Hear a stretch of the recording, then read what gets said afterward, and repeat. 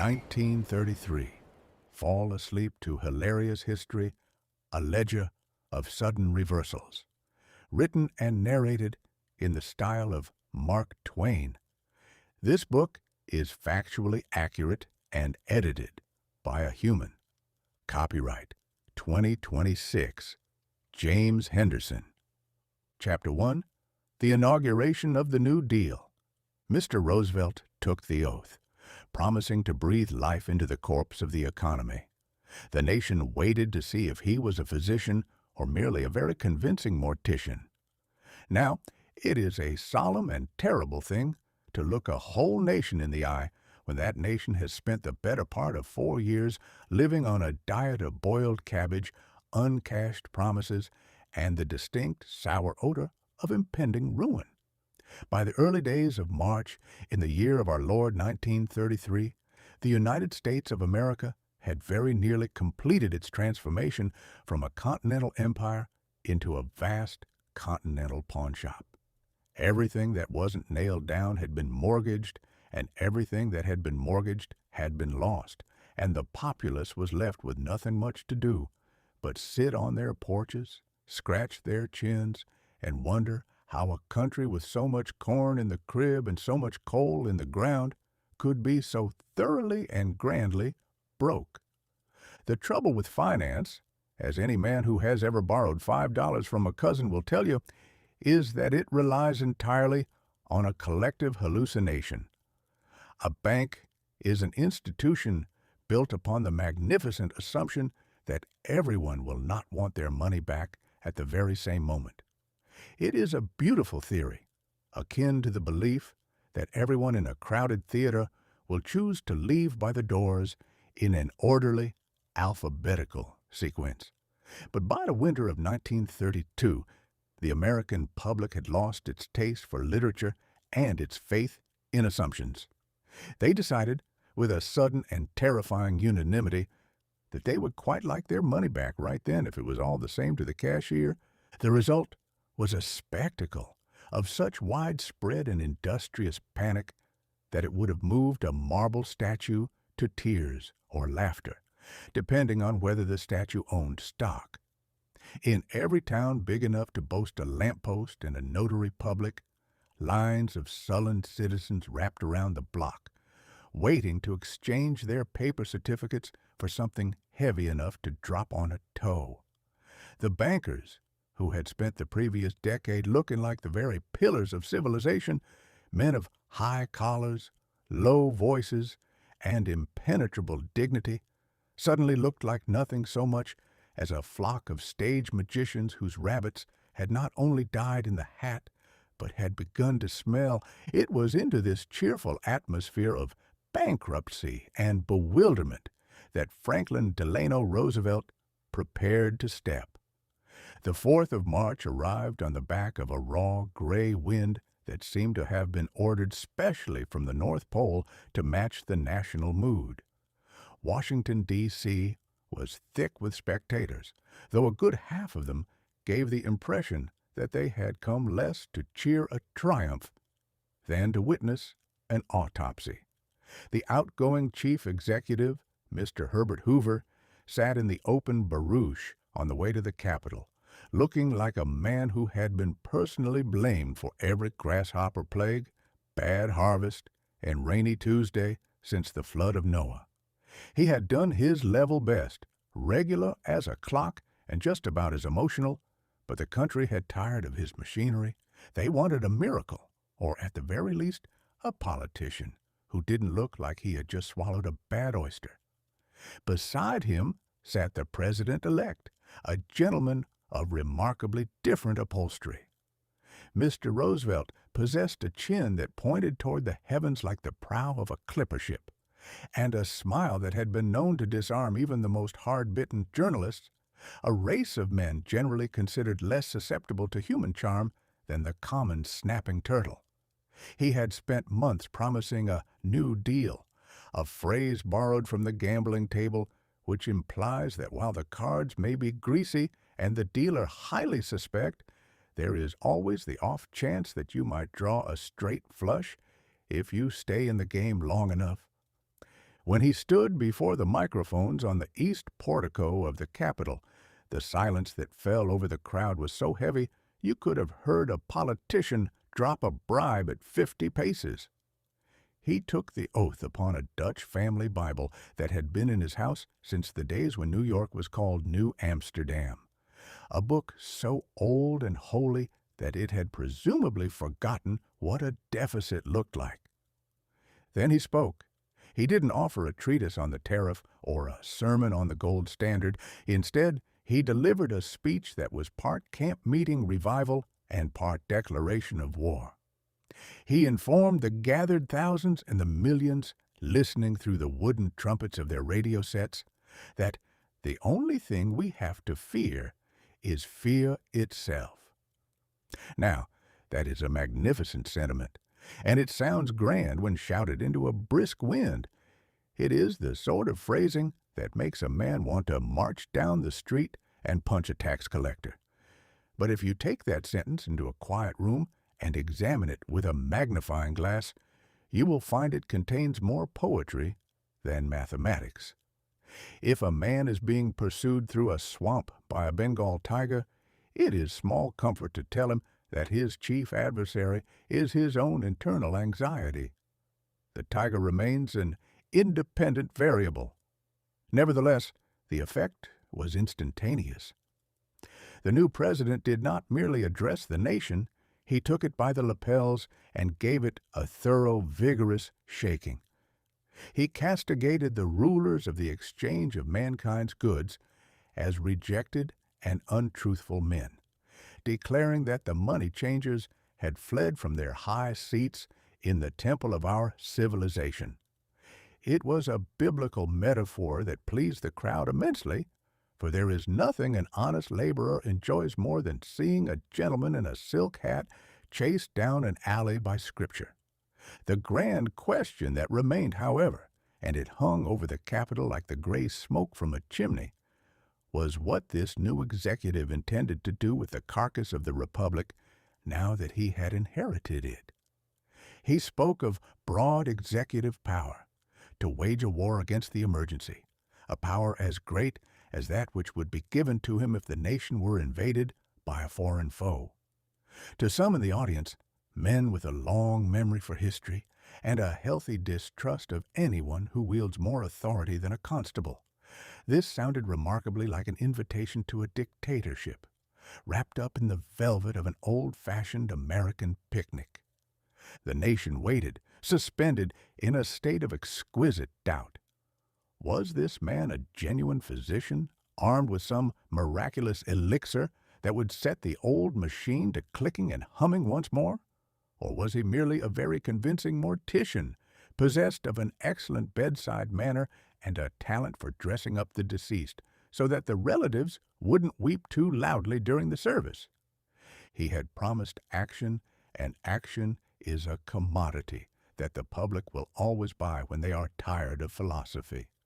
They did not care if the medicine was made of rhubarb and ditch water, so long as it tasted bad enough to suggest it was doing some good. Mr. Roosevelt closed his address, looked out over the sea of upturned faces, and smiled his great, blinding, unstoppable smile. The crowd cheered, the brass bands blew into their horns until their cheeks turned purple, and the old order of things turned its face to the wall and gave up the ghost. The New Deal had begun, and though nobody had the slightest notion where the ship was steering, everyone was immensely relieved to find that someone had finally taken a turn at the wheel, even if he appeared to be singing while he did it. Chapter 2. The Reichstag Fire. While the citizens of the American Republic were busy burying their remaining dimes in the fruit orchard and listening to the musical, high-octane reassurance of Mr. Roosevelt's wireless broadcasts, across the great salt water, another great nation was engaged in a rather different sort of domestic rearrangement. In the old and heavy lands of Europe, politics had never been the light sporting matter it was in the West, where a campaign was largely a mixture of brass bands, free whiskey, and the occasional light-hearted slander between neighbors. In the German capital of Berlin, governance had taken on a character of such dense, leaden earnestness that it threatened to crush the very floorboards of civilization.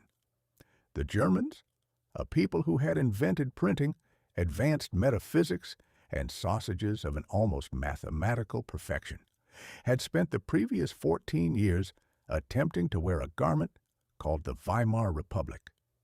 It was a well-intentioned piece of political tailoring imported from the best democratic shops, but it had never quite fit the national shoulders. It was too loose in some places, entirely too drafty in others, and the pockets had a disastrous habit of leaking currency until a loaf of bread cost more marks than there were stars in the sky. By the second month of 1933, the management of this troubled estate had been handed over to a new chancellor, a gentleman from Austria with a remarkably singular worldview, an oratorical style that resembled a steam boiler about to burst its rivets, and a mustache that occupied a very small but intensely concentrated piece of real estate above his lip.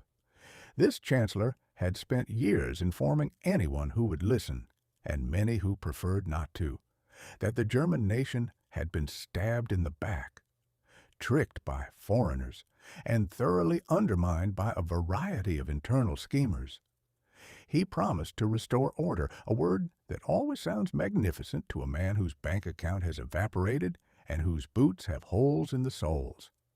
Now, the trouble with promising absolute order is that you cannot very well achieve it while you are still pestered by an assembly of 300 elected representatives who insist on arguing about the law, pointing out the budget, and occasionally coughing during your finest speeches. The German parliament, known as the Reichstag, was a magnificent stony pile of a building, decorated with towers, statues, and a grand glass dome that sat upon its roof like a giant, expensive bowl turned upside down. Inside this palace of talk, a vast assortment of communists, socialists, centrists, and nationalists spent their days shouting at one another in a state of permanent loud and industrious paralysis. It was a spectacle that would have filled an old American congressman with professional envy, though it lacked the occasional fist fight that kept the proceedings in Washington from becoming entirely tedious. On the night of the 27th of February, the thermometer in Berlin had dropped to a point that discouraged any unnecessary outdoor idling. The streets were dark, the wind was sharp, and the great stone building of the Reichstag sat quiet in the gloom, its delegates having gone home to their suppers or their conspiracies, as their individual tastes dictated. Then, shortly after 9 o'clock, the darkness was interrupted by an element that has no regard for parliamentary procedure, constitutional amendments, or the dignity of state architecture. Fire is an old and reliable actor in the human drama. It is the first tool man stole from the gods, and it is the one he has always used with the greatest enthusiasm whenever he wishes to clear a space or make a point. A passer-by, noticing a strange flickering light behind the tall windows of the Reichstag, at first thought perhaps a clerk had been overly generous with a kerosene lamp. But within minutes the flickering had grown into a roar, and the windows began to pop and crackle like pistol shots in a timber yard. Before the fire brigades could even uncoil their leather hoses, the grand glass dome on the roof had transformed into a magnificent, terrible chimney, belching great plumes of scarlet sparks and black, greasy smoke into the Prussian sky. It was a beautiful sight, provided one did not own the property or have any particular investment in the future of Central Europe.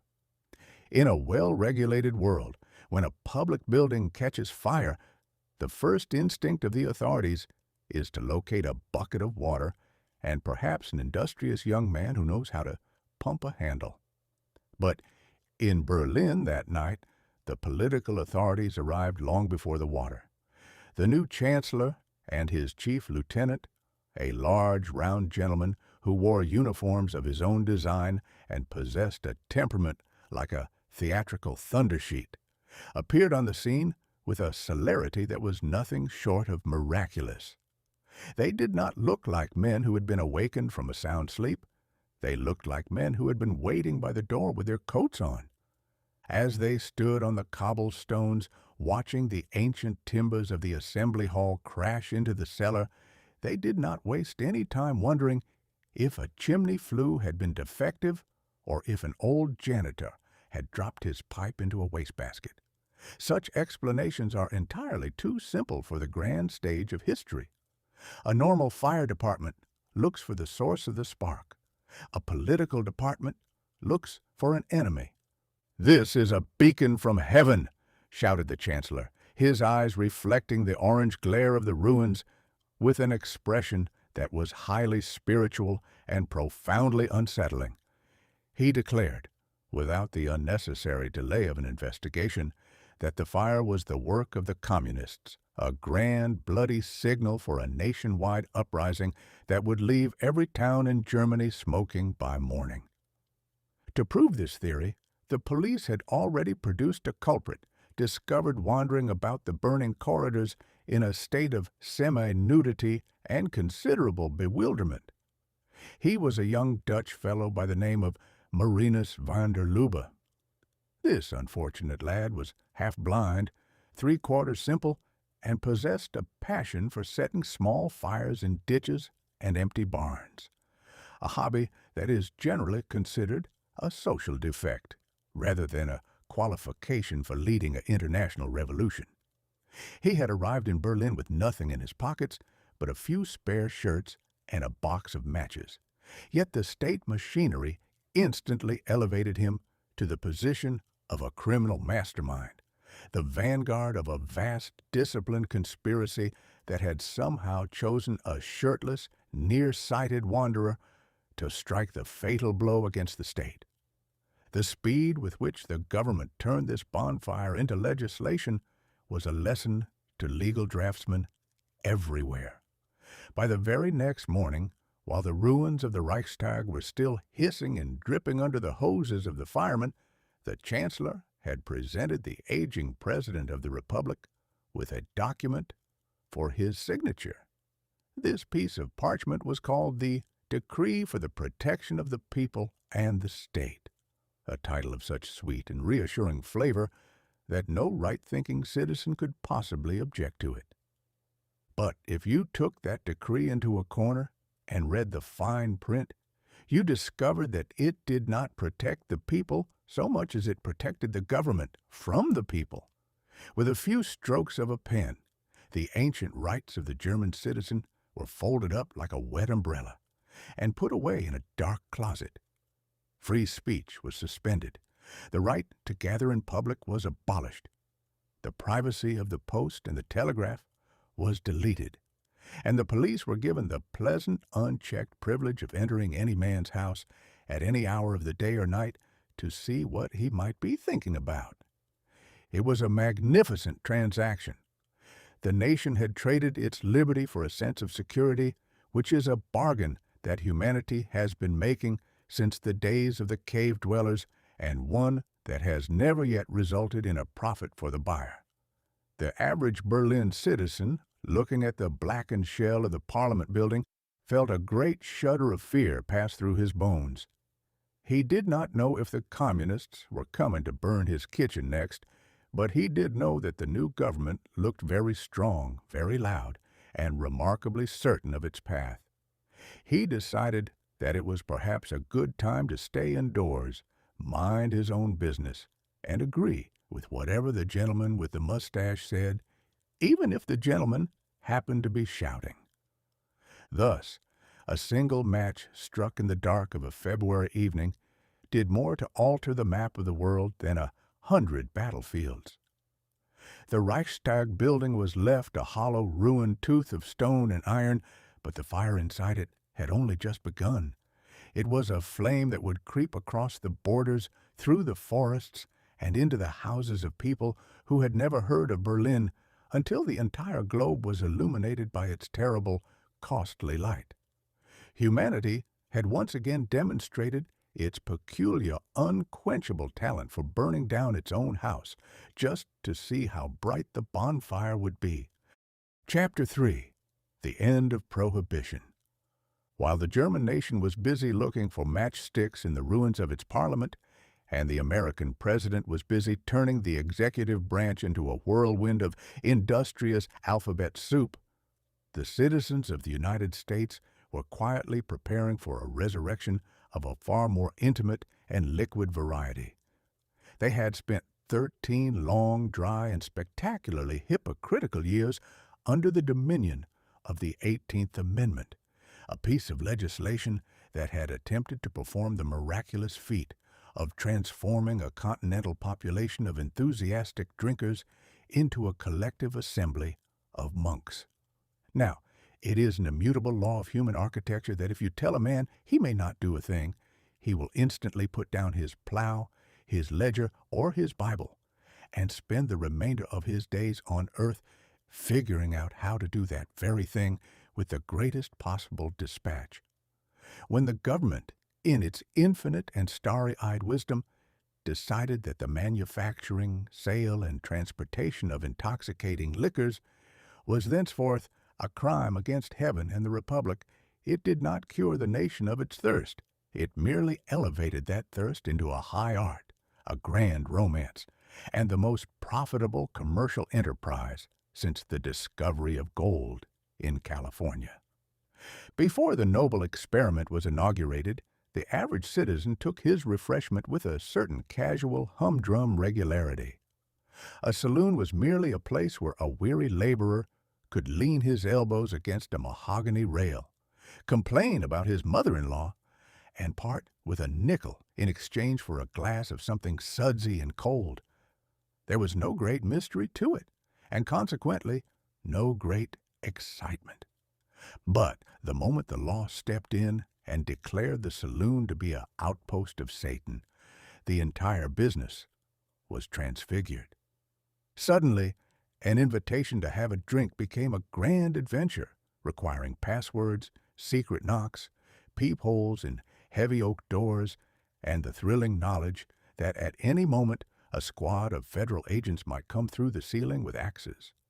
A man who had previously found it difficult to get excited about a glass of ordinary gin now found himself descending into damp basements, breathing the fumes of rotten cabbage, and paying 3 times the honest price for a fluid that tasted remarkably like benzene and looked like sheep dip, solely because it was an act of high treason to swallow it. The result was a spectacle of such widespread, industrious lawlessness as the world had never seen. The nation became an empire of the underground. Every basement had a still, every garage had a crate of square-bottomed bottles, and every town of more than 3 houses boasted a speakeasy, an institution so named because a customer was expected to speak in a whisper lest the local constable be forced to wake up from his nap and do something about it. The hypocrisy of the business was of a grand, multi-layered variety that would have filled a medieval pope with admiration. The very politicians who spent their mornings delivered fiery orations on the floor of Congress regarding the spiritual purity of cold water would spend their evenings in dark hotel rooms, huddled around a bottle of smuggled scotch, with the very judges whose duty it was to sentence bootleggers to the rock pile. The police departments of the great cities developed a selective blindness so profound that an entire caravan of beer trucks could rumble down the main street at midnight, flashing their lights and blowing their horns, without disturbing the serene meditations of the officer on the beat, provided, of course, that a certain envelope containing some very legal green paper had been left on the station house desk on Friday afternoon. But by the time the year 1933 rolled around, the joke had worn entirely thin. The country was broke, the treasury was empty, and the government was beginning to realize that while it had spent millions of dollars trying to keep the population dry, it had succeeded only in funding the largest, most luxurious, and best-armed criminal syndicate in human history. Men like Mr. Al Capone and his colleagues had become the true merchant princes of the age, riding in armored limousines and buying up municipal governments as though they were second-hand furniture, all because they held a monopoly on a commodity that everyone wanted and the state refused to tax. Mr. Roosevelt, a gentleman who liked an occasional cocktail before dinner and possessed a very sharp eye for an uncollected dollar, looked upon this scene and decided that the time had come for a radical return to common sense. He observed that while you cannot easily tax a phantom or a secret knock, you can tax a brewery until the pipes rattle. In the spring of 1933, the new Congress took its first tentative step toward sanity by passing the Cullen-Harrison Act. This piece of legislation did not entirely destroy Prohibition, but it amended the definitions with a touch of legal comedy that Mark Twain himself would have been proud to draft.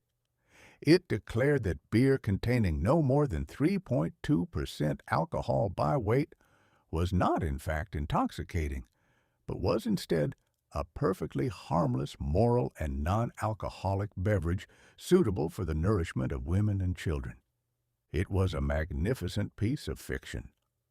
On the night of April 6th, as the hour approached midnight, when this new moral beer was to become legal, the streets of the great cities looked like the night before Christmas, if Christmas had been invented by Bacchus. Outside the great breweries of Milwaukee and St. Louis, thousands of citizens gathered in the dark, staring at the gates like dogs watching a butcher shop. When the clocks struck 12, the whistles blew, the gates swung wide, and the first trucks rolled out into the moonlight. The scenes that followed were of a nature to gladden the heart of any true lover of humanity. People cheered, they wept, they sang old German drinking songs, and they fell upon the deliverymen as though they were bringing bread to a besieged city. In Washington, a special case of the new brew was delivered directly to the White House, where it was received with a hospitality that was entirely unconstitutional under the old rules, but highly satisfactory to the resident. But the true final curtain did not fall until the winter of that year. By December, the states had one by one marched up to the altar of the Constitution and ratified the 21st Amendment, which officially blew the 18th Amendment out of the water and sent it to the graveyard of forgotten experiments. The corks flew from one end of the continent to the other. The old saloons dusted off their mirrors, polished their brass rails, and hung out signs that read "legal beverages," though the customers didn't care what they were called so long as they didn't smell like battery acid. The nation had decided, after a 13-year bender of forced virtue, that it preferred to be sensible, tax-paying, and slightly damp. The only true mourners at this grand funeral were the bootleggers and the speakeasy proprietors. They stood on the corners, watching the citizens stream into the clean, well-lighted taverns, and they wept for their vanishing profits. They had enjoyed a beautiful golden age where they paid no taxes, faced no legitimate competition, and were treated by the youth of the country as romantic heroes of the underworld. Now, by the cruel stroke of a pen, they were being forced into the terrifying prospect of honest work or regular commerce. The romance was dead, the mystery was gone, and a man could now buy a glass of whiskey without having to lie to a doorman or risk his eyesight. A state of affairs that was undoubtedly a triumph for civilization, even if it took a good deal of the fun out of the evening. Chapter 4. The Enabling Act.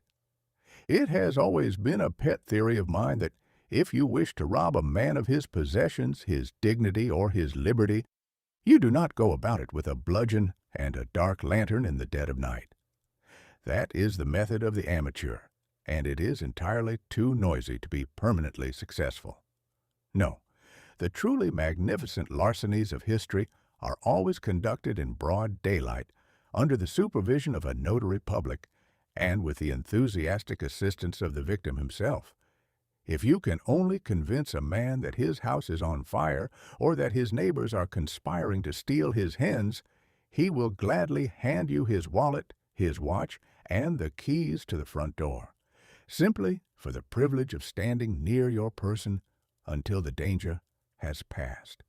By the third week of March, in the year 1933, the German nation had been so thoroughly convinced that its house was on fire, and indeed the scorched timbers of the Reichstag were there to prove it, that they were in a perfect frame of mind to sign away their birthright and anything else that wasn't securely riveted to the floor. The theater of the sublime and the ridiculous. Because their original Parliament building had been converted into a very large and smoky charcoal kiln by the events of February, the remaining delegates of the German people found themselves in need of a new place to conduct the business of the state. With a sense of dramatic irony that would have been rejected by any self-respecting novelist as entirely too thick, the government chose to relocate the legislature to the Kroll Opera House. Now, an opera house is an admirable institution when it is populated by heavy-set tenors shouting about their unrequited affections, or ladies in Viking helmets hitting high notes until the chandeliers rattle. It is built for illusion, for painted scenery, for grand spectacles where everything is magnificent from the front row and entirely made of canvas and pasteboard from behind. It was, in short, the absolute perfect venue for the farce that was about to be enacted upon its stage. The delegates gathered there on the 23rd of March, though the atmosphere inside was considerably less musical than the architect had intended. The corridors were not patrolled by polite ushers in velvet waistcoats, but by large, thick-necked young gentlemen belonging to the Chancellor's private army. These fellows wore brown shirts, heavy leather boots that had been polished until they shone like wet coal, and expressions that indicated they would be profoundly disappointed if they were not permitted to break a jaw before the sun went down. They lined the aisles, they leaned against the doors, and whenever an opposition delegate attempted to find his seat, they would whisper small, affectionate pleasantries into his ear regarding the health of his family and the vulnerability of his spine. At the center of this operatic arrangement sat the new chancellor himself. He had spent the preceding weeks running about the country like a human locomotive, delivering speeches that were less a matter of grammar and logic than of sheer, unadulterated lung power. He did not converse with his audience. He bombarded them. He possessed a talent for taking the vague subterranean dissatisfactions of the common man, the resentment against the tax collector, the fear of the future, the suspicion of the foreigner, and turning them into a roaring torrent of certainty. The grand prize he now desired was a little document known to history as the law to remedy the distress of the people and the Reich. It was a title of such sweet Christian charity that it might have been written by a committee of village ants, but the popular name for it, the Enabling Act, was far more accurate, provided you understood that it was designed to enable one particular gentleman to do precisely what he pleased with 80 million people without ever having to ask their permission again. The document of self-extinction. The supreme joke of the Enabling Act was that it required the Parliament to vote for its own execution. It was a legislative suicide pact. If passed, the bill would amend the Constitution to allow the Chancellor's cabinet to enact laws, manage the budget, and sign treaties with foreign powers for a period of 4 years, all without the troublesome necessity of a parliamentary majority or the signature of the President. The Reichstag was being asked to turn itself from a governing assembly into a mere choral society, whose only duty would be to gather once a year, applaud on cue, and sing the national anthem before going home. To achieve this constitutional transformation, however, the government required a two-thirds majority. This was a trifling inconvenience, but an inconvenience nonetheless. Some 51 communist delegates had already been prevented from attending, which is a polite diplomatic way of saying they had been locked up in old brickworks and police cellars where they could not disturb the harmony of the proceedings. But there were still the Social Democrats and the gentlemen of the Catholic Center Party to contend with, men who had spent decades under the impression that a constitution was something more than a scrap of wrapping paper. The debate, if one could call it that without causing the muses of language to weep, was opened by the Chancellor himself. He did not speak from the podium, he exploded from it. He wore his brown uniform and strode across the stage like a man who had just conquered the world and was merely waiting for the paperwork to clear. He informed the Assembly that he did not wish to destroy the Parliament, but merely to be freed from its delays. He promised, with a solemnity that would have done credit to a horse thief at a revival meeting, that the rights of the churches, the states, and the ancient institutions of the nation would be preserved with the most tender care. "The government," he barked, his voice cracking with the intensity of his own sincerity, "wishes to live in peace with the world, but it must have the power to act." When he sat down, the applause from his own followers was of a nature to suggest that the roof might come down upon their heads.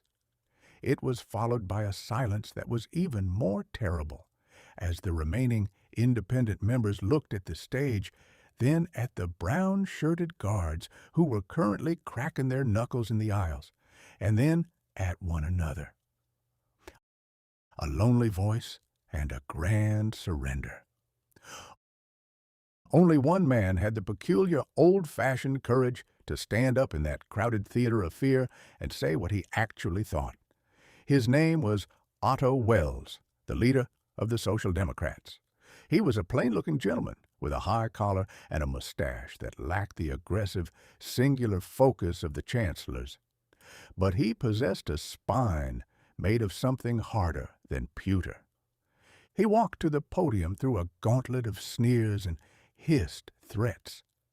He knew, with a certainty that must have made his boots feel very heavy, that he was speaking to a jury that had already agreed upon the verdict, and that every word he uttered was being noted down by men who did not forget a face or forgive an injury.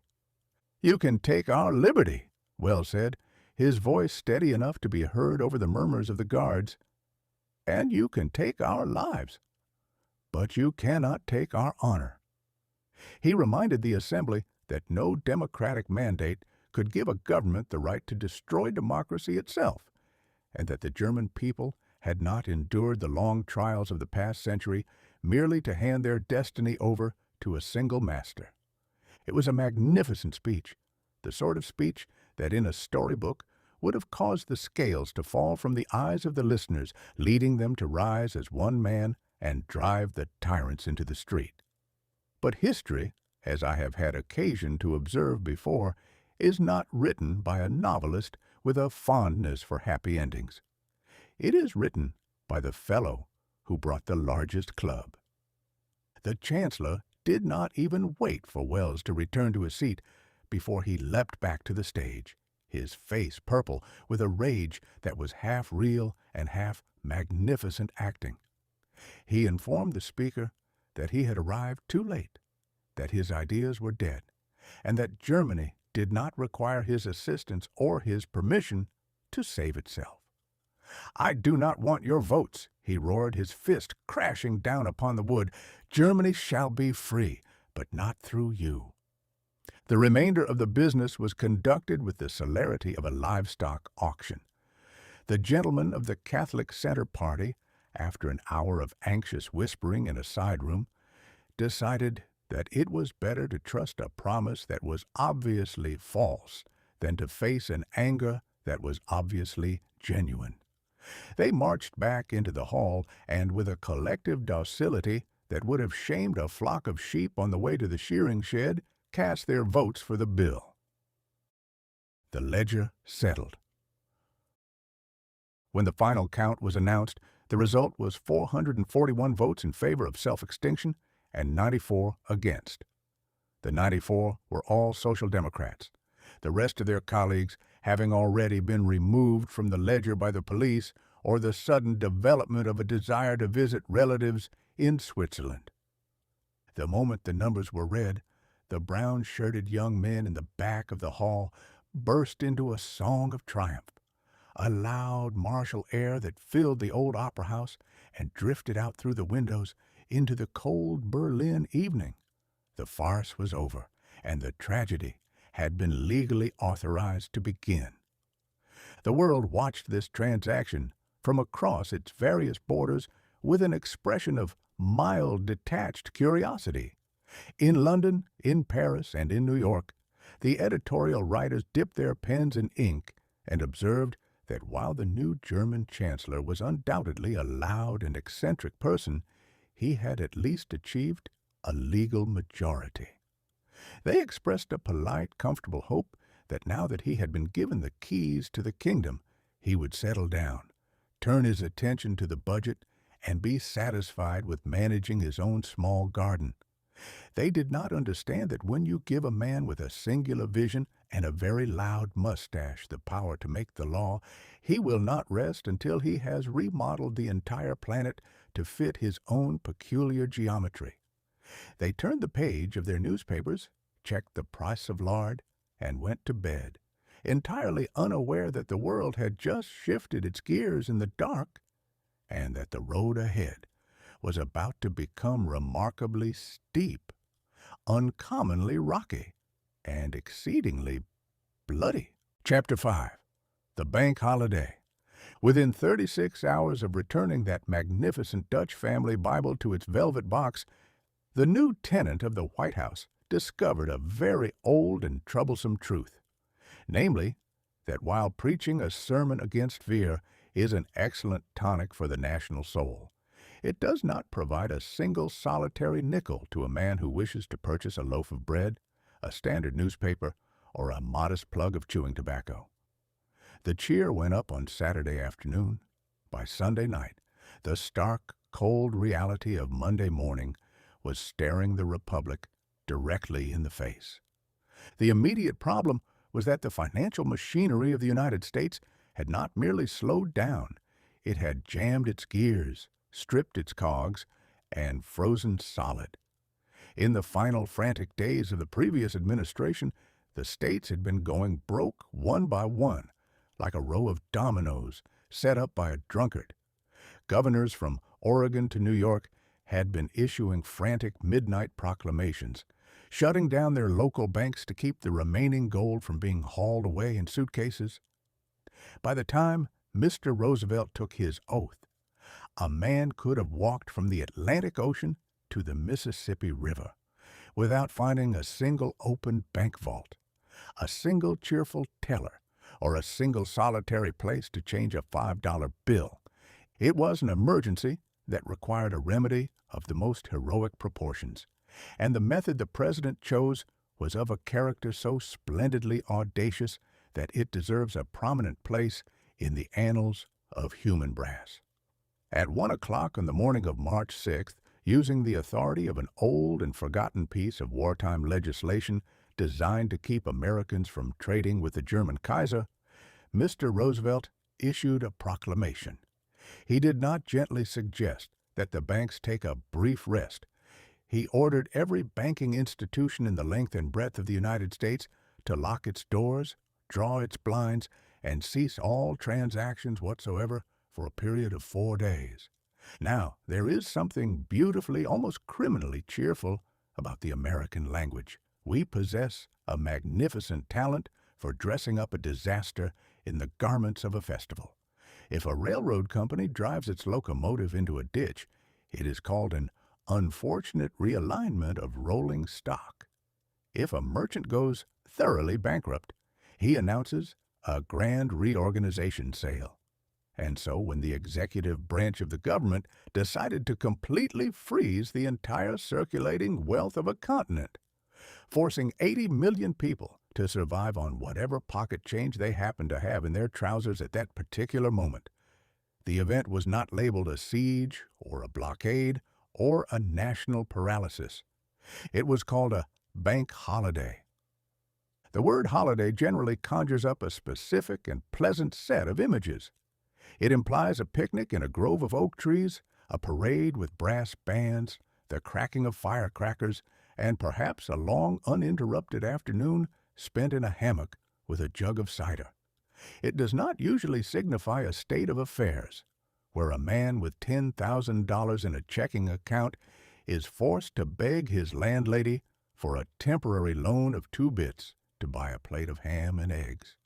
Yet the American public received this grand closing with a spirit of such whimsical and light-hearted resignation that it must have left the political philosophers of the Old World entirely bewildered. Having spent 4 years weeping and wailing over the slow decline of their fortunes, the people seemed to find a strange therapeutic relief in the fact that the absolute bottom had finally been reached. Everyone was broke together, and when everyone is broke, the social distinctions that normally plague humanity have a delightful way of evaporating into thin air. The immediate result was the sudden, spectacular creation of a completely cashless empire. For the space of a week, the United States reverted to a condition of primitive commerce that would have been instantly recognizable to the ancient Phoenicians or the Indians of the Western Plains. Wealth was no longer measured by the figures in a ledger or the gold signatures on a bond certificate. It was measured by what a man had in his pantry, his cellar, or his pocket. The high-hatted elite of Wall Street and Fifth Avenue suddenly found themselves entirely equalized with the commonest ditch digger in the land. A wealthy gentleman accustomed to riding in a chauffeured town car and ordering dinners that cost more than a clerk's monthly wages would walk into a hotel dining room, present a check for $50, signed with a name that had once commanded empires, and be told by a polite waiter that while the signature was undoubtedly beautiful, it would not buy so much as a cup of chicory coffee. If the gentleman wished to eat, he had to produce 2 dimes, a silver dollar, or a gold watch chain that could be left as collateral with the cook. In every town and city, human ingenuity rose to meet the occasion with a grand, industrious flourish. Since regular money had become a myth, people began to invent their own. Merchants issued small slips of cardboard called scrip, promising to pay the bearer $3 in real currency whenever the government saw fit to let the banks open again. The citizens traded these scraps of paper with a faith that was entirely sublime and completely unfounded on any legal guarantee. They bought groceries with them, they paid their doctors with them, and they even used them to settle bets on horse races. In the small towns of the interior, the old system of barter returned with a vengeance. A farmer would drive his wagon into the public square, loaded down with crates of eggs, sacks of potatoes, and a few plump hens. He would march into the dry goods store, lay a fat rooster upon the counter, and exchange it for 3 yards of calico and a pound of nails. The theater owners accepted unhatched poultry as admission to the moving pictures, and it was not uncommon to see a young man take his sweetheart to see a romance with a bag of winter apples under his arm to pay the ticket seller. The only true winners in this grand game were those wise, old-fashioned souls who had spent the preceding 10 years being thoroughly laughed at by their more progressive neighbors. These were the citizens who had always maintained a healthy, deep-seated distrust of any institution that featured marble columns, brass railings, and vice presidents with clean fingernails. The moment the first clouds of the great crash had appeared on the horizon, these suspicious characters had quietly marched to the teller's window, withdrawn their savings in hard silver and crisp greenbacks, and carried the bundle home in an old flour sack. They did not invest their wealth in the magnificent securities of the steel trusts or the overseas electric companies. Instead, they deposited it in that ancient, reliable, and uniquely domestic treasury, the mattress. The mattress, which had spent centuries as a mere instrument of indolent sleep and occasional upholstery, was suddenly elevated to the rank of a first-class financial institution. It possessed several distinct advantages over the regular banks. It did not charge a fee for checking. It did not lend your money to a promoter who wished to build a railway in Peru. And it never, under any circumstances, closed its doors for a holiday. A man who slept upon his fortune might find his bed a trifle lumpy, to be sure, but he had the immense comforting satisfaction of knowing that his assets were precisely where he had left them when he went to sleep, and that if any burglar wished to audit the books, the auditor would first have to contend with a heavy iron poker or a double-barreled shotgun. For a few days, the mattress economy reigned supreme. The entire nation sat on its nest eggs, counted its small change, and watched the small army of government experts who had gathered in Washington to find a way out of the thicket. These gentlemen worked with a fury that was entirely unprecedented in the history of the civil service. They lived on sandwiches and coffee, slept on the floors of their offices, and drafted a brand-new banking law in the space of 72 hours, a task that would normally have occupied an ordinary congressional committee for 3 sessions and 2 elections. When the Emergency Banking Act was passed and the 4-day holiday came to an end, the great question that remained was whether the public would rush to the newly opened doors to pull out whatever wealth remained or whether they would trust the new arrangement. Mr. Roosevelt went back to the wireless microphones for his first Fireside Chat, explaining the whole business in language so simple, clear, and reassuring that even a mule driver could understand it. He informed the people that it was safer to keep their money in a reopened bank than under the mattress. Then followed the final, most magnificent paradox of the entire affair. On the morning the banks finally unlocked their doors, there were indeed long lines of citizens wrapped around the blocks. But they had not come to take their money out. They had come to put it back. The moment they were told they could not have their funds, they had wanted them above all things on earth.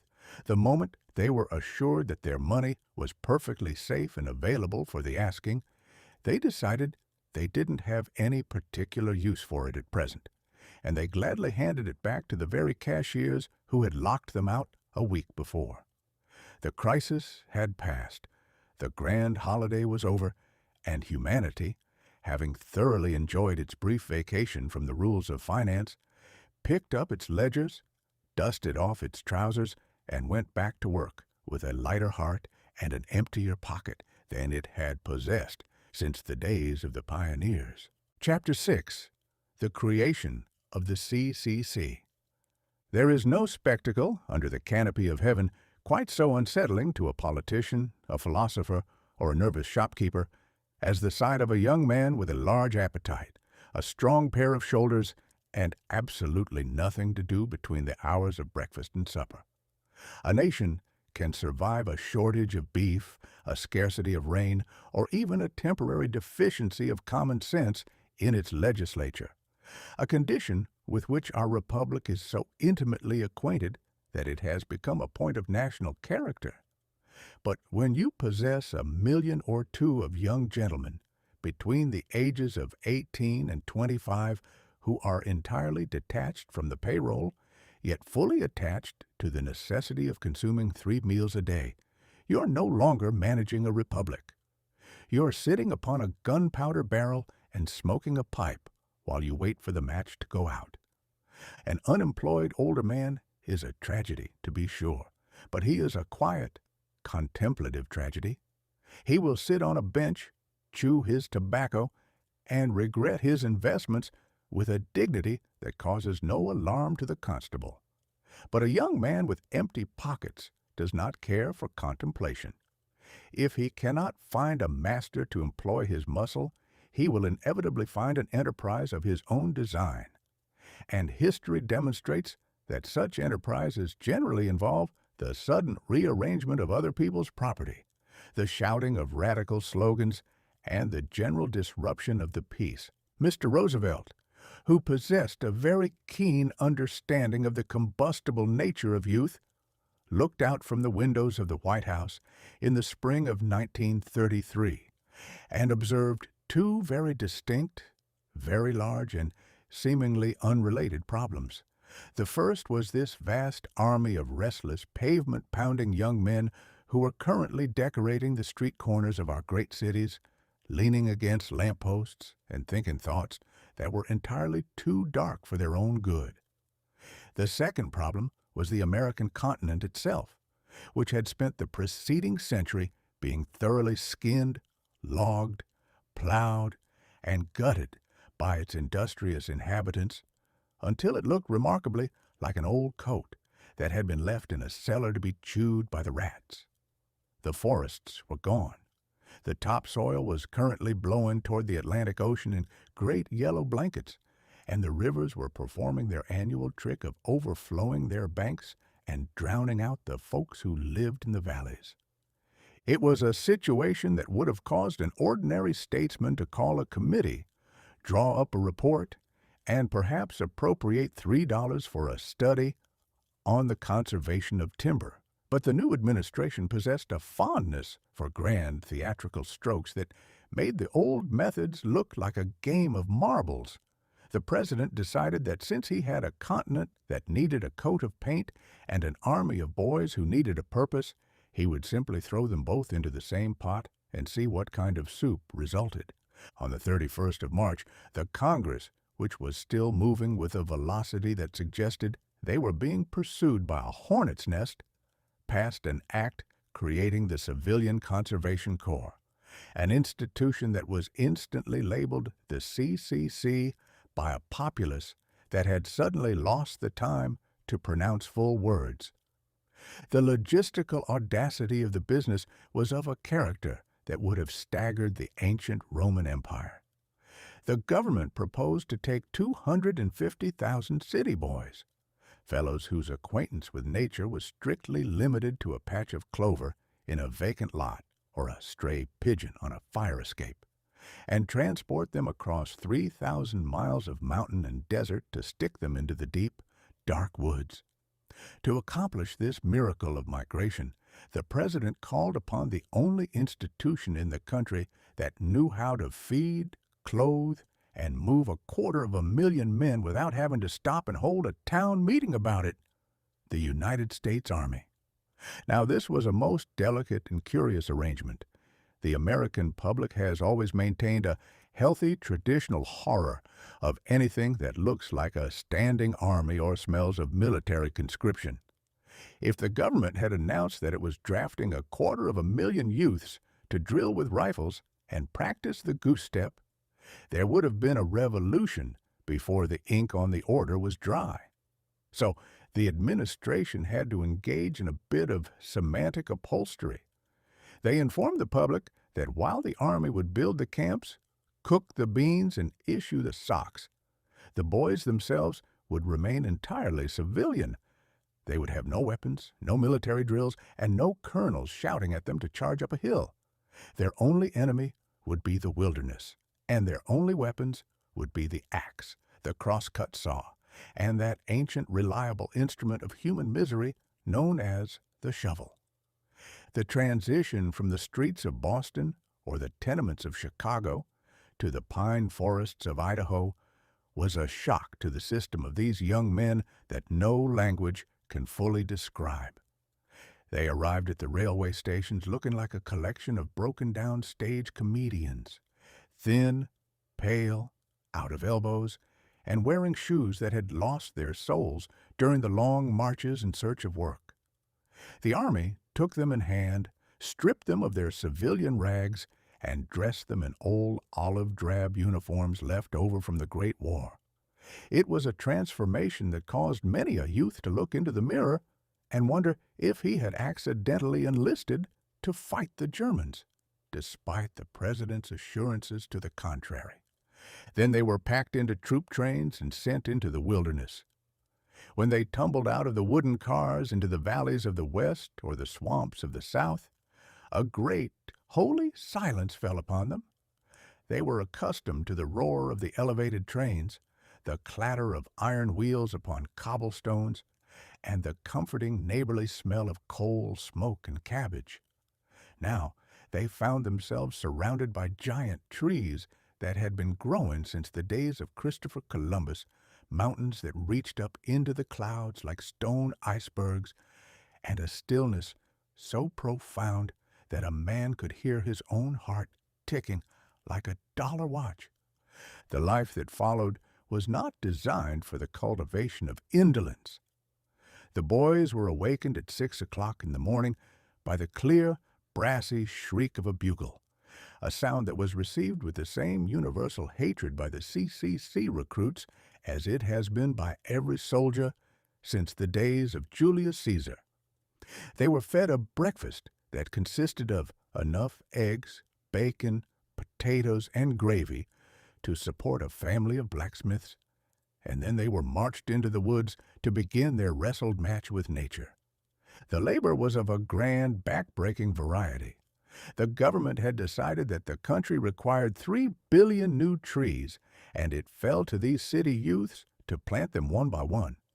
A boy from Brooklyn, who had never previously seen a plant that didn't grow in a painted pot on a windowsill, would find himself standing on a rocky hillside in a driving rain, holding a bundle of pine seedlings in his left hand and a heavy iron mattock in his right. He would swing the tool into the stony clay until his hands were covered in blisters that looked like walnuts, drop a tiny green twig into the hole, stomp the dirt down with his boot, and then move 3 paces to the left to repeat the performance until the sun went down. When they weren't planting trees, they were engaged in an assortment of other Herculean tasks. They built thousands of miles of roads through forests where previously only the mountain lions and the Indians had traveled. They dug ditches to keep the swamps from breeding mosquitoes. They erected fire towers on the highest peaks so that a lookout could watch for that great red terror of the timberlands. And whenever a forest fire did break out, they were thrown into the smoke to fight the flames with nothing but wet blankets and their own native grit. The compensation for this life of sweat and timber was fixed at the grand sum of $30 a month. Now, $30 was not a fortune, even in the deflationary paradise of 1933, but the manner of its distribution was a stroke of domestic genius that deserves a monument in Washington. The boy was permitted to keep only $5 for his own personal use. The remaining $25 was deducted from his pay by the government and sent straight home to his mother, his father, or his dependent relatives in an envelope with an official stamp on it. It was a beautiful arrangement. The $5 that remained in the boy's pocket was just enough to purchase a few packs of cigarettes, a postage stamp to write to his sweetheart, and perhaps a glass or two of that new legal 3.2% beer at the Crossroads store on a Saturday night. But it was not enough to allow him to get into any high-grade or expensive mischief. Meanwhile, the $25 that went home was enough to pay the rent on the tenement, buy a sack of flour, and keep the coal man from turning off the heat. The mother got the groceries, the boy got the exercise, and the government got a tree. Everyone was satisfied, and the ledger of the Republic was balanced by a stroke of pure, unadulterated philanthropy. The effect of this outdoor quarantine upon the youth of the nation was nothing short of miraculous. After 3 months of breathing the pine air, sleeping under heavy canvas tents, and drinking water that didn't taste of chlorine and old iron pipes, the pale, hollow-cheeked boys of the cities began to disappear. In their place emerged a race of young giants whose skins had turned the color of a new saddle, whose shoulders had widened until their old coats split down the seam, and who possessed an appetite that struck terror into the hearts of the army cooks. They had lost their look of suspicion and defeat and had taken on that old, independent, self-satisfied air that used to belong to the hunters and the flatboatmen of the old frontier. They didn't cure the Great Depression, of course. 250,000 young men planting trees on a hillside cannot repair a broken stock exchange or restore the credit of the world's merchants. But they did something that was perhaps more important for the longevity of the state. They took the most volatile, dangerous, and unhappy element of the population, wrapped them up in olive-drab wool, and hid them away in the forest until the economic fever could break. When a boy went home from the CCC, he did not carry a bomb or a radical manifesto in his suitcase. He carried a pair of heavy boots, a collection of stories about bears and forest fires, and the proud knowledge that he had left his mark upon the face of the earth. He had become a citizen instead of a conspirator. And though his future was still as uncertain as a politician's promise, he had learned that if a man can stand up to a winter storm in the mountains with nothing but a shovel and an old army blanket, he can probably survive whatever the gentlemen in Washington choose to do to him next. Chapter 7. The Discovery of King Kong. It has long been a favorite conviction of mine that when a man's boots are leaking, his rent is overdue, and his dinner consists chiefly of optimism and warm water, his first and most pressing necessity is not a treatise on political economy or a sermon on the virtues of thrift. No, what that man requires above all things on earth is a magnificent, brass-bound $3 lie. He wants to be taken by the hand and led completely away from himself. He wants to be introduced to an absurdity so grand and sweeping that his own private miseries are reduced to the size of a pinhead by comparison. In the spring of the year 1933, the American Republic was in a state of mind that made it uniquely susceptible to the charms of the grand illusion. Having discovered that the real world was a place where banks closed their doors on a whim, and the topsoil had a habit of taking flight for the eastern seaboard, the public turned with a frantic industrial enthusiasm to that great democratic cathedral of the dark, the moving picture theater. The moving picture is an invention of modern science designed to prove that humanity would rather watch a shadow dance upon a bedsheet than look at the stone-cold truth out the window. By 1933, these establishments had been transformed from the small, drafty Nickelodeons of my youth into vast, gilded palaces of light and velvet that would have made the ancient Roman emperors look like backwoods squires. In New York City, they had just completed an institution called Radio City Music Hall, a place of such staggering, multi-layered upholstery and towering mirrors that a man felt he ought to apologize to the carpet before stepping upon it. It was into these palaces of the sublime and the ridiculous that there stepped in the first week of March a character who was destined to become the most popular, the most sympathetic, and the most thoroughly reliable public figure of the entire decade. He was not a politician. He was not a professor from the President's Brain Trust. He was not even a gentleman who wore a high collar and clean fingernails. He was a prehistoric gorilla, roughly 50 feet high, with a temper like a powder magazine and a deep-seated grievance against the municipal authorities of Manhattan. His name was King Kong. Now, the story of this magnificent beast, as it was displayed upon the silver screen to millions of citizens who had paid their remaining quarters for the privilege of the spectacle, was a fable that hit the national funny bone with a precision that no philosopher could have anticipated. The plot was of a beautifully simple and capitalist architecture. A moving picture director, a gentleman who possessed that unique high-grade American brass that allows a man to look a tiger in the eye and wonder if it can be sold to a syndicate, travels to a remote, uncharted island in the Southern Ocean. He takes with him a cargo of gas bombs, a crew of rough sailors, and a beautiful young lady with yellow hair whose chief duty in life appears to be the cultivation of a high-pitched scream that could open a tin of sardines at 50 paces. Upon this island, which is decorated with ancient stone walls, boiling swamps, and an assortment of lizards so large they look like locomotives with teeth, the party discovers the great ape.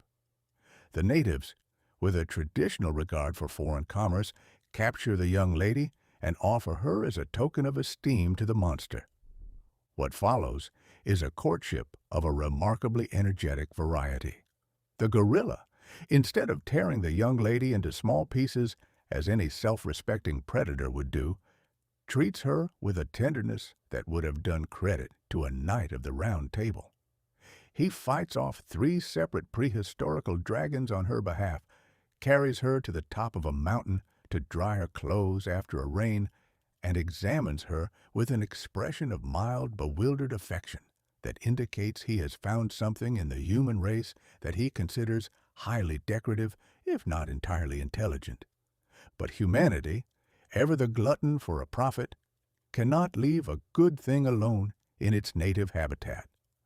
The director and his crew pursue the beast, knock him unconscious with a cylinder of modern chemistry, bind him with iron chains that look heavy enough to hold a battleship to its moorings, and ship him 3,000 miles to New York to be put on display in a theater for $2 a seat. It was at this point in the narrative that the audiences of 1933 began to recognize a very old and intimate acquaintance.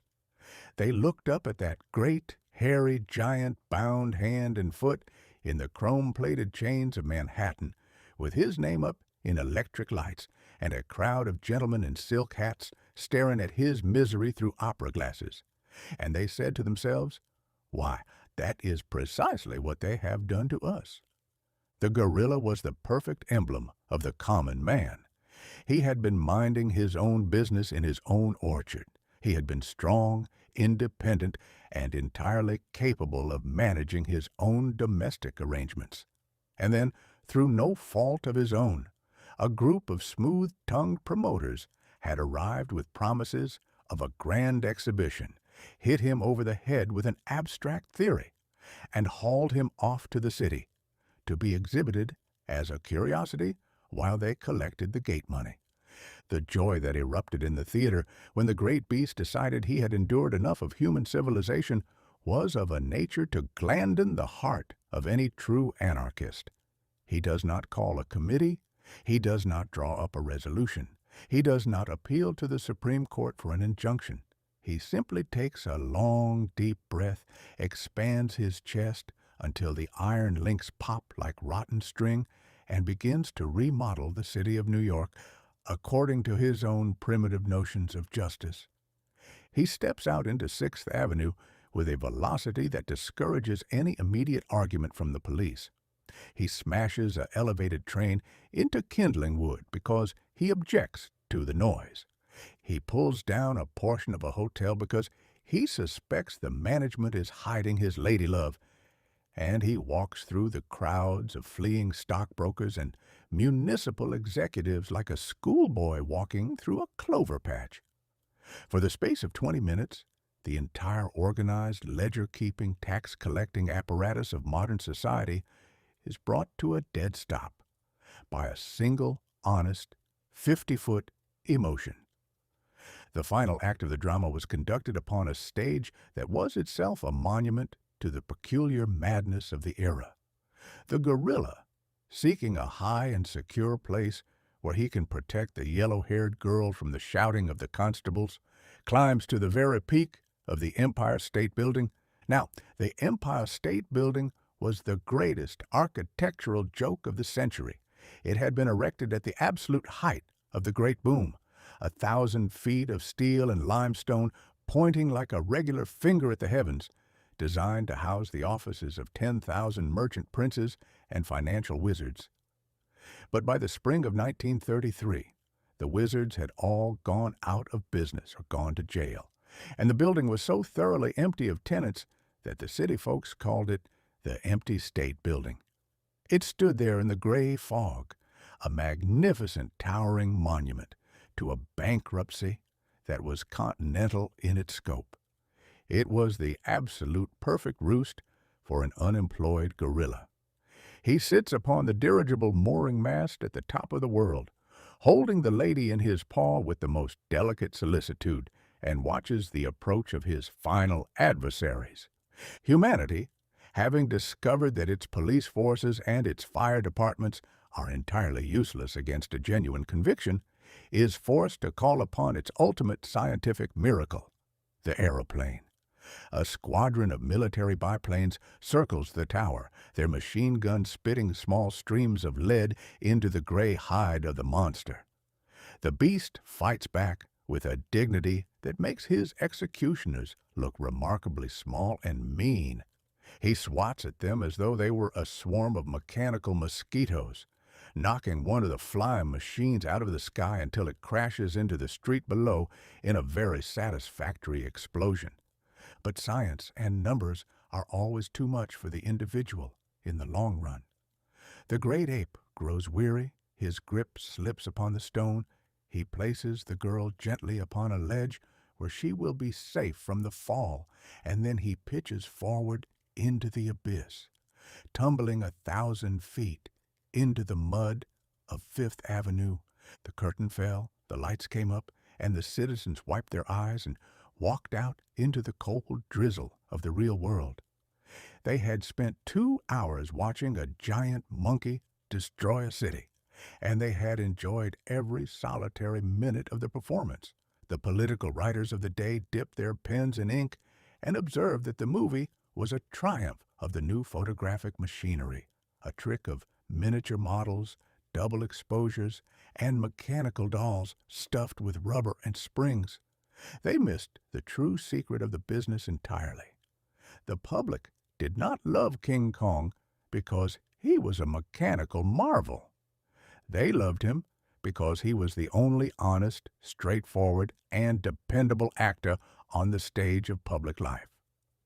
If King Kong told you he was going to throw a locomotive into a ditch, he went ahead and threw it.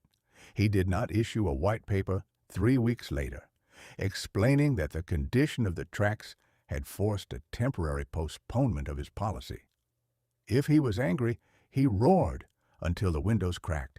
He did not give a radio address in a soothing voice to assure you that his anger was merely a form of constructive cooperation. He operated upon pure, unadulterated primitive affection, and in a world that had been brought to its knees by the sophisticated, clean-fingered calculations of gentlemen who dealt in paper securities and international treaties, a 50-foot gorilla who knew his own mind was a far more relatable hero than anyone currently running for office. He died on the pavement of Fifth Avenue, but he lived on in the affection of the Republic, a grand reminder that when the architecture of civilization becomes entirely too complicated for an honest man to endure, there is always something to be said for a good loud roar and a thoroughly smashed elevated train. Chapter 8. The construction of the Golden Gate begins. There is a peculiar restless disease in the blood of the human race that makes it utterly impossible for a man to look upon a perfectly grand piece of natural scenery without instantly plotting how to ruin it with an iron bolt, a length of cable, or a plank of yellow pine. If the Creator, in his infinite wisdom, and after several days of heavy labor, chooses to carve out a magnificent canyon, clear a majestic valley, or leave a noble gap between two continents, humanity does not look upon the work and offer a hymn of praise. No, the human looks upon the abyss, scratches his chin, spits into the wind, and says to his neighbor, "You know, if we had enough timber and a sufficient quantity of brass screws, we could fix that." It is an immutable law of nature that if a gap exists on this planet, a human will eventually try to fill it. The geography of an inconvenience. For some thousands of years, the harbor of San Francisco had sat behind its narrow mouth, a great landlocked Mediterranean Sea, hidden away from the rough trade of the Pacific Ocean by a single mile of churning salt water. It was a beautiful arrangement. The water inside was quiet, the hills around were green, and the fog had a habit of rolling in of an afternoon to drape the whole business in a gray, ghostly silence that was highly poetic and remarkably inconvenient for navigation. When the gold seekers and the pioneers arrived in their wagons and their clipper ships during the previous century, they looked at this gate of the ocean and found it a most magnificent nuisance. If a man stood on the northern shore, in the wild timbered county of Marin, and wished to visit his cousin in the city of San Francisco, to borrow a sovereign or escape a creditor, he could not simply walk down the road. He had to pack his bags, board a smoky, flat-bottomed steam ferry, and spend an hour tossing upon the whitecaps while the currents tried to drag him out to China, and the fog hid the shore so thoroughly that the captain had to navigate entirely by the sound of the barking sea lions. The ferry companies, as you might expect, looked upon this water with a deep, holy affection. They possessed a monopoly of a most luxurious variety, charging the public whatever they pleased for the privilege of a cold, damp voyage, and they maintained a firm conviction that the mile of water between the city and the northern hills had been placed there by Providence for the express purpose of supporting the dividends of the boat owners. Whenever some wild, woolly-headed dreamer would suggest that a bridge might be stretched across the chasm, the ferryman would rise up in righteous indignation, declaring that such an enterprise was not only an insult to the laws of engineering, but a direct violation of the decrees of heaven. But by the opening days of the year 1933, the dreamers had found a leader who was entirely immune to the arguments of the ferrymen, the doubts of the academics, and the general discouragement of the climate. The little man and his colossal wire. His name was Joseph Strauss. He was a gentleman of remarkably small stature, standing barely 5 feet high in his boots, but he possessed a stubbornness of configuration that would have done credit to an army mule that had been crossed with a tax collector. He had spent his entire life designing bridges that opened up like jackknives to let boats pass through, but his true grand ambition was to build a bridge that would stay put, hanging in the air like a cobweb above the most dangerous piece of water on the western coast. The experts, who are a race of men universally distributed throughout history for the purpose of explaining why a grand thing cannot possibly be done, had been firing their heavy artillery at Mr. Strauss for a decade. The geologists informed him that the floor of the ocean was composed of rotten stone that would crumble under the weight of his piers. The naval authorities declared that any bridge would trap the American fleet inside the harbor like fish in a bucket. The financial wizards proved with their ledgers that the project would cost more money than there was in the treasury of the state. And the engineers of the old school pointed out that the winds through the gate blew with a velocity that would turn any suspension bridge into a giant iron ribbon, twisting and snapping in the gale until the whole business plunged into the sea. To all of these objections, the little engineer returned a single, monotonous answer: "We shall build it anyway." The supreme comedy of the business was that the construction was officially inaugurated in the very depths of the Great Depression, a season when the rest of the country was engaged in the cautious enterprise of hiding its remaining pennies in old stockings and declaring that the end of the world was at hand.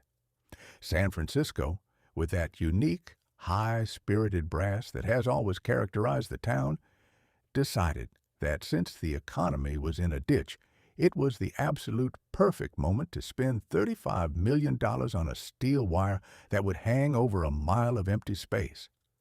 The citizens did not wait for a grant from the federal treasury. They voted to mortgage their own homes, their shops, and their cabbage patches to buy the bonds, gambling their entire municipal future upon the proposition that a 5-foot engineer could outwit the Pacific Ocean.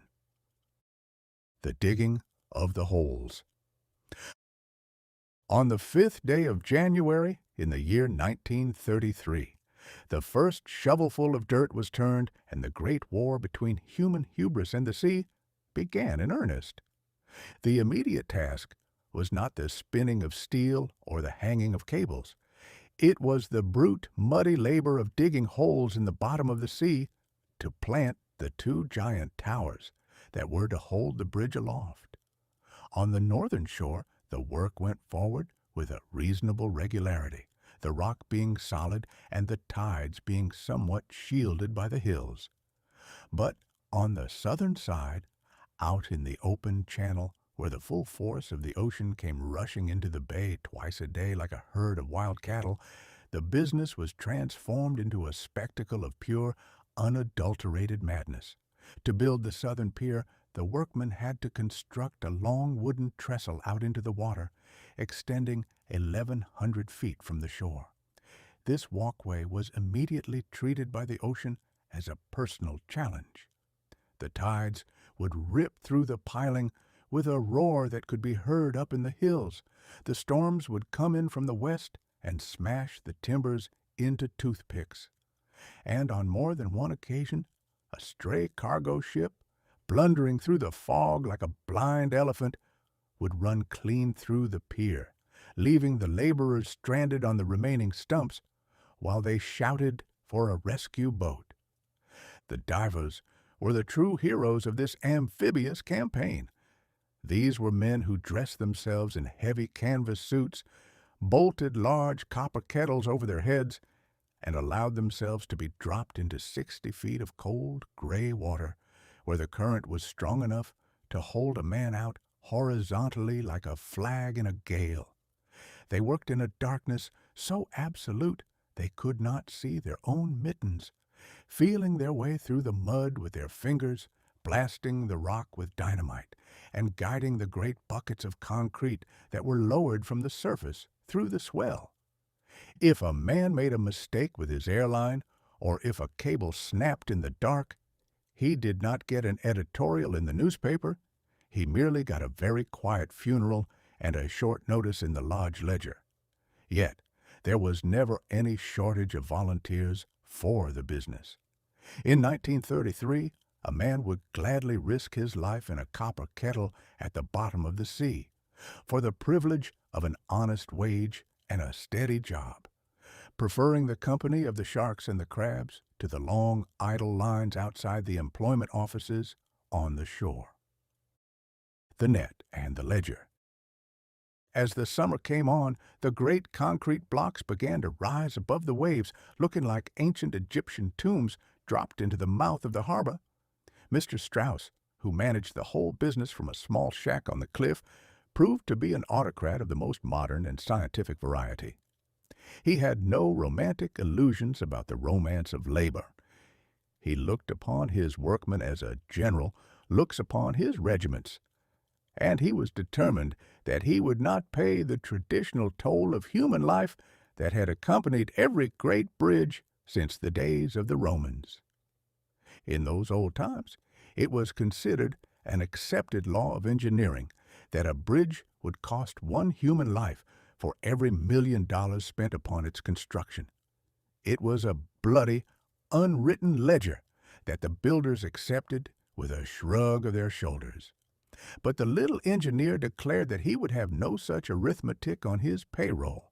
He instituted a set of rules that caused no small amount of grumbling among the rough ironworkers who had spent their lives walking across narrow beams at dizzying heights with the casual indifference of tightrope walkers.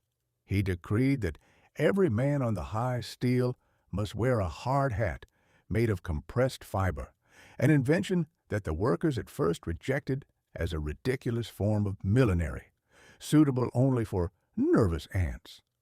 He ordered that any man who indulged in any high-altitude acrobatics, or who attempted to walk across a beam without his safety belt hooked to the iron, would be instantly discharged and sent down to the ferry boats to spend the rest of his life in safety and obscurity.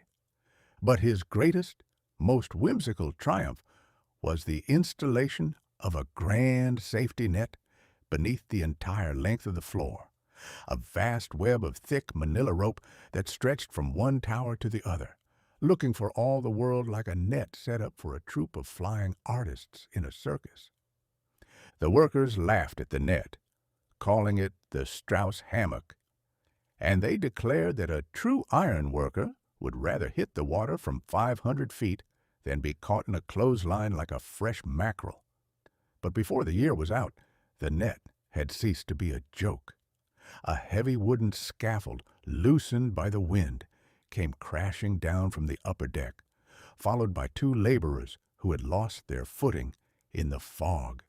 Instead of tumbling into the gray salt water to be carried out to sea by the tide, they landed in the manila rope with a bounce, scratched their elbows, swore at the weather, and climbed back up the ladders to finish their shift. The net saved 19 men during the long years of the work, and those fortunate souls formed a society known as the Halfway to Hell Club, an institution that possessed no dues, no bylaws, and no qualifications for membership, except that a man must have tried to die for his wage and been prevented by a rope hammock. The moral of the span. By the time the winter of 1933 returned to the hills of San Francisco, the towers were beginning to cast their long shadows across the water, and the populace could see the first grand shape of the thing that was to come. The ferryboat captains looked up at the iron pillars with expressions that grew darker with every foot of steel that was bolted into place, for they could see the handwriting on the wall, and the handwriting was written in rivets. The world outside the gate was still full of trouble, to be sure. The newspapers were still thick with stories of the German mustache, the American deficit, and the general confusion of the human race. But on the shores of the Pacific, humanity had managed to display its better, older, and more respectable nature. Having discovered a great watery obstacle that had been putting its neighbors to trouble since the days of the Indians, they had not called a conference or declared a war. They had simply set to work with their shovels and their wires to build a road where no road had a right to be. It was a magnificent piece of constructive insanity, a grand proof that if you give a human being a mountain to move or an ocean to span, he will eventually find a way to do it, if only for the exquisite pleasure of proving to his neighbors that it was possible, and that the experts had been wrong from the start. Chapter 9. The First Fireside Chat. For the better part of several thousand years, the relationship between the ruler and the ruled has been characterized by a grand, mutual, and highly industrious system of evasion. A king or an emperor, residing behind 3 layers of stone wall, a moat full of muddy water, and a row of gentlemen armed with sharp pikes, had no more desire to converse with the common plowman than he had to invite a stray goat into his bedchamber.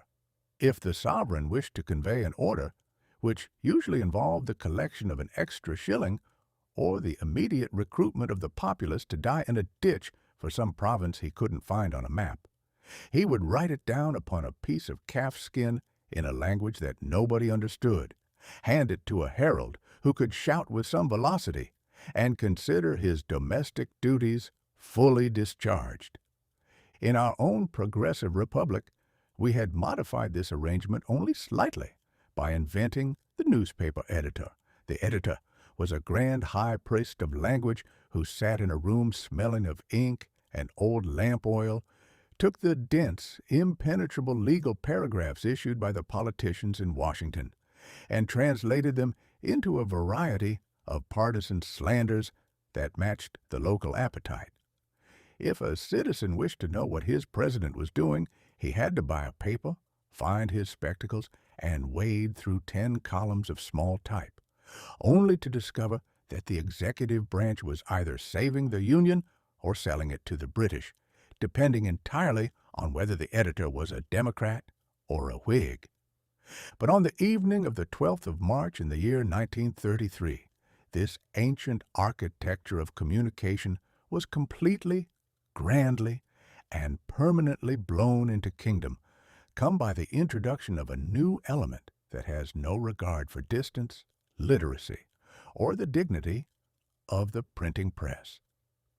The instrument of this revolution was the wireless, or the radio, as the younger generation had taken to calling it, with that modern fondness for words that sound like they belong in a laboratory.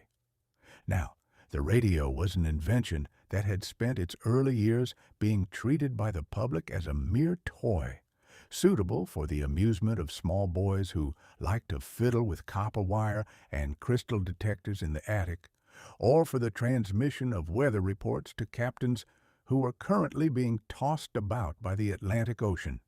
In the decade before the Great Crash, it had evolved into a standard piece of domestic furniture, a large, heavy box of polished mahogany or walnut that occupied a place of honor in the American parlor right between the horsehair sofa and the portrait of grandmother, looking sour in her frame.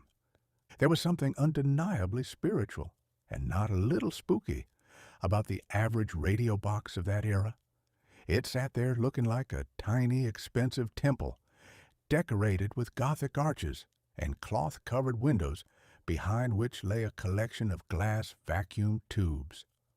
When a man turned the black dial, these tubes would slowly begin to glow with a dull yellow heat, emitting a faint odor of hot dust and melted solder that was highly suggestive of an incantation.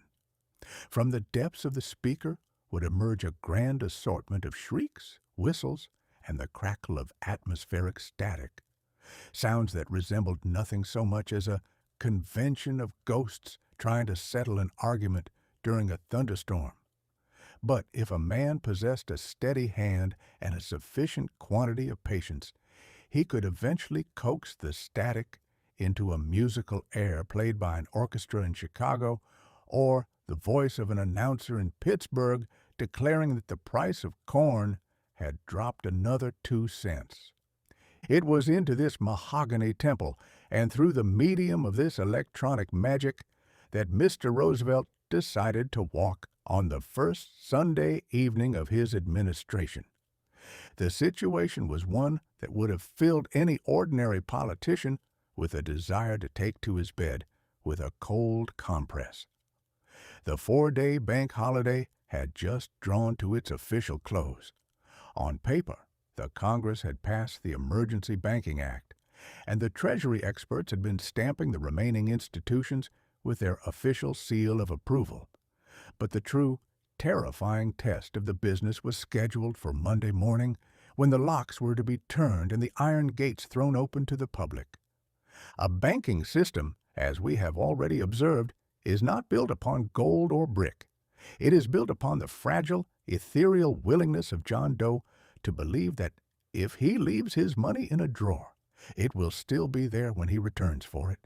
If the public woke up on Monday morning in the same state of frantic, suspicious panic that had gripped them the week before, they would march down to the cobblestones in a body, strip the newly opened vaults of their remaining cash within 30 minutes, and leave the entire financial structure of the continent a hollow, ruined shell. You cannot arrest an entire population for wanting its money, and you cannot use a regiment of infantry to convince a farmer that a piece of paper is worth 5 bushels of wheat, if he has already made up his mind that it isn't. Mr. Roosevelt did not send for his heralds, and he did not issue a 5-column declaration to the editors of the press. Instead, he gathered a few radio technicians into the diplomatic reception room of the White House, a basement apartment decorated with old wallpaper showing scenes of American history, and ordered them to set up their apparatus upon a small table. The scene was one of remarkable, unpolished simplicity. There were no flags, no brass bands, and no crowds of shouting partisans to provide the necessary theatrical enthusiasm. There were only 3 or 4 microphones belonging to the great broadcasting syndicates, sitting upon the wood like large iron beetles, and a collection of wires that ran across the carpet into the hall where the engineers sat with their dials and their headphones.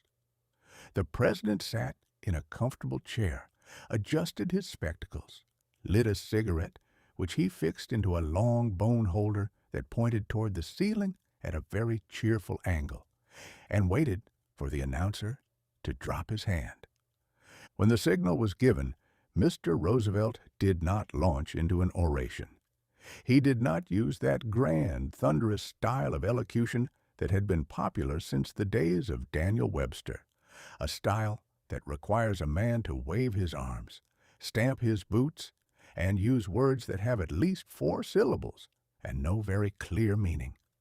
If he had spoken to the American public as though they were a jury or a political convention, they would have listened with their traditional suspicion, looking for the catch behind the adjectives. Instead, he leaned toward the Iron Beetles and said, "I want to talk for a few minutes with the people of the United States about banking." He spoke in a voice that was entirely unique in the history of the presidency. It was a voice of a clear, musical, and spectacularly easy configuration, possessing the comfortable cadence of an old friend who had walked across the lawn to borrow a garden hose or complain about the cutworms in his tomatoes. He addressed the millions of listening citizens not as constituents or electors or the laboring masses, but simply as my friends. For the space of 15 minutes, he proceeded to deliver a short, lucid lecture on the mechanism of finance that was so beautifully simple that it left the professional economists in Washington completely bewildered. He did not mention the gold standard. He did not quote a column of figures. And he did not use a single phrase that would have been out of place in a country store. He explained that when a man deposits $1 in a bank, the cashier does not take that dollar and put it into a small pigeonhole with the man's name written upon it. He explained that the bank invests the money, keeping only a small part of it in currency to meet the ordinary needs of the neighborhood. "What from a financial standpoint was done during the past few days?" he asked, as though he were wondering about the weather. He then told them how the banks had been classified, how the sound ones were being reopened first, and how the government was standing behind them with a fresh supply of currency to ensure that every honest demand could be met. The effect of this conversation upon the continent was of a character that makes the old miracles of the pharaohs look like very small potatoes. In every town, from the Atlantic coast to the valley of the Sacramento, the population had gathered around their mahogany boxes. In the cities, the windows were open to the mild spring night, and a man walking down the street could hear the president's voice following him from house to house without losing a single syllable, as though the entire town were being addressed by a benevolent spirit that had taken up residence in the elms. A farmer, sitting in his kitchen in Iowa, with his boots off and his pipe in his hand, looked at the radio box and decided that the fellow speaking from Washington was an uncommonly sensible person. He did not look like a man who was trying to sell him a lightning rod or a patent medicine. He looked like a gentleman who knew exactly what the trouble was, and who had taken the trouble to stay up late to explain it over the kitchen table. "I assure you," the voice concluded, dropping into a tone of such quiet, unshakable certainty that it sounded like a legal guarantee from the Creator, "that it is safer to keep your money in a reopened bank than it is to keep it under the mattress." The president smiled, the engineers flipped their switches, and the vacuum tubes in 80 million parlors slowly turned from orange to black. The true comedy of the transaction was displayed on Monday morning. The editors of the great newspapers had spent the night preparing long, heavy editorials filled with warnings, cautions, and complicated instructions for the guidance of the public. But when the hour of 9 arrived, the public did not read the editorials. They marched down to the main street, carrying their old flour sacks, their tin boxes, and the bundles of cash they had withdrawn the week before. But they did not form any angry lines, and they did not break any windows. They walked up to the tellers' windows, offered a cheerful good morning to the cashiers, and handed their wealth back through the bronze grills with a docility that was entirely sublime. The very same citizens who had been ready to hang a banker from a lamppost on Friday afternoon were now completely satisfied to leave their savings in his custody, simply because a gentleman with a cigarette holder had told them through a wireless box that the business was perfectly square. The political writers dipped their pens in ink and observed that the event was a triumph of executive psychology. It was something more than that. It was the discovery that in the modern world, a single human voice, provided it is equipped with the proper amount of music and sincerity, can completely slay the printing press, bypass the local authorities, and change the history of a continent between the hours of supper and bed. Politics had ceased to be a matter of pamphlets and conventions. It had become an intimate auditory affair, a game where the man who could command airwaves could command the pocketbook and the conscience of the nation. Mr. Roosevelt had turned the radio from a toy into a throne, and though the road ahead was still thick with fog and the deficit was growing like a weed in a wet August, the Republic had decided to march forward into the gloom, entirely content to follow a voice that sounded like it knew the way, even if the voice happened to be coming from a box that smelled of hot solder and old dust. Chapter 10. The League of Nations Resignation. There is an ancient and irrepressible delusion harboring in the human breast that if you can only gather a sufficient number of gentlemen into a well-heated room, dress them in long black coats, provide them with an inexhaustible supply of fine stationery, and permit them to converse in a language of unparalleled complexity, you have somehow solved the problem of human wickedness. We possess a magnificent childlike faith in the efficacy of the committee. If a village is plagued by a pack of stray wolves that have developed a taste for the local sheep, the modern citizen does not immediately reach for his rifle and a bucket of buckshot.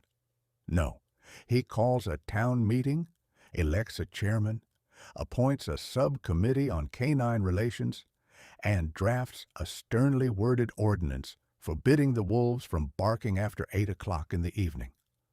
He then goes to bed thoroughly satisfied that the matter has been dealt with in a highly civilized and progressive manner, and is profoundly shocked the next morning to find that the wolves, who do not read the local gazette and have no traditional regard for parliamentary procedure, have eaten 3 more of his lambs.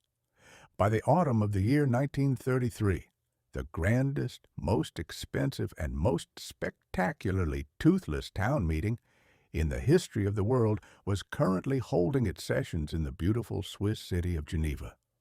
This institution was known to the world as the League of Nations. The League had been constructed some 14 years previously, in the wake of that grand continental butchery known as the Great War. It was the white-headed dream of several idealistic statesmen who believed that the nations of the earth could be induced to behave like a collection of deaconesses at a church social. The theory was that if any particular country developed a desire to rob its neighbor or alter a frontier with a bayonet, the remaining members of the League would simply gather in Geneva, look at the offender with an expression of cold, collective disapproval, and declare him to be an outcast from the family of man. It was a beautiful, holy concept, and it would have worked with a flawless perfection if the world had been populated entirely by angels or professors of political economy. Unfortunately, the world was populated by human beings, a race of creatures whose historical record indicates that when they are seized by a desire for their neighbor's orchard, they care very little about the opinion of a committee in Switzerland, particularly if the committee does not happen to possess any gunpowder of its own. Geneva was the absolute capital of this grand illusion. It was a city of watches, chocolate, and bottomless bureaucracy. The Palace of Nations was filled with a vast assortment of diplomats, secretaries, translators, and experts who spent their days circulating through the corridors like a flock of well-fed crows, carrying briefcases stuffed with memorandums that were entirely grand in their phrasing and completely empty of any practical meaning. They had invented a language called diplomatic usage, a dialect of such exquisite and slippery refinement that a statesman could announce his intention to starve a province or bomb a city, while making it sound like a form of charitable cooperation. If one nation invaded another with 3 Army Corps and 100 tanks, the League did not call it a robbery.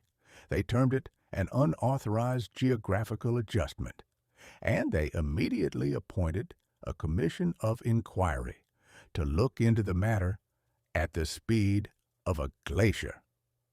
The first grand crack in this porcelain structure appeared from the direction of the Orient. For some years, the Empire of Japan had been looking across the narrow water at the vast, chaotic, and thoroughly disorganized landscape of China with an appetite that grew larger with every passing season. Japan was a small, rocky island crowded with an industrious population and a military caste that possessed a remarkably singular vision of glory. China, on the other hand, was huge, ancient, and currently engaged in the domestic luxury of 3 separate civil wars at the same time. To the military gentleman in Tokyo, this looked like a direct invitation from Providence. In the autumn of 1931, using an explosion on a railway track that had been arranged with a celerity that did great credit to their engineering branch, the Japanese army marched into the great northern Chinese province of Manchuria, drove out the local authorities, and declared the territory to be a brand new independent state under the protection of the emperor. The Chinese government, having no army that could match the machine guns of the invaders, did precisely what any progressive member of the civilized world was expected to do. They caught the train to Geneva and laid their grievances before the League of Nations. The League received the complaint with a majesty that was entirely sublime. They did not rush into any hasty decisions. They did not send any soldiers, and they did not threaten anyone with a stick. Instead, they did what they did best. They appointed a commission. This body was placed under the leadership of an English lord by the name of Lytton, a gentleman of high character, perfect manners, and an absolute ignorance of the Far East.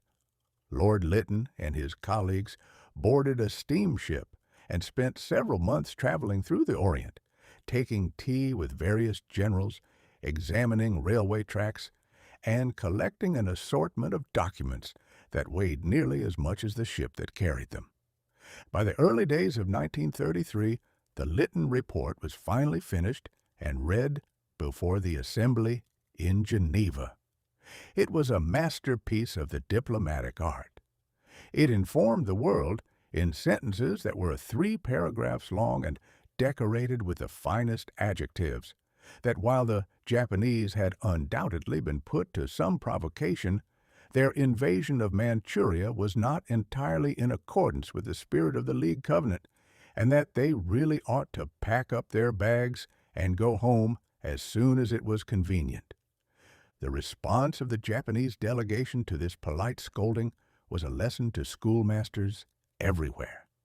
The chief delegate was a gentleman named Yosuke Matsuoka, a man who had been educated in the United States, spoke English with a perfect hard-bitten fluency, and possessed a talent for dramatic theatricals that would have made him a fortune on the Mississippi steamboats. On the 24th of February, Mr. Matsuoka stood before the crowded assembly of the League. He did not apologize. He did not argue the law, and he did not appeal to the charity of his listeners. Instead, he delivered an oration in which he informed the gathered diplomats that Japan was the true misjudged savior of Asia, that she was engaged in a holy crusade against chaos and communism, and that the League was acting like a group of old ants who did not understand the necessities of a growing boy. "Japan," he shouted, his voice ringing through the hall like a brass horn, "stands ready to be crucified upon the cross of world opinion as Christ was crucified before her." It was a magnificent comparison, though there were many in the audience who found it difficult to see the resemblance between a crown of thorns and a division of heavy artillery.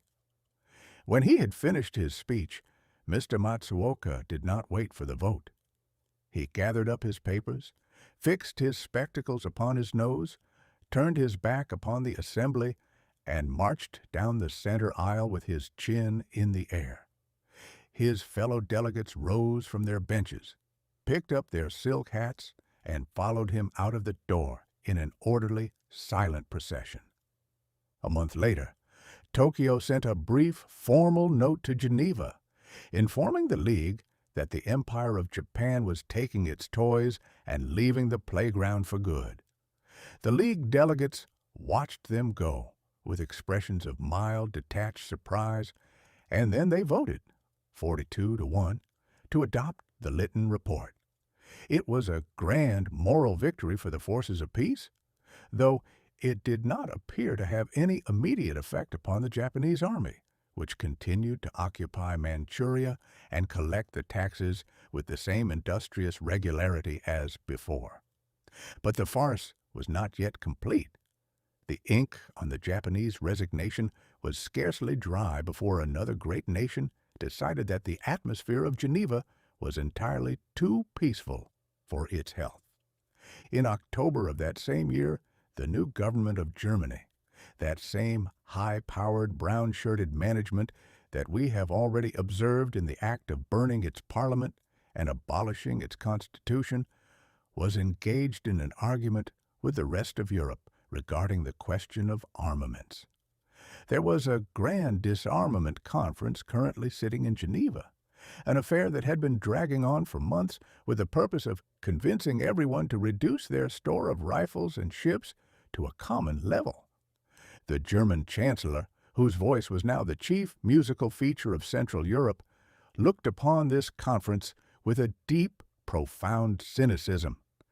He pointed out, with a logic that was uncommonly sharp for a man with such a loud mustache, that while Germany had been thoroughly disarmed by the Treaty of Peace, her neighbors, principally France, remained armed to the very teeth with tanks, heavy guns, and aeroplanes.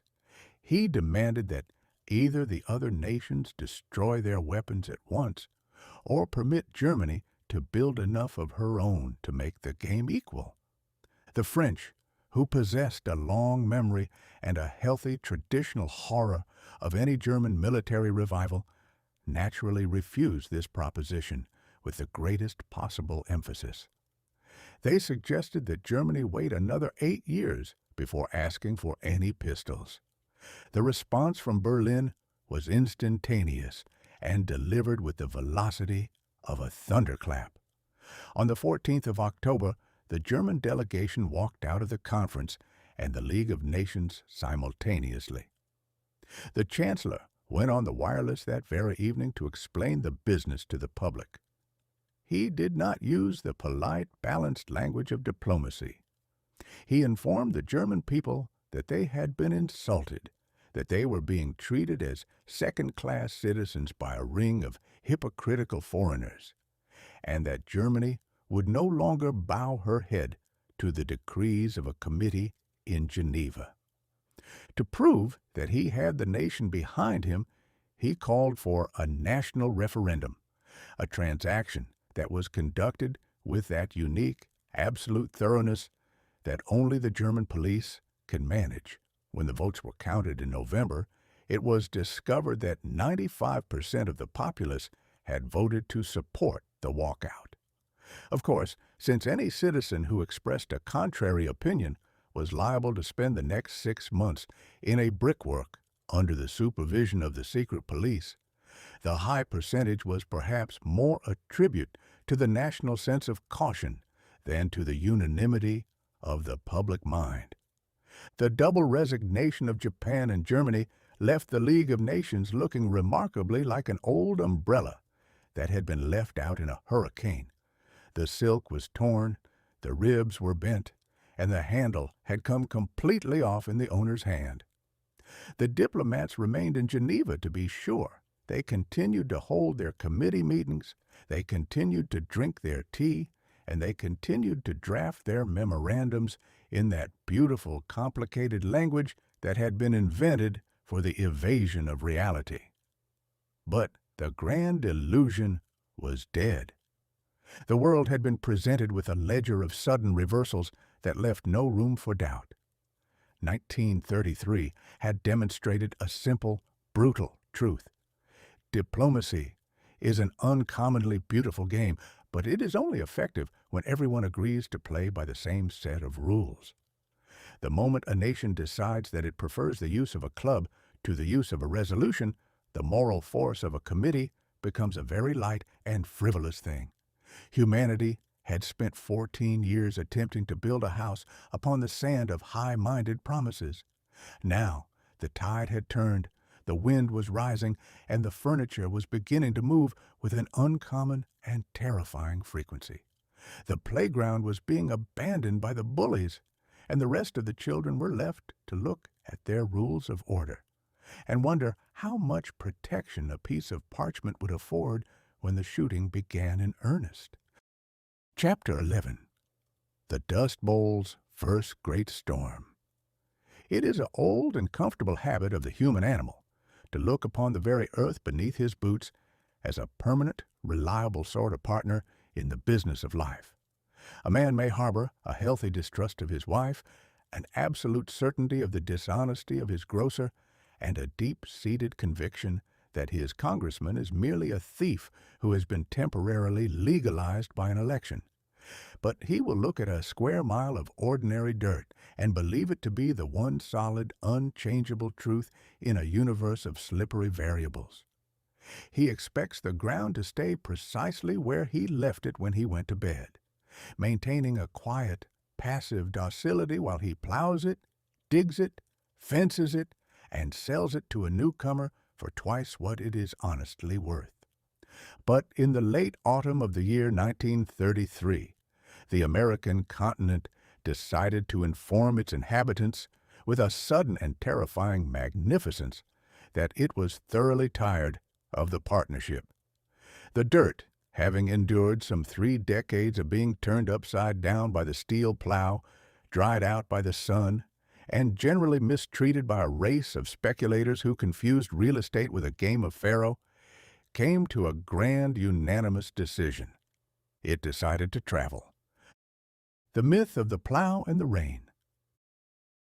To understand how the varied geography of the Republic managed to take flight, one must look back a short ways to that golden, simple era when the government decided that the great shortgrass prairie of the West was a frontier that required immediate conversion into a garden. For thousands of years, that vast expanse of land stretching from the middle of Texas up to the Canadian line had been held together by a thick, tangled carpet of buffalo grass. It was a tough, knotted web of roots that had spent centuries surviving the droughts, the winter blizzards, and the summer fires, holding the soil down with the stubbornness of a mortgage.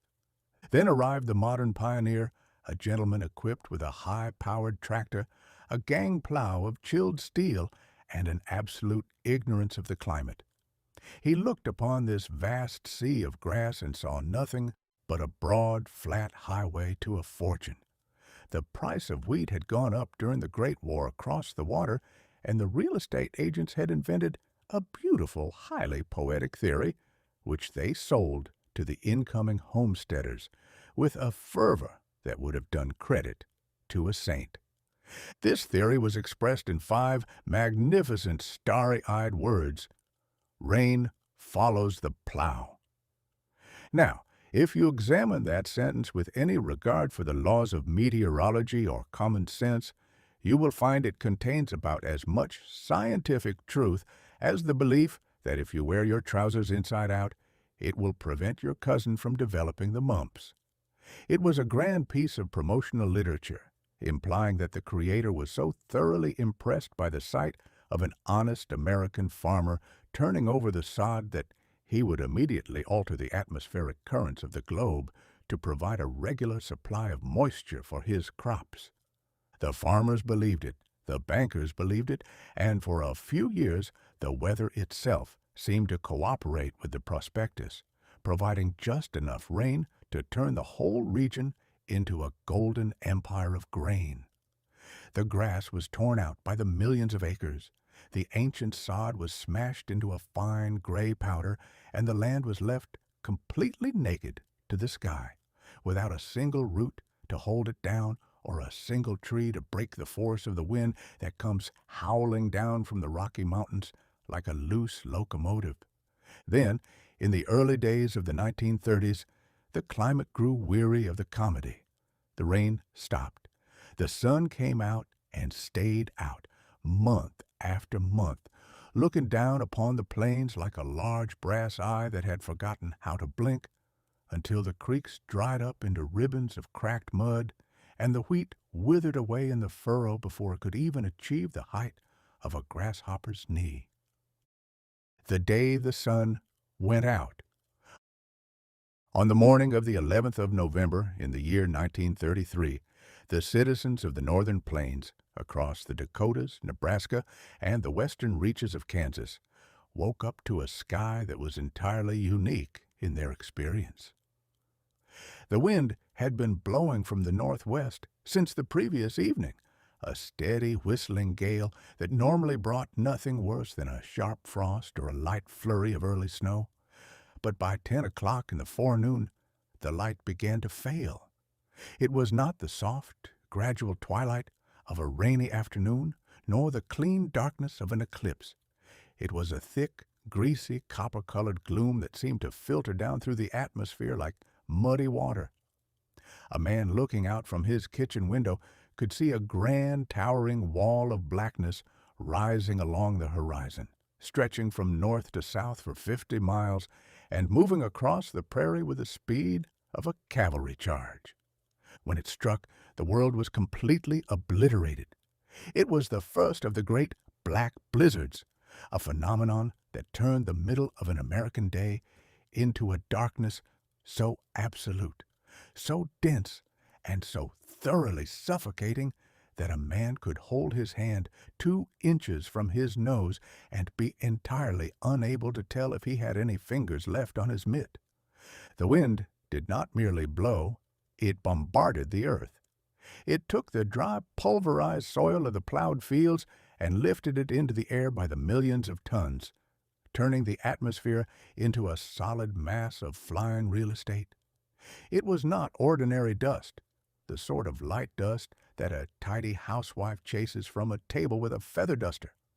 It was a heavy, gritty, furious fluid that possessed a velocity that could scour the paint from the side of a motor car until the tin shone like a new dollar, and turn a green glass bottle into a frosted ornament in the space of 20 minutes. The domestic economy of the prairie was instantly brought to a state of ruin. The dust did not respect the architecture of the homesteads, though the women spent the morning pasting newspapers over the cracks in the walls and stuffing wet rags beneath the doors. It came through the shingles on the roof. It sifted through the keyholes.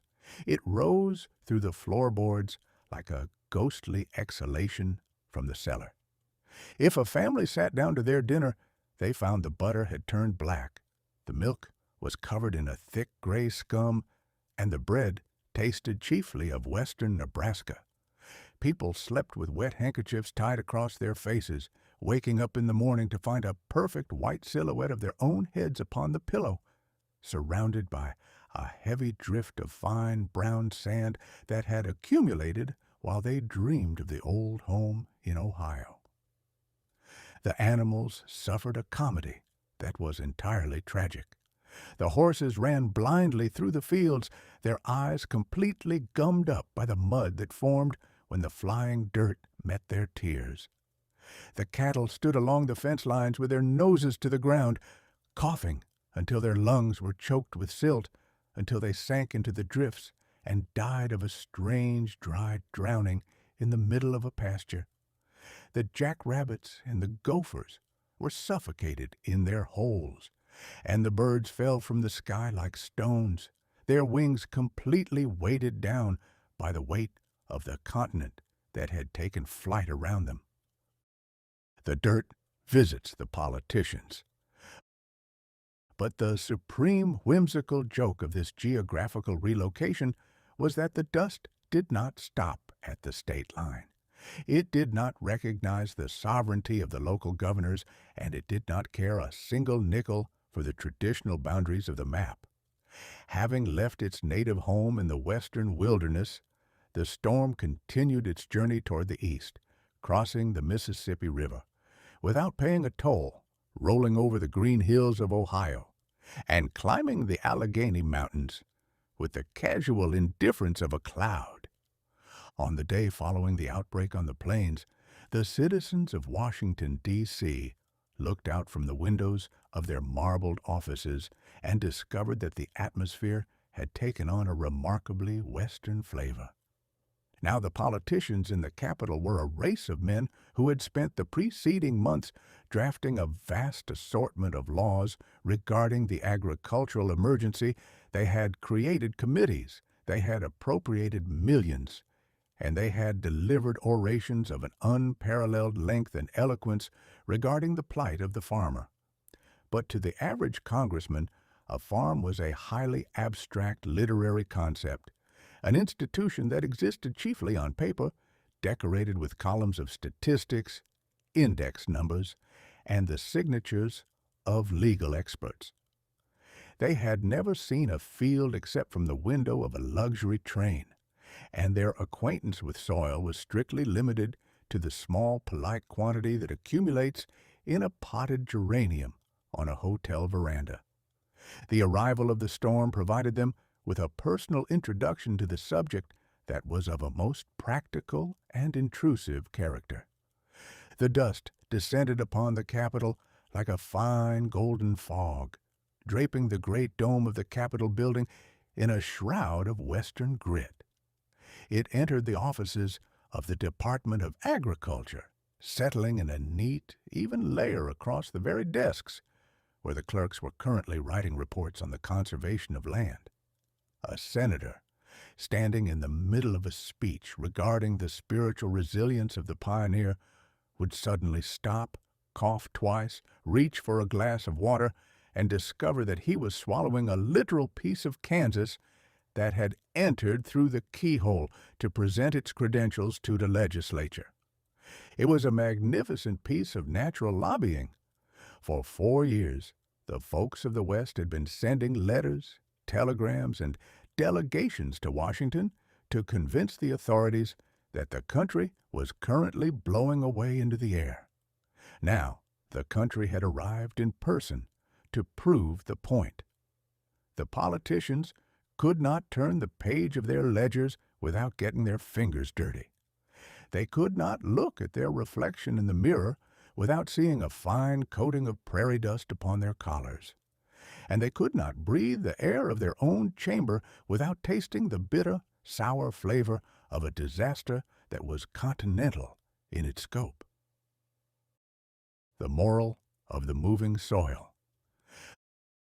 The storm eventually moved out over the Atlantic Ocean, depositing the remaining fragments of the Western homesteads upon the decks of steamships hundreds of miles from the shore, turning the blue water into a dull, yellowish mud for days. When the sky finally cleared over the plains, the country looked like nothing so much as a moonscape, a vast, gray, undulating desert of sand dunes that had buried the fences, choked the roads, and risen up to the windowsills of the abandoned houses. The experts in Washington dipped their pens in ink and observed that the event was a grand lesson in the necessity of scientific crop rotation, the planting of shelter belts, and the retirement of submarginal lands from the cultivation of grain. They were entirely correct, as the experts usually are when the damage has been thoroughly completed and the property has left the premises. But the common man, standing on his porch with a shovel in his hand and a handkerchief around his neck, looked out over the ruins of his farm and achieved an understanding that was somewhat deeper than the reports of the departments. He realized that 1933 had left him with a world where the old rules of security had been completely turned inside out.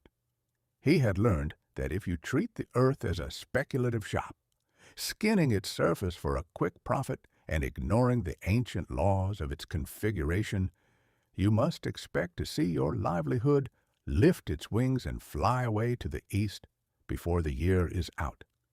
The ledger of the nation had been balanced by a stroke of pure, unadulterated wind, and the pioneer was left to face the next morning with the proud, uncomfortable knowledge that he had managed to turn the greatest agricultural empire of the world into a traveling circus of dirt, and that he would have to spend the remainder of his days on earth learning how to ask the soil for forgiveness before he dared to drop another seed into the ground. Chapter 12. The Invention of FM Radio. Now, it is a melancholy truth that while humanity has spent the better part of several centuries inventing machines to carry its voice across mountains, oceans, and continents, it has never yet managed to invent an apparatus that can prevent the atmosphere from joining in the conversation. From the very moment that the first telegraph key began to click and the first telephone wire was strung between two bean poles, the universe made it perfectly clear that it considered all human communication to be a personal affront. If a man attempted to send a polite message to his cousin regarding the price of lard or the health of an ant, the air would immediately fill itself with an assortment of pops, clicks, and mysterious hums as though a convention of invisible blacksmiths had taken up residence in the wire to hammer out an amendment to the message. By the early years of the 1930s, when the wireless box had become the chief ornament of the American parlor, this atmospheric interference had been elevated into a permanent national nuisance known to every householder by the short, unlovely name of static. Static was the great unpunished criminal of the airwaves. It was an element of such grand, multi-layered malice that it seemed to possess a distinct intelligence of its own. A citizen could sit down in his armchair of an evening, light his pipe, and prepare to listen to a grand symphony orchestra broadcasting from a luxury hotel in New York, or a speech by a high-powered statesman regarding the stabilization of the dollar. For the space of 5 minutes, the music would float through the room with a beautiful, liquid clarity. Then, without a single moment of warning, a small summer thunderstorm 300 miles away would drop a spark into the clouds, or a neighbor down the street would turn on his electric sewing machine, and the symphony orchestra would instantly be converted into a spectacle that resembled nothing so much as an artillery duel in a gravel pit. The radio would shriek, it would whistle, it would fry like a pan of fat bacon over a hot fire, and it would emit a series of loud, hollow crashes that made the listener jump out of his slippers under the impression that the chimney had just fallen through the roof. The experts of the great radio corporations, men who wore white coats in laboratories, carried slide rules in their vest pockets, and looked upon the common citizen with an expression of profound educated pity, had long since declared that static was an act of God, and that any attempt to cure it was a direct violation of the laws of nature. They explained that a radio wave was like a regular wave in a bucket of water. If you shook the bucket, the water would move, and if a stray dog happened to bump against the bucket at the same time, the wave would become distorted, and there was absolutely nothing you could do about it except buy a larger bucket and shake it harder. The great commercial barons of the industry, principally the high-hatted management of the Radio Corporation of America, had invested millions of dollars in this heavy bucket theory. Their policy was one of pure, unadulterated lung power.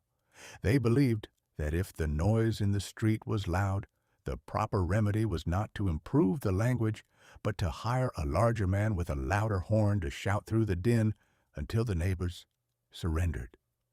But in the late autumn of the year 1933, a solitary, stubborn inventor working in a basement laboratory at Columbia University decided to inform the corporations, the experts, and the atmosphere itself that they were all completely and grandly mistaken. His name was Edwin Howard Armstrong. He was a gentleman of a remarkably singular, unbending configuration, a tall, bald-headed fellow who possessed a jaw that looked like it had been carved out of a block of New England granite, and a pair of blue eyes that looked straight through a stone wall without noticing the masonry. Mr. Armstrong was not an amateur fiddler or a backwoods dreamer. He was already the acknowledged king of the wireless world, having previously invented the very circuits that made modern radio broadcasting possible in the first place. He had made a fortune from his patents, but instead of spending his wealth on yachts, horse races, or a collection of old paintings from Europe, he spent it entirely on copper wire, vacuum tubes, and high-altitude acrobatics. He possessed a fondness for high places that was highly unsettling to his friends and an absolute terror to his insurance company. If Mr. Armstrong wished to think about a difficult problem in electrical science, he did not lock himself in a study with a glass of port. No, he would travel to the top of a wireless tower 400 feet above the pavement of New York, climb out upon a narrow iron beam, hang by 1 foot over the abyss, and wave his hat to the horrified citizens below while he worked out the geometry of a circuit in his head. He declared that the air was clearer up there, and that a man could not be pestered by the advice of conservative colleagues while he was dangling from a rivet. For nearly a decade, this eccentric philosopher had been engaged in a private, secretive war against the great dragon of static. He looked at the problem from an entirely new direction. The regular radios of the day operated upon a system called amplitude modulation, a phrase that sounds remarkably complex but simply means that the radio station changes the size or the height of the wave to carry the sound of the voice, while the speed of the wave remains the same. The trouble with this method was that every bolt of lightning, every sparking elevator motor, and every domestic vacuum cleaner operated upon precisely the same principle, dropping their own clumsy, oversized waves into the air like a rough countryman blundering into a delicate quadrille. Mr. Armstrong decided to throw the old textbook into the fire. He constructed a system where the size of the wave remained perfectly constant, regular as a plumb line, while the speed or the frequency of the wave was shifted back and forth with a dizzying velocity. It was a beautiful, whimsical concept. It was as though the radio station, instead of shouting louder and softer to make itself understood through a storm, chose to express its meaning by changing the pitch of its whistle from a high treble to a low bass, with a speed of 100,000 times a second. The atmosphere, which was an old-fashioned, slow-witted sort of bully, could not understand this new style of conversation at all. It continued to fling its heavy bolts of static into the air, but since the static only knew how to alter the size of a wave, the new receiver simply shaved the tops and bottoms off the signals, leaving the clean, swift whistle inside completely untouched by the commotion outside. In November of the year 1933, after spending several years huddled over his basement workbenches, surrounded by a wilderness of glass bulbs, inductances, and wires that looked like a giant cobweb designed by a lunatic mathematician, Mr. Armstrong invited his old friend David Sarnoff, the grand czar-like president of RCA, to step down into the cellar to witness a demonstration. Mr. Sarnoff arrived with that smooth, self-satisfied air that always belongs to a man who controls a monopoly, commands an army of lawyers, and has $50 million in the bank. He expected to see a slight improvement in the old machinery, perhaps a new filter that would turn a loud scratch into a polite hum, or a knob that would make the tuning a trifle less mysterious to the householder. Instead, Mr. Armstrong turned a black dial upon a wooden box. From the depths of the horn came a sound that had never before been heard since the creation of the world. It was a silence. But it was not the dead, heavy silence of an empty room. It was the vibrant, expectant silence of a stage before the curtain rises. There was no hiss, no hum, and no faint, watery whistle from the distance. Then a gentleman standing in another room 3 miles away began to speak into a microphone. He did not shout, and he did not project his voice as though he were addressing a political meeting in a tent. He spoke in a low, casual whisper, and the whisper emerged from the speaker with a presence so absolute, so sharp, and so thoroughly lifelike that Mr. Sarnoff instinctively reached for his wallet under the impression that the speaker was standing 3 inches from his left elbow. The demonstration that followed was a succession of acoustic miracles that left the commercial barons completely paralyzed. The speaker did not merely deliver a recitation. He struck a match 3 inches from the microphone, and the sound of the wood catching fire came through the box with a crisp, distinct crackle that made the listeners look for a bucket of water. He poured a glass of water from a pitcher, and the fluid did not sound like an explosion in a gravel pit, which was the traditional radio interpretation of water. It sounded precisely like water being poured into a clean glass. He played a violin, and the high notes did not shriek like a cat that had been caught in a clothes wringer. They floated through the basement with the sweet, clear resonance of an old cathedral. To complete the comedy, Mr. Armstrong had arranged for a small electric motor to be turned on in the very same room, sparking and spitting blue fire until the air smelled of ozone. Under the old system, such a machine would have brought the broadcast to an immediate and noisy conclusion. Under the new system, the violin continued to play its air without losing a single vibration of its melody, completely indifferent to the electrical madness that was being enacted on the floor. It was a grand, complete, and spectacular triumph of human ingenuity over the stubbornness of the elements. Mr. Armstrong had balanced his ledger with the atmosphere, proving that sound could be captured, transported, and delivered to the human ear without a single grain of dirt or a single drop of static to spoil the transaction. But the true ironic comedy of the invention was only just beginning. When Mr. Sarnoff walked out of that basement into the gray drizzle of Manhattan, he did not look like a man who had just witnessed a miracle.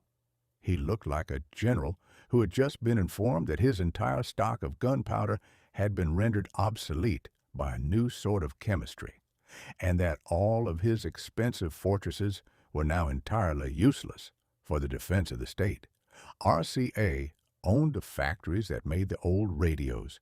They owned the stations that broadcast the old signals, and they had spent years convincing the public that the old static choke system was the absolute peak of human civilization.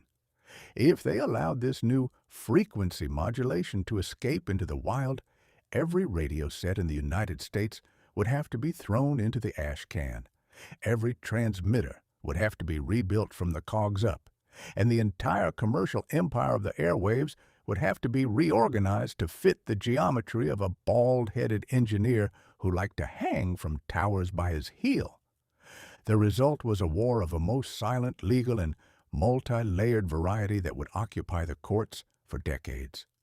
The corporations decided that since they could not defeat the invention in the air, they would attempt to smother it under a blanket of paperwork. They denied the new system a place on the dial. They tied up the patents in a knot of injunctions, and they spent millions of dollars proving to the government that the public did not really care for pure sound, and that an honest American citizen preferred his music with a traditional accompaniment of fried bacon and atmospheric lightning.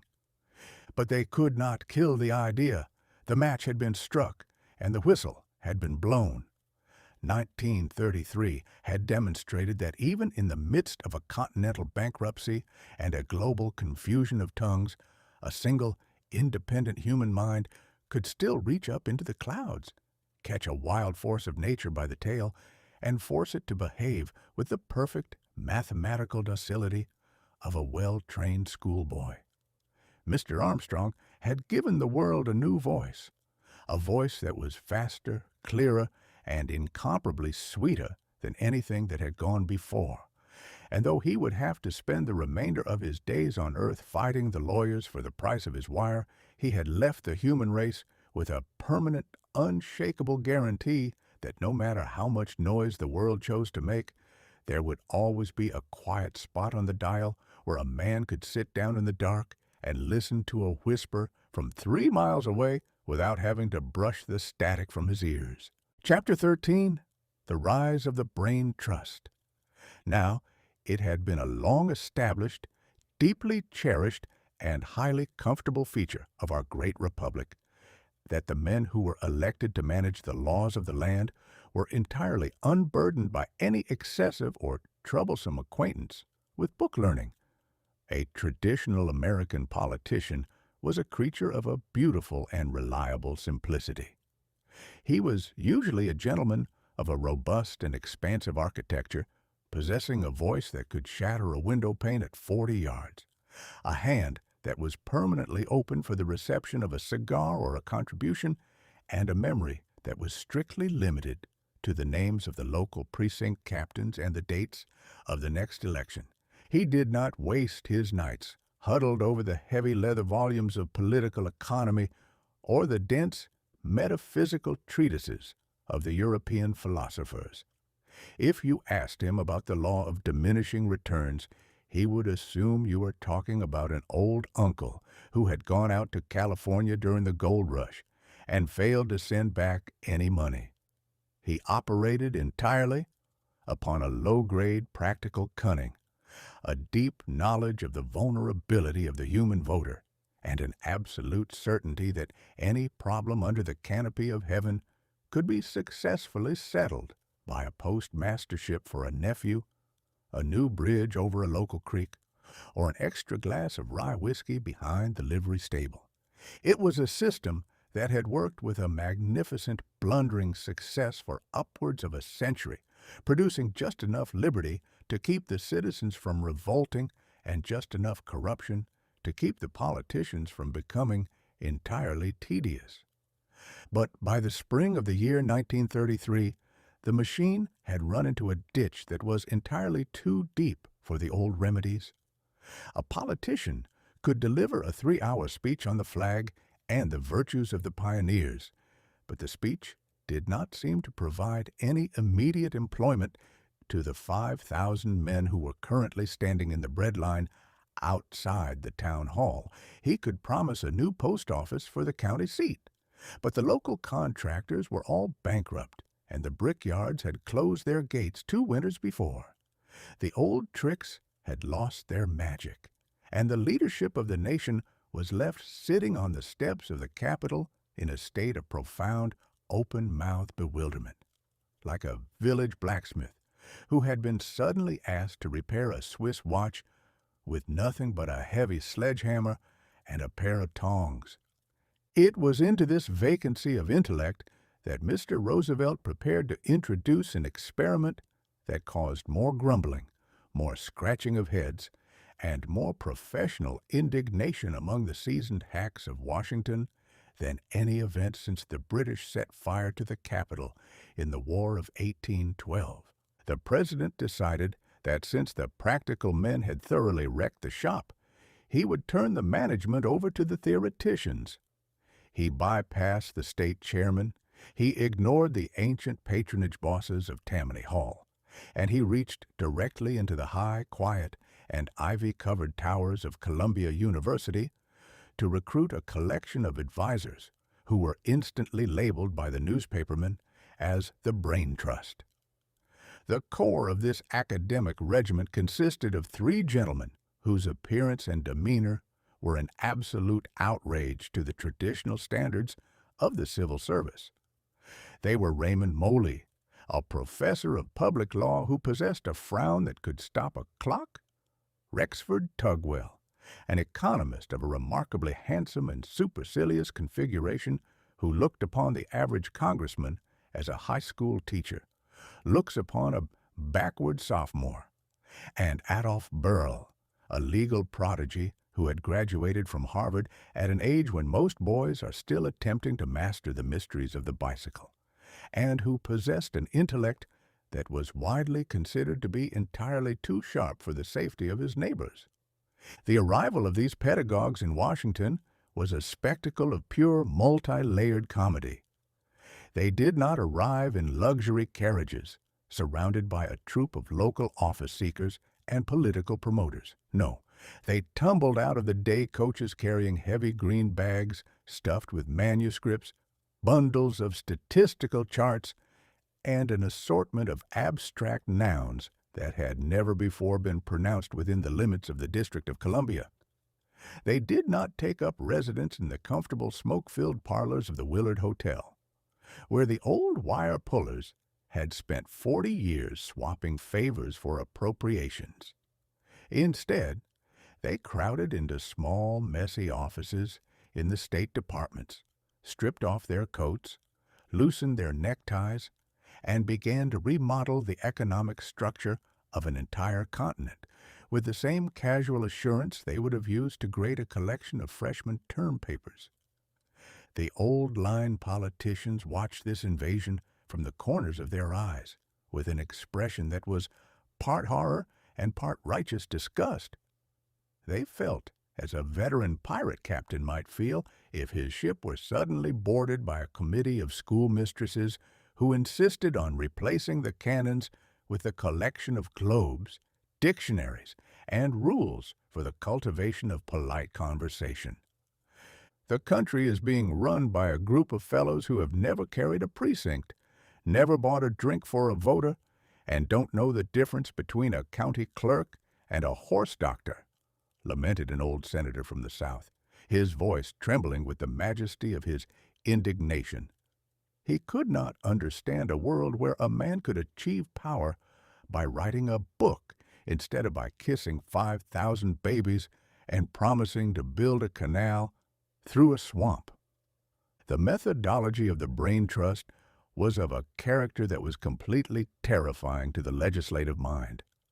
When a congressman walked into an executive office to discuss a bill regarding the price of hogs, he did not find a comfortable official who was ready to talk about the local patronage or the prospects of the next county fair. He found a young assistant professor who wore large round spectacles, smoked a pipe with a very philosophical odor, and immediately bombarded the visitor with a lecture on the structural imbalances of the agricultural marketplace and the necessity for a coordinated macroeconomic realignment. The politician would sit there for an hour, his eyes rolled back into his head, listening to a language that sounded remarkably like Welsh, but was apparently intended to be English, until his brain was thoroughly paralyzed. He would then sign whatever document was placed before him, simply for the exquisite privilege of escaping into the fresh air where he could find a policeman or a newsboy who spoke a tongue that had some relation to regular human life. The supreme joke of the business was that these professors actually believed that a great, wild, sprawling empire of 80 million individuals could be managed according to the rules of a laboratory experiment. They possessed a magnificent, unshakable faith in the power of planning.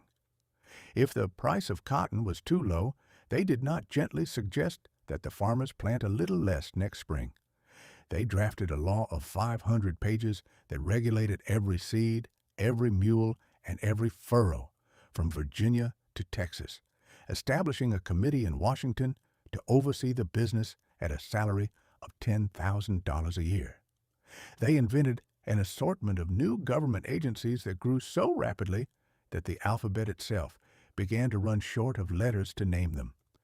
The populace woke up one morning to find their businesses regulated by the NRA, their farms managed by the AAA, and their homes mortgaged under the rules of the HOLC, until the average man felt he was no longer living in a republic, but had been accidentally drafted into a vast continental academy where the rules were changed every Tuesday afternoon by the head of the department. Mr. Tugwell, in particular, became the chief target of the conservative critics, who labeled him Rex the Red and accused him of attempting to turn the United States into a copy of the Russian Empire, wrapped up in the velvet of a college catalog. He had spent his life studying the Industrial Revolution, and he had achieved a conviction that the old system of competition, where every man looked after his own shop and tried to ruin his neighbor by honest trade, was as dead as the stagecoach. He wanted to turn the nation into a single, beautifully coordinated machine where every factory, every farm, and every railroad operated in a perfect, harmonious balance under the supervision of a grand board of experts in Washington. It was a beautiful dream, and it looked remarkably well when written down in a book with a blue cloth cover. But when it was applied to a nation of individuals who had spent 3 generations doing precisely what they pleased with their own property without asking the permission of anyone but their wives, the friction was of a nature to shake the teeth out of the government's jaw. By the time the winter of 1933 returned, the grand honeymoon between the professors and the politicians had begun to show signs of a serious cooling. The bills that had been drafted with such perfect mathematical elegance in the spring were beginning to produce an assortment of highly practical, unscientific headaches in the autumn. The AAA had ordered the farmers to plow under millions of acres of cotton and slaughter 6 million young pigs to raise the price of produce, a transaction that was received by a hungry nation with a roar of bewilderment that no academic theory could successfully silence. People could not understand a science that declared that the best way to keep a man from starving was to destroy his dinner before he had an opportunity to sit down to the table. The Brain Trust began to break up, its members quarreling among themselves with that unique, bitter ferocity that normally belongs only to the faculty of a theological seminary.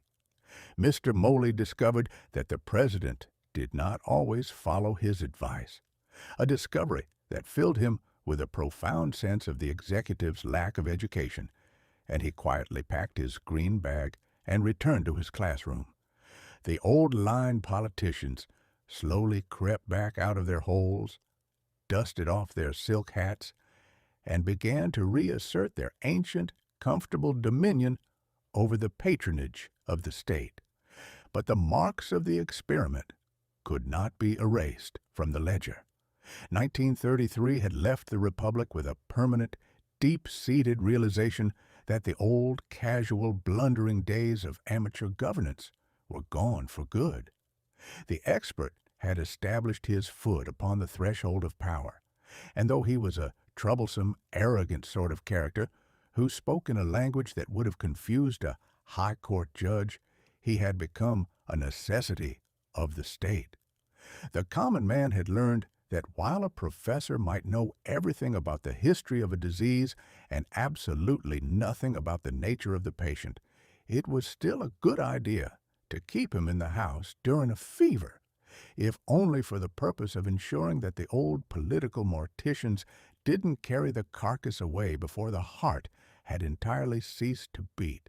Chapter 14. The Chicago World's Fair. If a man should ever find himself seized by a desire to witness human audacity in its highest, purest, and most unadulterated state, He does not travel to the ancient capitals of Europe to examine the tombs of the old kings, and he does not waste his time looking at the pyramids of Egypt. No. He purchases a ticket to the city of Chicago, Illinois, takes a seat on a wooden bench near the lakefront, and prepares to watch the local population engage in the business of existence. Chicago has always been a city composed chiefly of mud, iron, pork fat, and an amount of commercial brass that would have staggered the ancient Romans. It is an institution built upon a swamp by a race of people who looked upon the damp, onion-smelling marshes of Lake Michigan and decided that it was the absolute perfect location to erect a metropolis of skyscrapers, grain elevators, and 2 million inhabitants. It is a town that has never possessed the polite, historical patience of the East.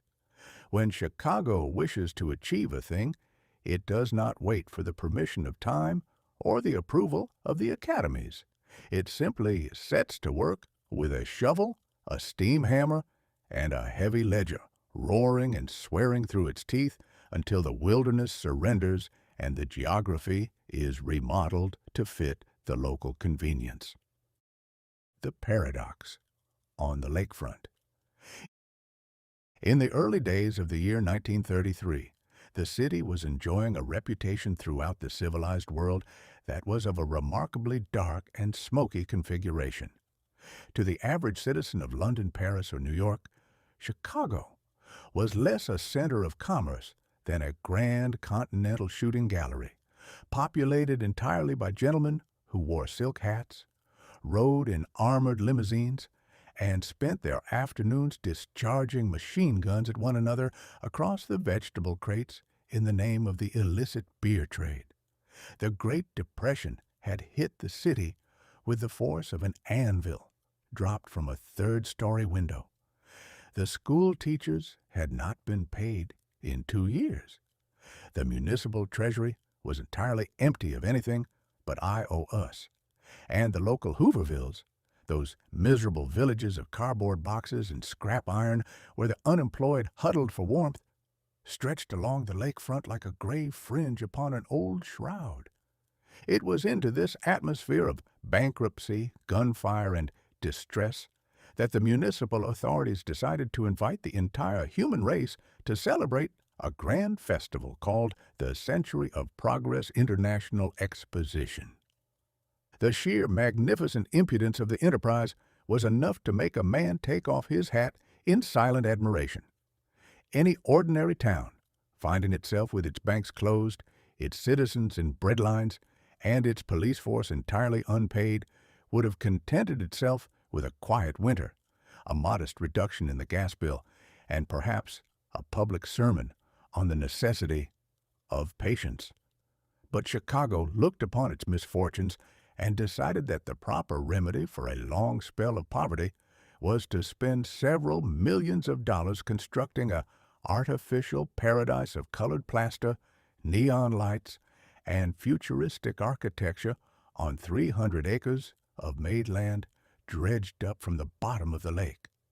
They announced that they would demonstrate to the planet how much progress humanity had achieved during the preceding 100 years, and they did it with a confidence so absolute that they didn't even stop to inquire if the planet had the price of admission.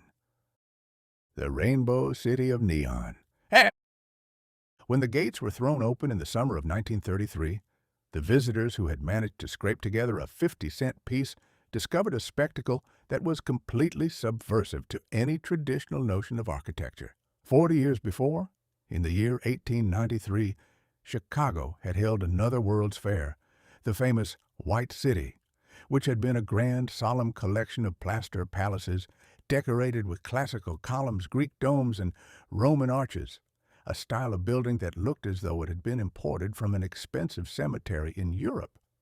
But for 1933, the management threw the old Greek columns into the rubbish heap. They erected a city of the future that looked like it had been designed by a lunatic geometry teacher who had fallen asleep after eating a heavy supper of lobster and mince pie.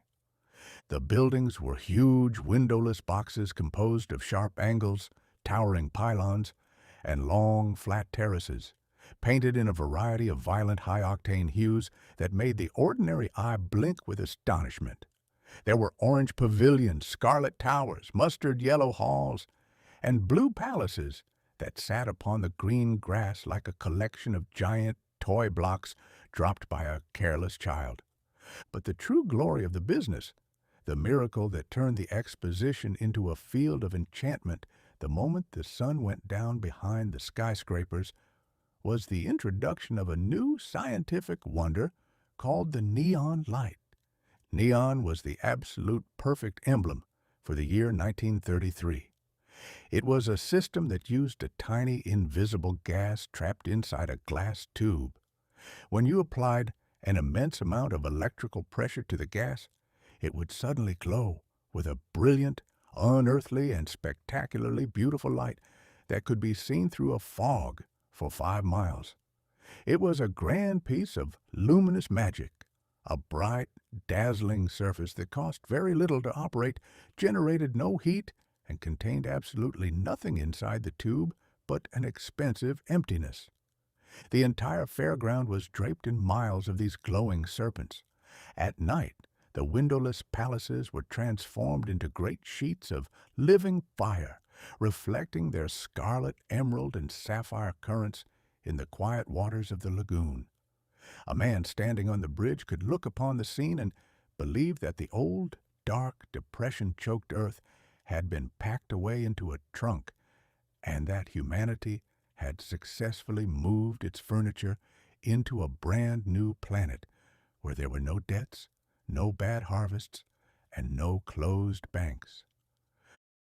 The houses of tomorrow and the reality of today. The exhibits inside these rainbow palaces were dedicated to proving that modern science was on the verge of turning the human life into a condition of effortless, mechanical luxury.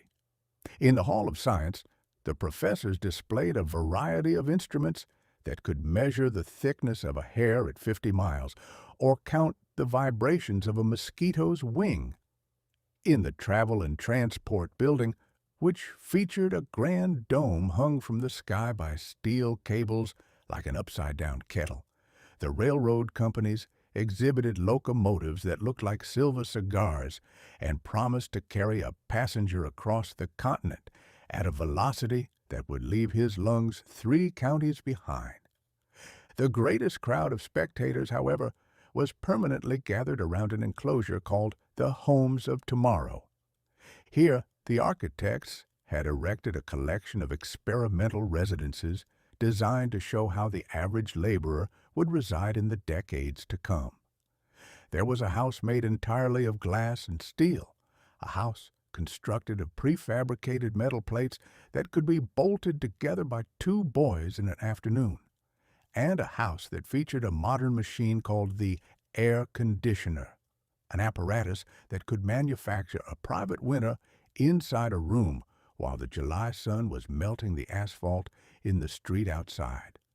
The interiors were filled with mechanical dishwashers, electric stoves that turned themselves off when the potato was boiled, and furniture made of chrome-plated steel pipes that looked remarkably like the fixtures in a hospital operating room, but were widely considered to be highly artistic and advanced.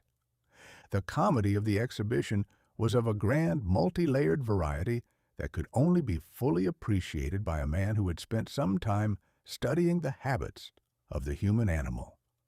A weary farmer from Indiana, whose own home was currently mortgaged to the chimney tops and lacked even the simple luxury of a domestic water pump, would stand for an hour staring through his spectacles at a mechanical kitchen that could wash a plate, bake a loaf, and grind a coffee bean at the touch of a button.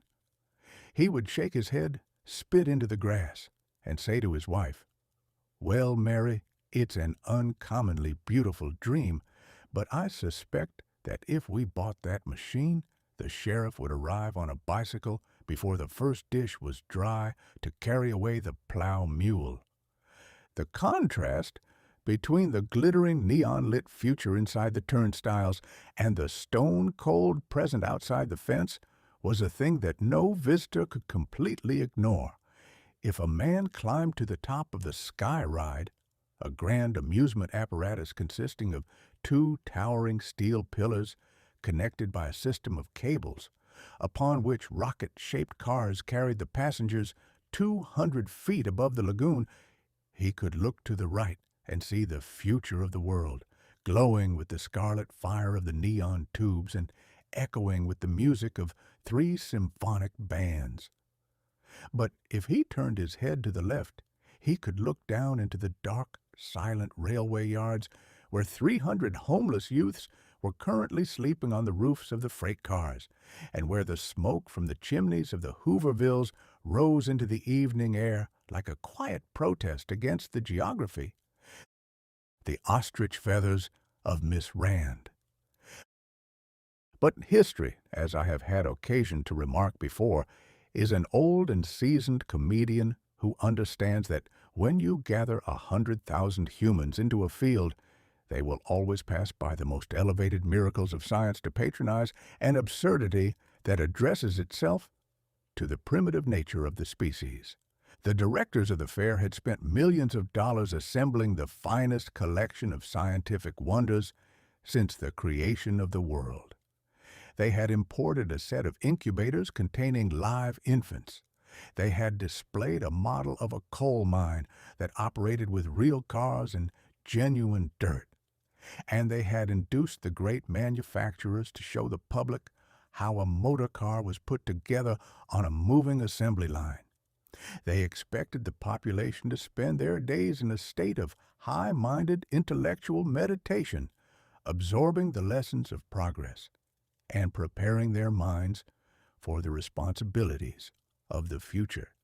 But the directors had forgotten to reckon with Miss Sally Rand. Miss Rand was a young lady from Missouri who possessed an absolute minimum of clothing, a pair of large ostrich feather fans, and an understanding of the public appetite that was worth more than all the diplomas in Columbia University. She took up her residence in the streets of Paris, a concession on the Midway that was supposed to represent the artistic and bohemian quarters of Europe, and she proceeded to deliver a dance that consisted chiefly of moving the ostrich feathers back and forth in a manner that led the audience to believe that if the wind should suddenly blow from the wrong direction, they would obtain a view of the human architecture that was entirely unconstitutional under the laws of Illinois. The result was a stampede that nearly wrecked the Midway. The Hall of Science was left quiet and peaceful, populated only by a few old gentlemen who wished to rest their feet or examine a thermometer. But the enclosure where Miss Rand operated her feathers was packed with a dense, shouting, and industrious crowd of citizens who fought for the tickets as though they were passes to the kingdom of heaven. The police had to be called out twice a day to keep the spectators from breaking down the wooden barriers, and the court judges spent their mornings listening to the complaints of various religious societies who declared that the performance was a direct insult to the morality of the state. Miss Rand, who possessed that sharp, practical cunning that always characterizes the true pioneer, looked upon the commotion with a beautiful, serene indifference. She pointed out that she was merely engaged in an artistic interpretation of the classical wood nymphs, and she continued to collect the quarters until her treasury was so thick that she had to hire 2 armed guards to carry the bags to the bank. The supreme irony of the business was that her ostrich feathers did more to save the World's Fair from financial ruin than all the locomotives, the glass houses, and the neon lights combined. The Midway paid the rent for the palaces. The quarters of the folks who came to watch a lady wave a fan were used to pay the salaries of the professors who were explaining the theory of the cosmic ray. And the entire century of progress was kept afloat upon a sea of pure, unadulterated human curiosity regarding a subject that had not changed a single line since the days of the Garden of Eden. the balancing of the ledger. When the gates were finally locked at the end of the season, the accountants dipped their pens in ink and discovered a result that left the rest of the country in a state of open-mouthed astonishment. The Chicago World's Fair had actually made a profit. In a year when every state government was running a deficit, when the great industrial corporations were losing millions a month, and when the federal treasury was completely out of pocket, a city of plaster and neon had managed to balance its ledger and return a dividend to its investors.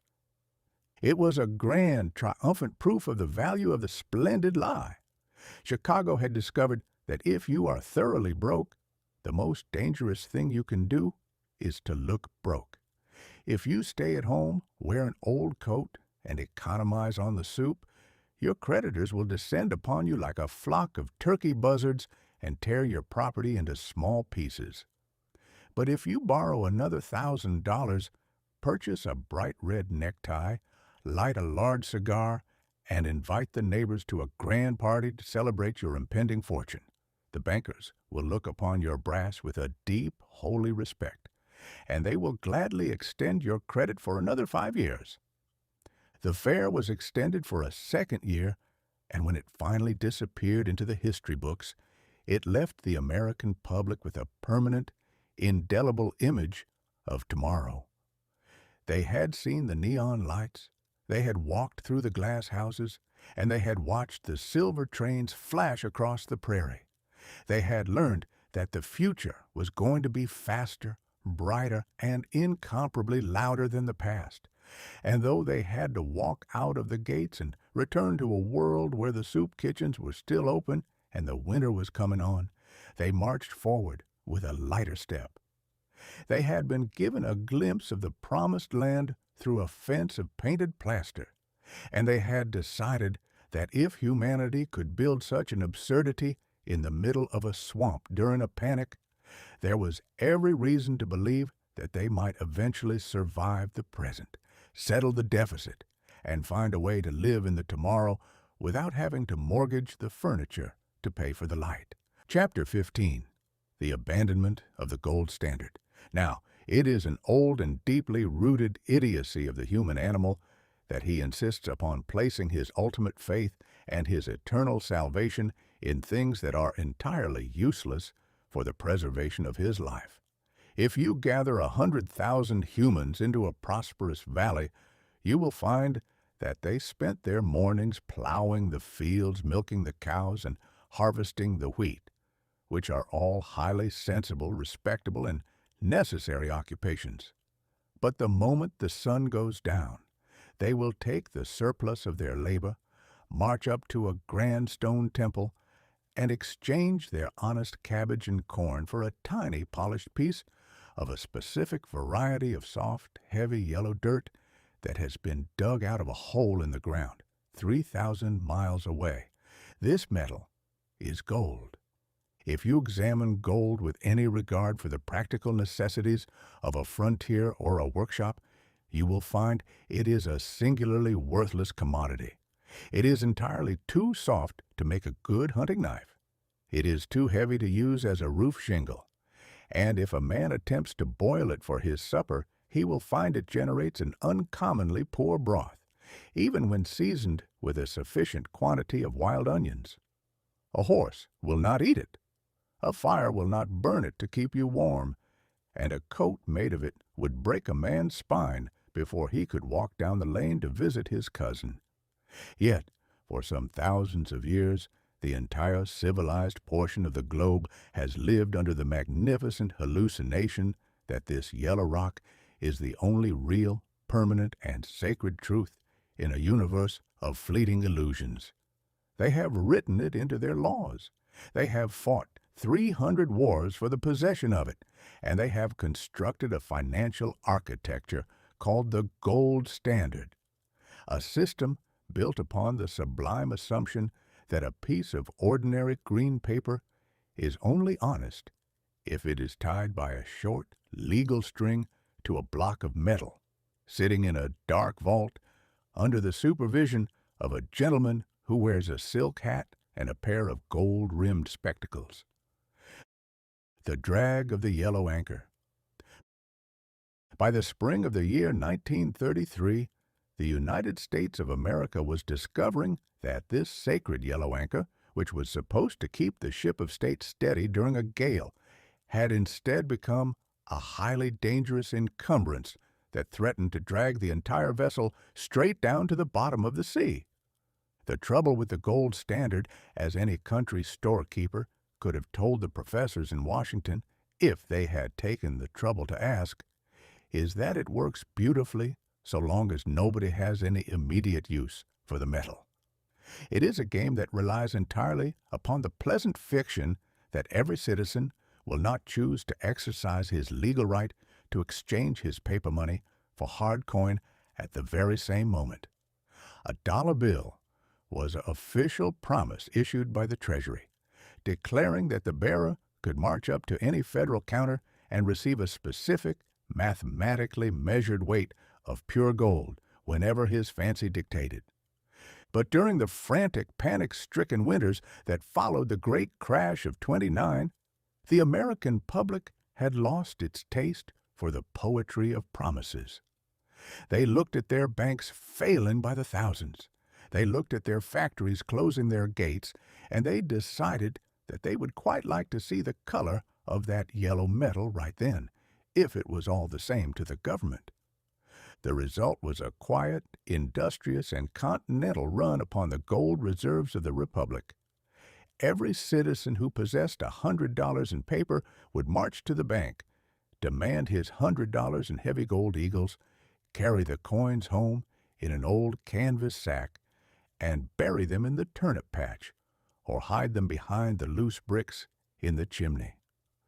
The foreign merchants, particularly the cautious bankers of Paris and London, looked upon the American economy with an expression of profound, educated suspicion, and they began to demand that their balances be settled not in paper certificates, but in actual bars of solid gold bullion, shipped across the Atlantic in the holds of the great liners.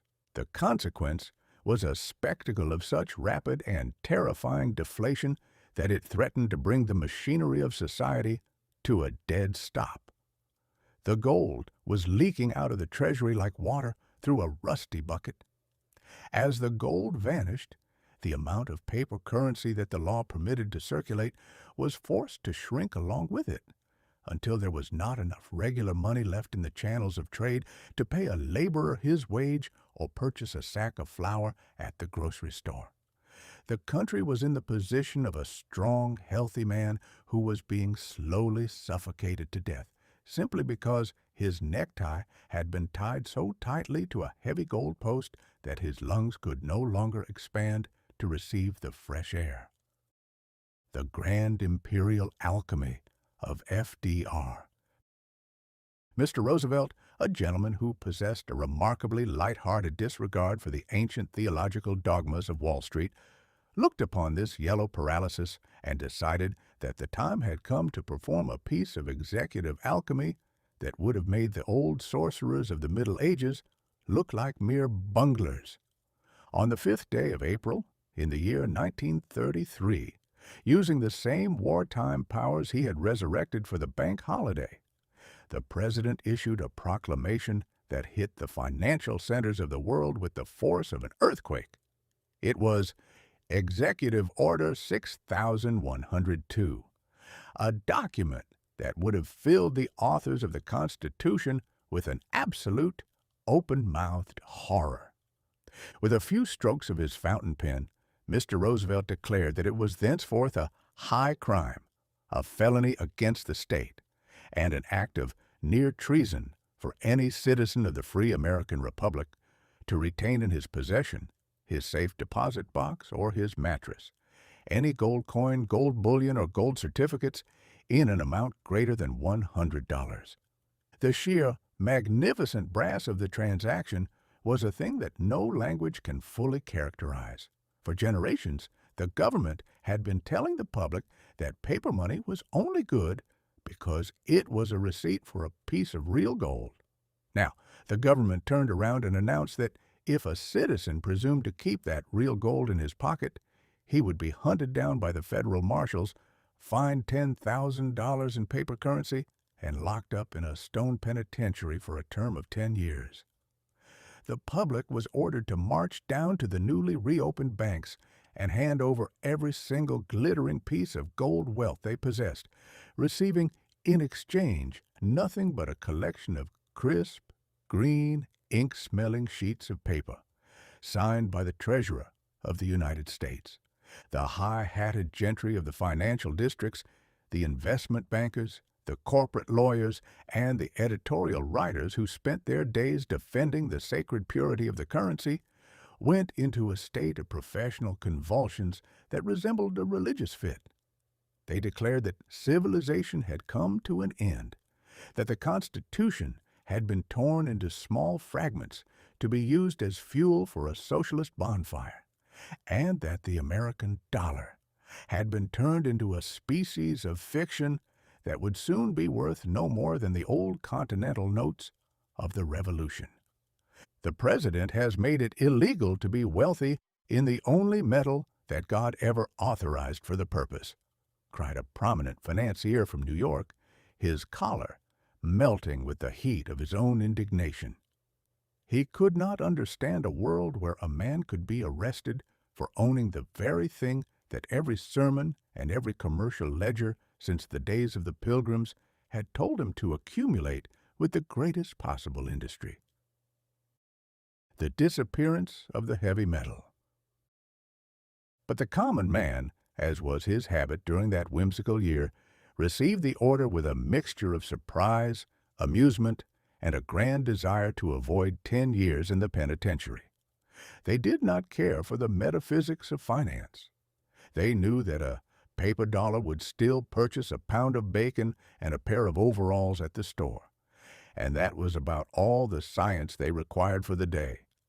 The scenes that followed at the banks were of a most curious and auditory variety. Lines of citizens stood on the marble floors carrying their old leather purses, their fruit jars, and their tin boxes. A farmer from Ohio would walk up to the iron grill, tilt his flour sack, and tumble 50 bright yellow double eagles onto the oak counter with a musical clatter that brought tears to the eyes of the older cashiers. The teller would count them up, verify the weight, and hand back a neat bundle of brand-new, clean Federal Reserve notes that smelled of fresh grease and ink. The citizen would examine the paper, look at the picture of Mr. Lincoln or Mr. Washington on the front, shrug his shoulders, and say to his neighbor, "Well, Silas, it's an uncommonly strange piece of business. Last week, if I gave you a paper dollar for a horse, you think I was a swindler. Today, if I give you a gold eagle, the constable will lock me up for a decade. The world has turned completely inside out, but I suspect that if Mr. Lincoln is willing to stand behind this green paper, I can probably use it to pay the blacksmith." By the summer of 1933, some $500 million in gold coin and bullion had been dragged out of its secret hiding places and stacked up in the great vaults of the Federal Reserve banks, looking like a grand collection of yellow brickwork that had been captured from an invading army. The common American citizen had been thoroughly and legally separated from his gold, and the nation was left to conduct its business entirely upon faith, paper, and the credit of a government that was currently spending twice as much money as it collected in taxes. The explosion in London. But the final, most spectacular curtain of the grand gold drama did not fall until the month of July, when the scene of the comedy was shifted across the ocean to the ancient city of London. There was a grand World Economic Conference currently sitting in the British capital, a magnificent assembly of 66 nations that had gathered with the purpose of fixing the exchange rates of the world's currencies and tying them all back down to a common gold anchor. The statesmen of Europe, led by the British and the French, believed that if they could only convince Mr. Roosevelt to stabilize the American dollar at a fixed value in gold, the old, comfortable international ledger could be reopened, and the merchants could go back to their regular trade without having to check the morning paper to see if their money had changed its shape during the night. The American delegation had crossed the sea in a luxury liner, carrying a vast assortment of experts, advisors, and instructions that were entirely vague and contradictory.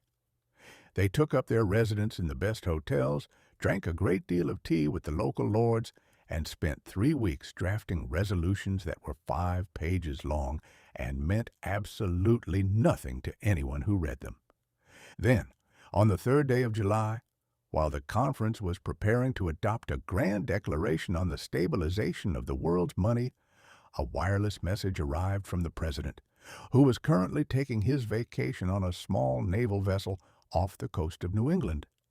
This message was of a character so sharp, so blunt, and so thoroughly disruptive to the rules of diplomatic usage that it became known to history as the bombshell telegram. Mr. Roosevelt informed the gathered statesmen that their conference was a complete waste of time, that they were pursuing a collection of old, worn-out fetishes that had no relation to reality, and that the United States would not permit the value of its dollar to be fixed by any international committee or tied to any yellow anchor whatsoever. He declared that his chief duty was to raise the price of wheat and corn for the American farmer, and if that required the dollar to drop in value until it was worth no more than a lead nickel on the international exchange, he would look upon the transaction with a perfect, unshakable satisfaction. The reading of this message in the conference hall was followed by a silence that was even more terrible than the storm on the plains. The European diplomats looked at the paper as though it had been written by a Zulu chief or a pirate captain who had accidentally been given a seat in the legislature. The French delegation was so thoroughly paralyzed by the insult to their gold metaphysics that they threatened to leave the city by the next boat. The British Prime Minister wept openly into his handkerchief, and the conference itself collapsed into a state of permanent, loud, and industrious futility, its delegates going home to their respective capitals to curse the name of the American Republic until the winter came on. The moral of the fiction. The dollar had been cut loose from its yellow anchor, and it was left to float upon the waters of commerce like a regular piece of paper, its value shifting up and down every afternoon, according to the confidence of the buyers and the mood of the executive branch. Mr. Roosevelt had demonstrated a simple, brutal, and highly progressive truth. Money is not a substance. It is an idea. It is an act of collective imagination, a grand social contract that relies entirely upon the willingness of the neighbors to believe that a piece of green rag is worth a sack of potatoes, regardless of whether there is any gold sitting in a dark cellar to prove the proposition. The bankers continued to sweat, to be sure. They spent the remainder of the year 1933 predicting a disaster that would leave the country in ruins, and they looked upon their pocket change with an expression of profound theological doubt. But the common man discovered that his pocket change had not become fiction. It had instead become uncommonly useful. The price of wheat began to creep up from the cellar, the factories began to hire a few extra hands to turn the wheels, and the populace discovered that they could get out of bed, face the morning, and conduct the business of life with a paper dollar just as easily as they had done with a heavy gold coin, provided that everyone agreed to play the same game and ignore the fact that the old anchor had been packed away into a trunk and shipped to a warehouse, never to be seen again. Humanity had once again outwitted its own traditional rules, proving that if you only possess a sufficient quantity of brass and an uncommonly music voice on the wireless, you can completely cut the world loose from its ancient geometry and lead it forward into the fog with a lighter heart and an emptier safe than any of your ancestors would have considered safe for the preservation of the state. Chapter 16. The Rise of the Anti-Nazi Boycott. Now, it has been my privilege to observe the human animal in a great variety of climates, landscapes, and conditions of political upholstery, and I have long since achieved a firm, deep-seated conviction that mankind possesses only one true, universal, and unshakable religion. A man may call himself a Presbyterian, a Buddhist, a Catholic, or a Mohammedan. He may spend his Sundays listening to a sermon on the virtues of poverty, or his Saturdays contemplating the ethereal mysteries of the Absolute. But the moment he steps out of the church door and walks down to the main street, he strips off his theology and bows his head before the one true, ancient, and immortal deity that commands the absolute devotion of every tribe from New York to the Congo, the great god Commerce. Commerce is a deity of a beautifully simple and practical geometry. It operates upon the grand, unalterable proposition that a dollar is a dollar, a shilling is a shilling, and a mark is a mark, regardless of whether the hand that offers the coin belongs to a saint, a scoundrel, a philosopher, or a pirate. If a merchant possesses a crate of uncommonly fat chickens or a barrel of high-grade flour, he does not inquire into the spiritual health of the purchaser or demand to see his pedigree before he unties the string. He merely looks at the color of the customer's money, verifies the weight of the silver, and concludes the transaction with a cheerful good morning, entirely content to believe that if the buyer is a thief, the currency itself is completely moral and will buy just as much lard for the merchant's kitchen as if it had been earned by a bishop.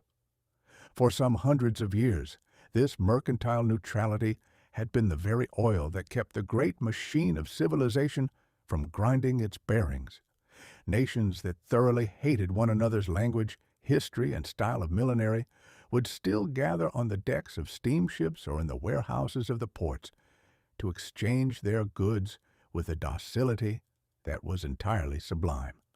A French merchant would gladly wear a wool coat made from the sheep of a German pasture. A British lord would drink a glass of claret pressed by a Republican in Bordeaux, and an American clerk would write his ledger with a steel pen imported from the factories of Prussia, everyone behaving as though the pocketbook were a sacred sanctuary, where the animosities of the globe were legally forbidden to enter.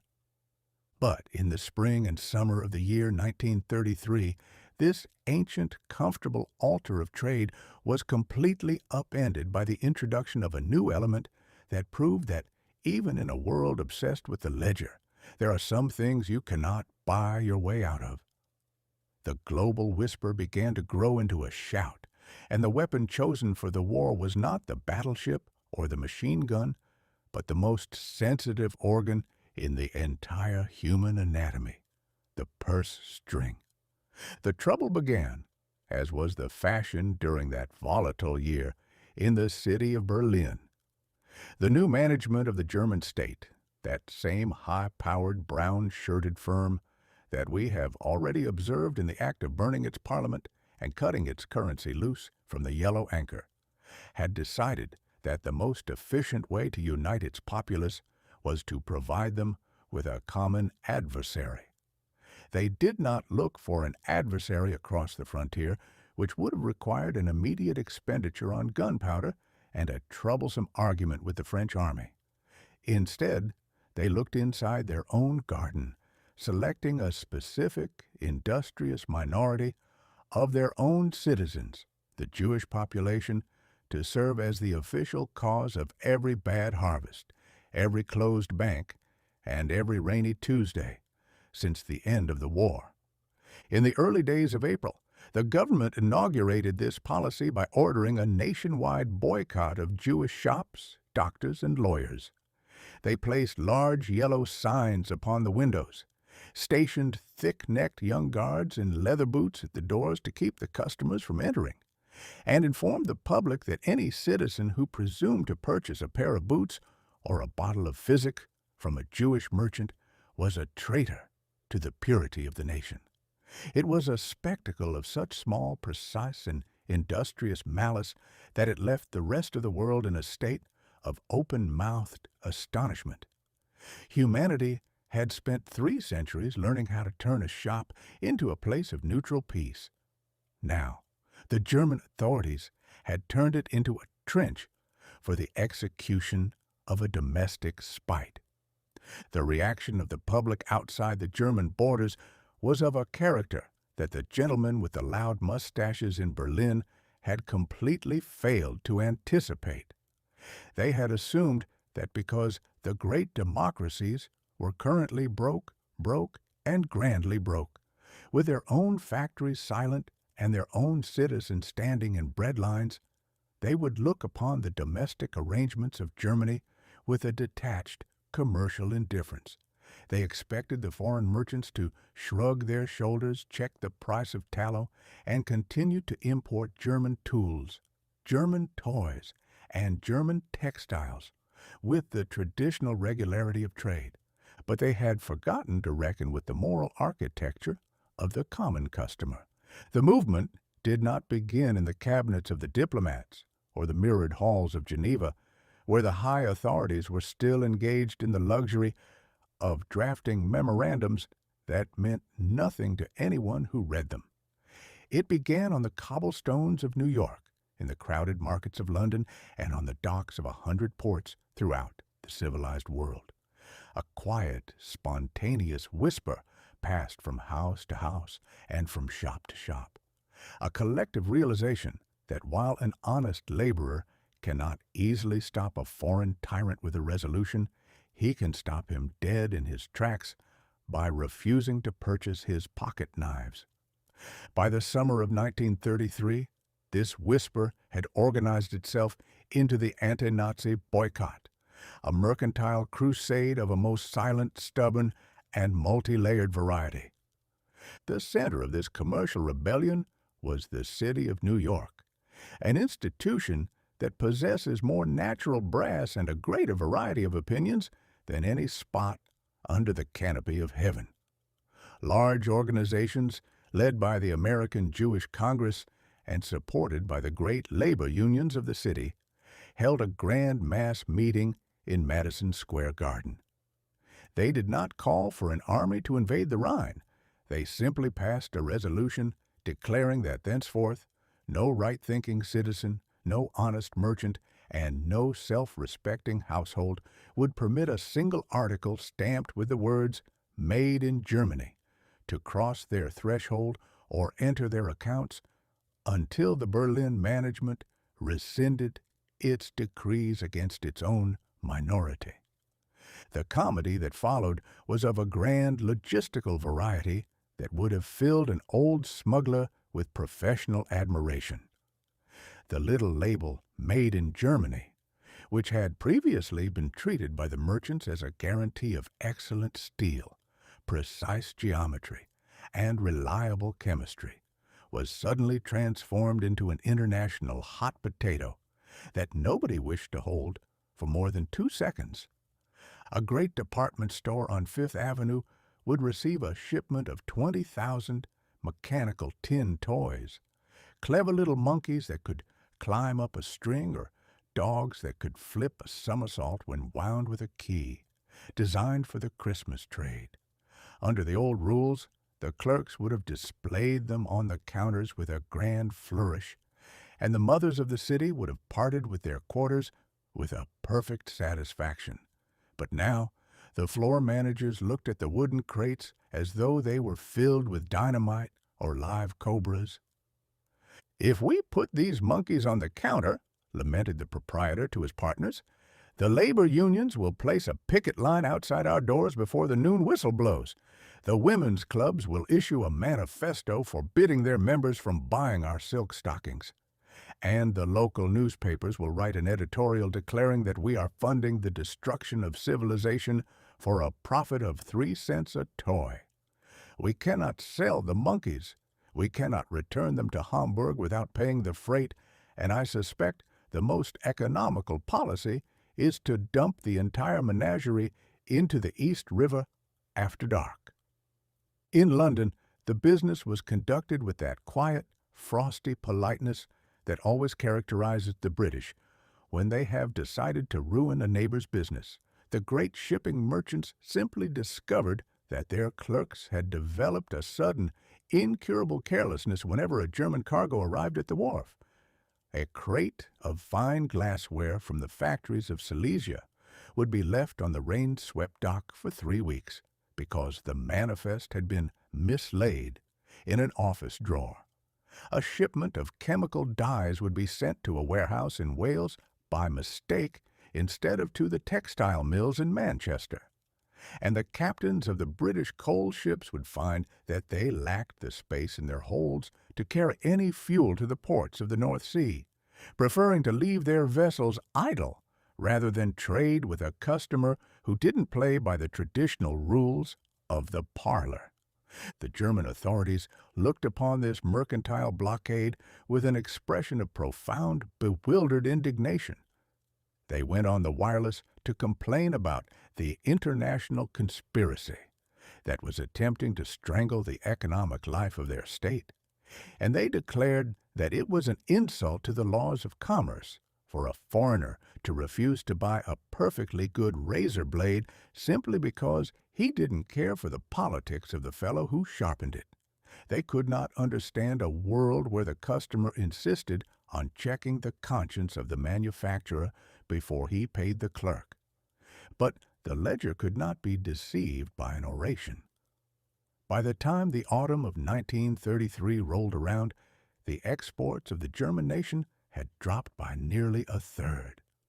The factories of Solingen and Nuremberg, which had spent decades supplying the world with its pocket knives, scissors, and mechanical dolls, were forced to slow down their wheels and discharge their hands, not because they lacked steel or skill, but because the rest of the planet had decided that the goods carried a moral taint that no calculation of profit could successfully erase.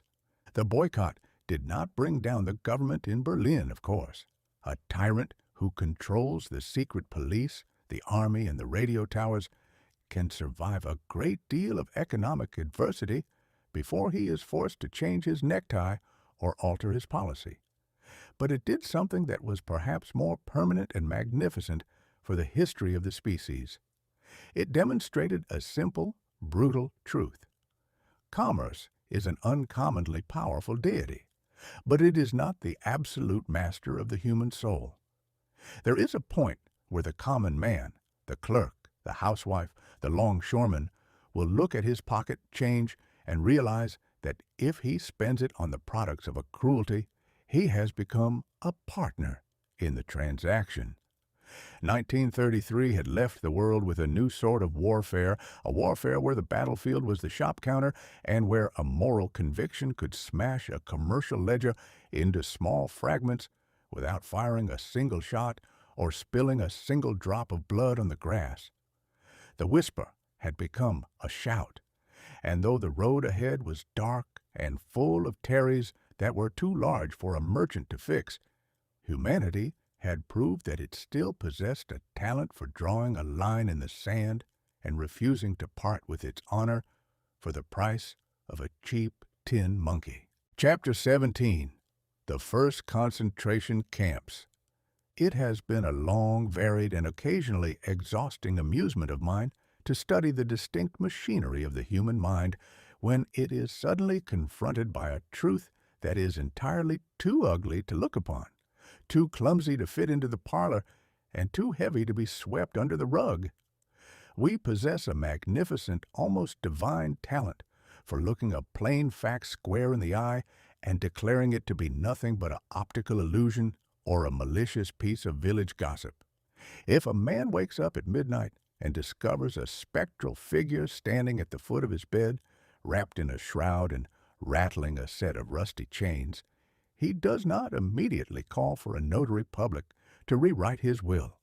No, he turns over on his pillow, pulls the quilt over his ears, and spends the remainder of the night thoroughly convincing himself that the apparition was merely the logical, scientific consequence of a late supper, composed of pickled pork and cold mince pie.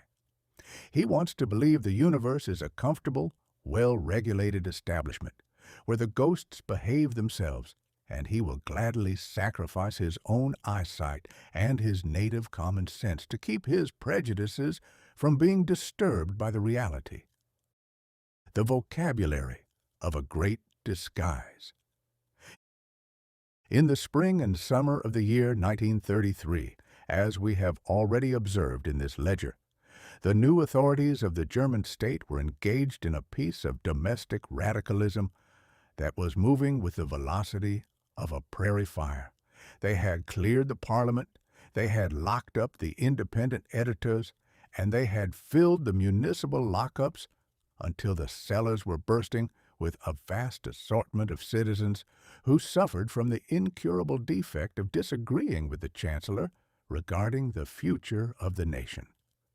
This industrious roundup presented the police with the logistical problem of a most pressing and unpolished variety. A regular county jail is an institution constructed for the accommodation of a few standard traditional rascals, the horse thief, the common drunkard, and the merchant who has been overly creative with his bookkeeping. It is not built to house an entire political philosophy. By the third month of the year, the regular cells were so thoroughly packed that a man could scarcely find the space to scratch his knee without hitting a colleague, and the state was forced to look for a larger drawer in which to file its adversaries. The solution they discovered was of a character that was completely modern in its efficiency and uniquely ancient in its cruelty. They began to construct what they called, in their heavy administrative dialect, Konzentrationslager, a word that translates into our plain English tongue as concentration camps. Now, there is something beautifully, almost criminally polite about the German language when it is employed by a bureaucrat. The word concentration generally conjures up a specific and respectable image. It implies a student huddled over a Greek grammar in a quiet study, or a philosopher sitting under an apple tree attempting to solve a difficult problem in the higher metaphysics. It suggests an industrious, quiet application of the intellect. If the government had announced that it was building 5 large stone slaughterhouses for the accommodation of its critics, the world would have shuddered, reached for its spectacles, and perhaps offered a light protest to the nearest ambassador. But when the state declared that it was merely creating camps of concentration for the purpose of national re-education, the populace nodded its collective head, decided the business sounded highly scientific, and went back to checking the price of lard. The improvisation of Dachau. The first grand experiment in this new architecture of correction was inaugurated in the month of March, just a few miles outside the beautiful, artistic old city of Munich. The location chosen by the police was a place called Dachau. Dachau had previously been a large, flat, desolating expanse of ground occupied by an old gunpowder factory that had fallen into ruins after the Great War. It was a landscape of a most melancholy configuration, a wilderness of gray concrete walls, rusted iron pipes, and empty sheds that sat in the mud under the Bavarian sky like a collection of tombs that had been abandoned by the undertaker.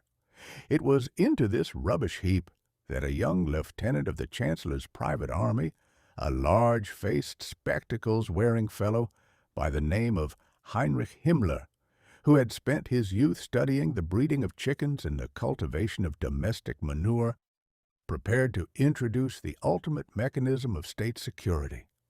Mr. Himmler did not go about the business in the dark. With a grand promotional brass that would have done credit to a circus manager on the Mississippi, he called a press conference to announce the opening of the camp. He informed the local editors that Dachau would have the capacity to house 5,000 individuals, and that it would serve as a peaceful sanctuary where the communists, the socialists, and the various internal schemers who had been pestering the state could be sequestered for their own good and taught the virtues of regular, useful labor. The reality inside the wire, however, was of a nature that the editors were not permitted to look upon. The management of the camp was turned over to a regiment of thick-necked young guards who had been trained to believe that mercy was a form of scrofula and that an honest German could only show his loyalty to the state by his ability to break a club over a neighbor's spine without feeling any undue fatigue in his arms. They surrounded the old factory with 3 layers of barbed wire that had been sharpened until it looked like a row of steel briars. They erected tall wooden towers at the corners where machine guns sat pointing at the gravel paths. And they established a code of discipline that turned the daily life into a long, feverish nightmare of sweat, blows, and the gray mud of the courtyard. The legal fiction that supported this entire business was a little device called Schutzhaft, or protective custody. Protective custody was a piece of jurisprudential comedy that would have filled a medieval inquisitor with envy. Under this rule, a man was not arrested because he had committed a crime, or because he had stolen a hog, or because he had broken the peace of the highway. He was locked up because the police suspected that he might be thinking about doing something that the government didn't care for, and they were keeping him in a wire enclosure to protect him from the righteous patriotic anger of the public. It was a beautiful arrangement. It was like taking a perfectly honest chicken, wringing its neck, and dropping it into a boiling pot for the express purpose of protecting it from the predatory designs of the neighborhood fox. The chicken was undoubtedly safe from the fox, to be sure, but it was not in a condition to offer any hymns of gratitude for the security of its preservation. The world's great talent for silence. By the summer and autumn of the year 1933, the rumors regarding the true nature of Dachau and the 20 or 30 other smaller camps that were popping up across Germany like toadstools after a wet August began to filter out across the borders. They did not arrive in the form of official state documents or clear legal depositions. They arrived in the form of a whisper, a story told by a traveler who had crossed the frontier in the dark. A letter written in pale ink on thin paper and hidden inside the lining of a boot, or the silent, terrible testimony of a young socialist who had been released from the wire and carried home to his mother with his teeth missing, his fingernails gone, and his mind converted into a howling wilderness of fear. The response of the great civilized world outside the gates to these stories was a spectacle of pure, multi-layered hypocrisy that makes the old records of the pharaohs look like models of honest dealing.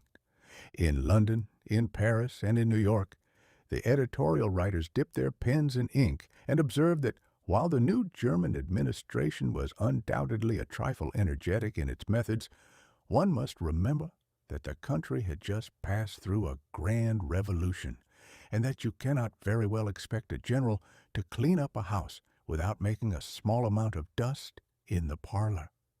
They declared that the stories coming out of the camps were undoubtedly regular examples of atrocity propaganda, the sort of imaginative fiction that had been manufactured by the millions during the late war to convince the public that the enemy spent his afternoons boiling infants for grease. The Germans are an uncommonly civilized, musical, and ledger-keeping people, argued a prominent British traveler in the columns of the press, his face red with the comfortable satisfaction of his dinner. They have invented printing. They play the violin with a perfect geometry, and they keep their streets cleaner than the lanes of London. It is utterly absurd to believe that such a nation would permit its police to beat a schoolmaster to death in a ditch simply because he preferred the old Constitution to the new mustache. The rumors are obviously the work of a few disgruntled immigrants who have an interest in making their own fortunes look romantic to the foreigners. The tourists from the West continued to flock to Germany throughout that beautiful sunny summer of 1933. They rode in the luxury carriages of the railways. They drank the cold beer in the gardens of Munich. They listened to the grand operas of Wagner at Bayreuth. And they came back to their own homes to assure their neighbors that they had never seen a more prosperous, orderly, and entirely happy population in their lives. They did not see the wire at Dachau, because the wire was hidden behind a line of poplar trees 3 miles from the highway. They did not hear the shouting of the guards, because the shouting was drowned out by the musical, brassy blare of the town bands playing in the square. And they did not notice the absence of their old friends among the professors and the journalists, because the new friends they met were so uncommonly polite, so generous with the Rhine wine, and so thoroughly certain that the future of the world was being settled in a highly progressive and moral manner. The balancing of the ledger. The first winter came on, and the frost descended upon the gray barracks of the camps, turning the mud of the courtyards into stone and freezing the rags of the prisoners until they rattled like tin sheets in the wind. The world had been presented with a new ledger, a ledger where the entries were written not in gold or paper currency, but in the silent, unpunished extinction of the human conscience. 1933 left us with a simple, brutal, and terrifying realization. Humanity possesses an unquenched, bottomless capacity for looking the other way when the sight out the window threatens to spoil the comfort of the dinner hour. The camps had been established, the machinery had been tested, and the state had discovered that it could completely delete 1,000 or 2 of its own citizens from the map every month without causing a single breakdown on the international exchange or disrupting the polite, diplomatic conversations in the palaces of Geneva. The common man had learned that if you only construct your tyranny with a sufficient quantity of bureaucratic paperwork, dress your guards in clean uniforms, and provide a polite, administrative noun, like protective custody, to cover the bloody work of the knife, the rest of the world will gladly close its eyes, turn its face to the wall, and categorize the whole business as a collection of mere rumors, entirely content to believe that the trains are running on time, the sausages are excellent, and that tomorrow morning will bring nothing worse than a light frost and a regular settlement of the accounts. Chapter 18. The Repeal of the 18th Amendment. It has long been a favorite conviction of mine that a Constitution, if it is to be of any practical utility to a sprawling, active, and multi-layered republic of 80 million souls, must be treated less like a stone monument in a cemetery and more like a dependable pair of everyday winter trousers. When a young lad is 14 years of age, a pair of modest wool breeches will serve his convenience with a perfect docility, covering his architecture with an adequate dignity, and leaving him free to climb apple trees or run from the constable without any undue strain upon the seams. But if that lad continues to consume his corn gravy and his beef fat until he achieves the height of 6 feet and the latitude of a flour barrel, he does not sit on his porch, curse his own skin, and attempt to reduce his natural dimensions by the application of a heavy iron frame. No, he behaves like an honest, sensible human being.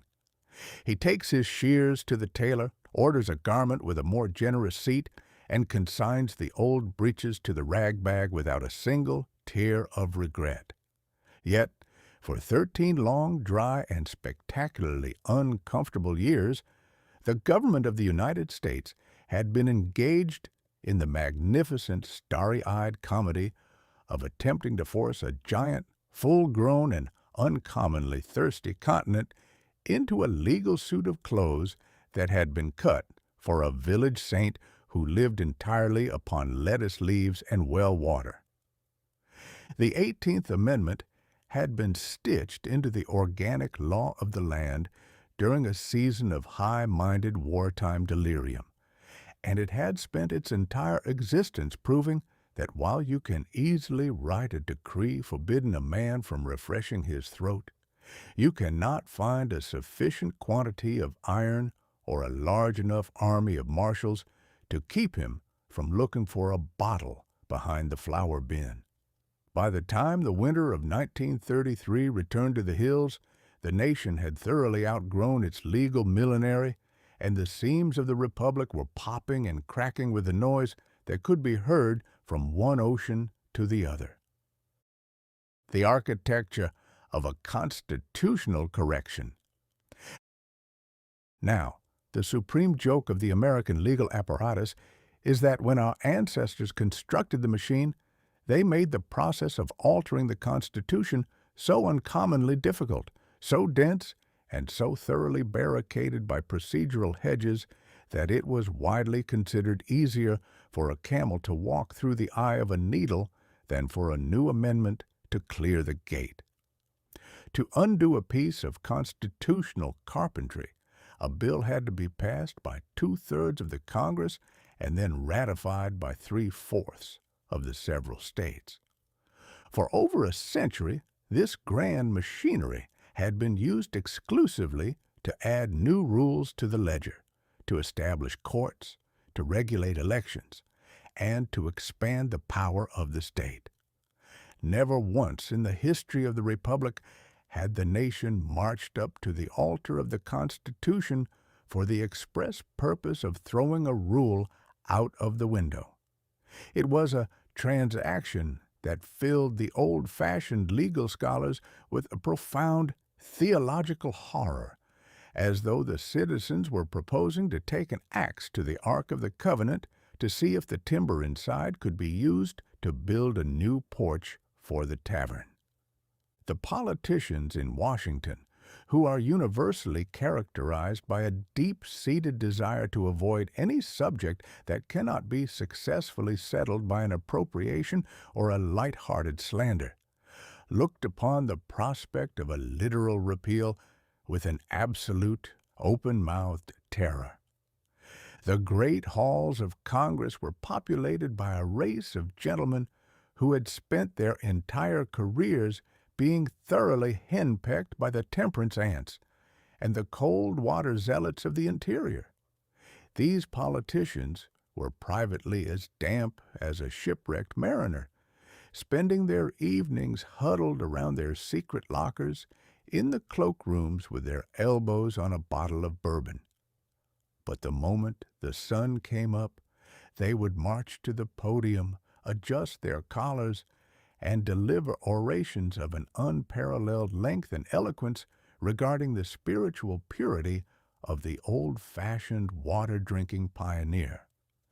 They knew that if they voted to repeal prohibition in the regular state legislatures, the local deacons and the ladies' clubs would descend upon them at the next election like a flock of turkey buzzards and carry their political carcasses away to the graveyard. To bypass this legislative paralysis, the architects of the new administration resurrected a forgotten clause in the Constitution that had never before been used since the days of George Washington. They decreed that the 21st Amendment would be ratified not by the regular nervous state legislatures, but by special independent conventions elected by the common folks themselves for the single, solitary purpose of voting yes or no upon the question of the bottle. The Democratic Stampede. The result was a spectacle of democratic industry that turned the entire year of 1933 into a grand continental primary election. From the pine woods of Maine to the orange groves of California, the population threw down their plows, locked their shops, and rushed to the ballot boxes with an enthusiasm that had not been displayed since the election of Andrew Jackson. The temperance societies, who had spent 50 years building their empire of cold water, looked upon the stampede with an expression of frantic, bewildered indignation. They went into the churches, They distributed millions of pamphlets showing pictures of a young man ruined by a single glass of cider, and they declared that if the amendment were repealed, the wrath of heaven would descend upon the land in the form of a grasshopper plague, a currency collapse, and a permanent winter. But the public had endured 4 years of a very real earthly collapse under the old rules, and they had lost their taste for the poetry of the lecturers. They observed that while Prohibition had failed to produce a single saint or clear a single slum, it had succeeded in funding the largest, most luxurious, and best-armed criminal syndicate in human history. The average citizen decided that if he had to part with his money for a refreshment, he preferred to hand it to a tax collector who would use it to repair the highway, rather than to a gentleman in a silk hat who rode in an armored limousine and carried a machine gun in his violin case. Month after month, the states fell into line like a row of respectable dominoes. Michigan led the march in April.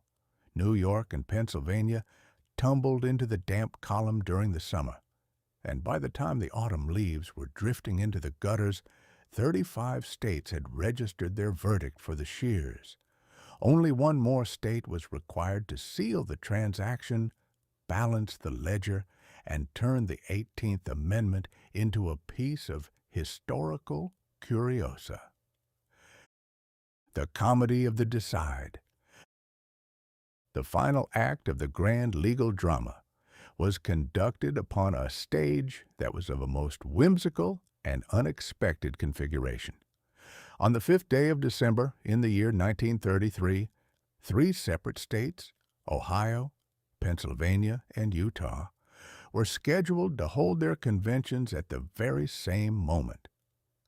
Now, if a novelist had been given the contract to write this history, he would have arranged for the deciding vote to be cast by some great, traditional, beer-drinking metropolis like Milwaukee or St. Louis, where the German bands could play in the street and the citizens could celebrate the triumph with a parade of 100 delivery trucks. But history, as I have had occasion to remark before, is an old and seasoned comedian who prefers to place the final resolution in the hands of the most unlikely character in the entire neighborhood. The honor of being the 36th state, the state that officially turned the key in the lock and blew the noble experiment out of the water, fell to the state of Utah. Utah was an institution that had spent its entire history being celebrated for its devotion to the virtues of sobriety, industry, and the total avoidance of anything that hissed or foamed in a glass. The local population was largely composed of serious, clean-living pioneers who looked upon a distillery with the same righteous horror that an old Puritan looked upon a theater or a deck of playing cards. Yet, when the delegates gathered in the State Capitoline building in Salt Lake City on that cold December afternoon, they discovered that the clock could not be stopped. The populace had voted, the returns were clear, and the delegates were bound by their oaths to register the will of the voters, regardless of whether the decision caused the spirits of their ancestors to weep in their graves. At precisely 3 o'clock in the afternoon Western Time, the chairman of the Utah Convention brought his wooden gavel down upon the desk with a sharp, historic crack. The vote was unanimous. The clerk dipped his pen in ink, signed his name to the parchment, and sent the signal through the telegraph wires to the capital of the nation. The Midnight Absolution. In Washington, D.C., the acting Secretary of State, Mr. William Phillips, sat in his mirrored office, surrounded by a crowd of journalists, photographers, and government executives. The room was quiet, except for the ticking of a large clock on the wall and the click of the telegraph key in the corner that was receiving the sparks from the mountains of the West.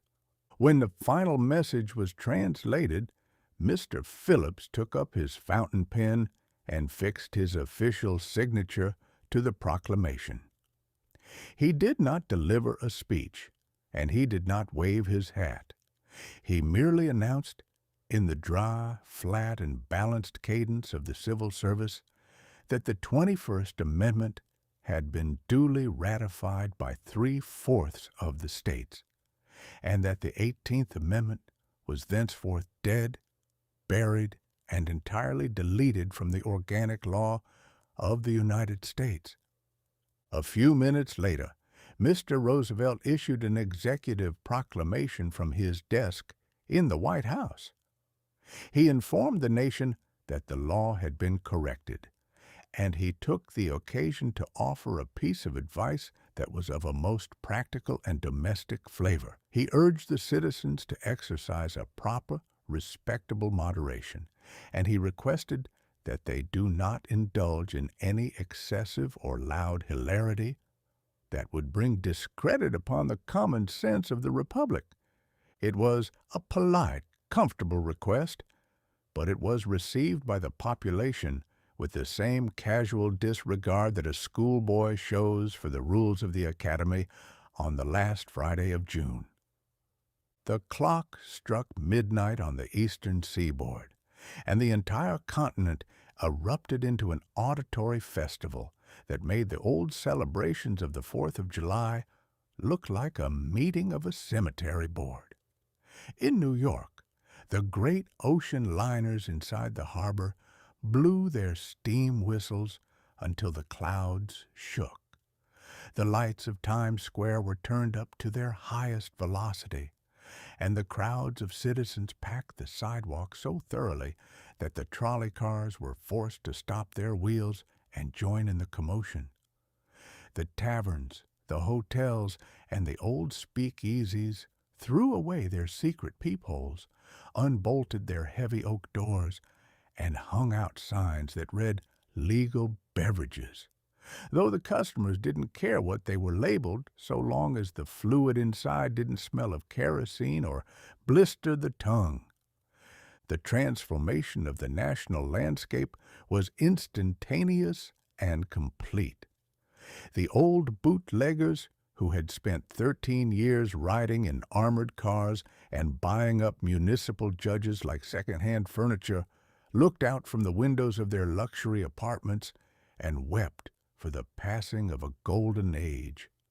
Their monopoly was gone, their secret knocks were useless, and their customers were currently standing in clean, well-lighted taverns, paying an honest tax to the state for a glass of something that had been inspected by a government doctor and stamped with an official seal of safety. The moral of the tailoring. The Constitution had been corrected, and the nation had successfully changed its trousers in broad daylight without losing its dignity or breaking its machinery. 1933 had left the world with a grand, permanent proof of a simple truth. Laws, like clothes, must occasionally be altered to fit the natural shape of the population. If you attempt to govern a great, wild, and human empire according to a theory of forced perfection, you will not succeed in turning the citizens into angels. You will merely succeed in turning the honest tradesmen into smugglers, the constables into thieves, and the legislature into a grand academy of hypocrisy. The Republic had learned its lesson, and though the deficit was still growing like a weed in a wet August, and the future was full of gray clouds that no tavern could successfully dissolve, the common man managed to get out of bed the next morning with a clearer head and a lighter heart than he had possessed since the days of the pioneers, entirely content to know that he could walk down the main street, look a policeman square in the eye, and purchase a glass of honest beer without having to lie to a doorman or risk his eyesight for the privilege of a refreshment. Chapter 19. The Year-End Reflection. There is a loose, comfortable theory held by the makers of clocks and the printers of calendars that a year is a perfectly uniform, predictable, and mathematical slice of duration. They inform us, with a serenity that would do credit to a stone statue, that every 12 months contains precisely 365 days, that every day is composed of 24 hours, and that every hour ticks along at the very same velocity, whether it belongs to a rainy Tuesday in November or a golden Saturday afternoon in June. Now, if you take that proposition into a quiet corner and examine it with an eye that has had any practical acquaintance with human life, you will find it contains about as much truth as a politician's promise on the day before the primary. Time is not a machine made of brass wheels and regular cogs. It is a fluid, slippery, and highly temperamental element that has a habit of changing its pace to suit the vanity or the desperation of the inhabitants who live inside it. There are some years that crawl along like a sick turtle through a barrel of heavy molasses. Years where nothing happens but the annual assessment of the taxes, the predictable rotation of the village gossip, and the slow, humdrum settling of the neighborhood debts. A man can go to sleep in January, wake up in December, and discover that the world has not moved its position by the width of a single barleycorn. But the year of our Lord 1933 was not a turtle. It was a runaway circus wagon, loaded down with a cargo of fireworks, wildcats, and experimental philosophers, galloping down a steep mountain road in the middle of a thunderstorm with a hornet under its tail. The velocity of a metamorphosis.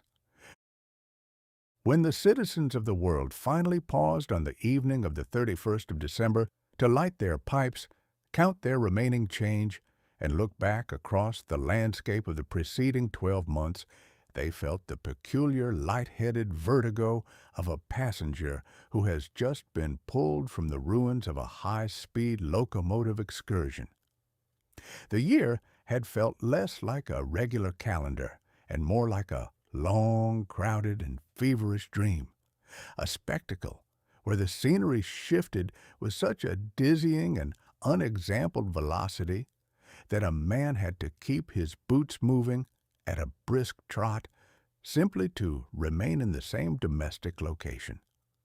An honest observer, attempting to compare the world of January with the world of December, would have been forced to conclude that the two eras had no more relation to one another than the middle of the Middle Ages has to an afternoon in modern Chicago.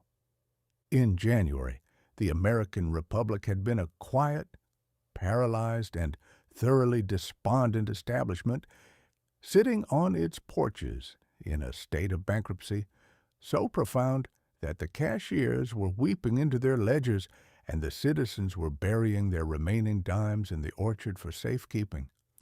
Washington, D.C. had been a solemn town where old machine politicians spent their days explaining why the laws of commerce made it utterly impossible for the state to offer any assistance to a starving population without violating the sacred principles of political economy.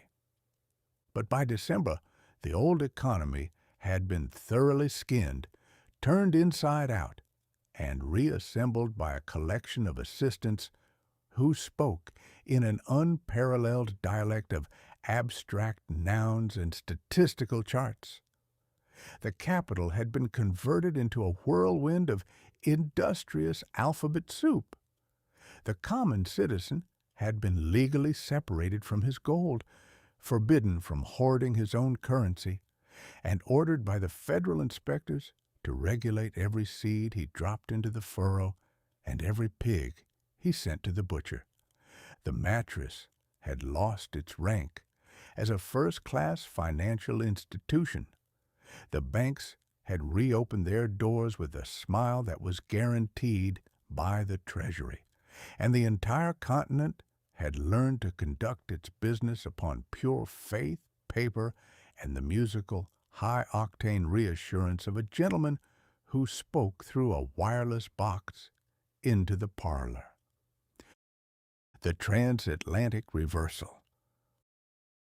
While the American part of the garden had been turned into a noisy, high-spirited Democratic picnic where the rules were changed every Tuesday afternoon to see if the machine would click, across the great saltwater, the landscape had been remodeled according to a geometry that was incomparably darker and more terrifying.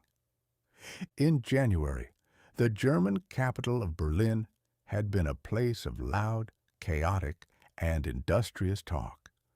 A theater where 300 separate factions shouted at one another through the newspapers, and the Parliament in a state of permanent, noisy paralysis. But by December, the theater had been burned to the ground. The independent editors had been locked up in old brickworks under the supervision of thick-necked guards, and the entire Constitution had been folded up and put away in a drawer for the convenience of a single master, with a very loud voice and a singular vision of glory.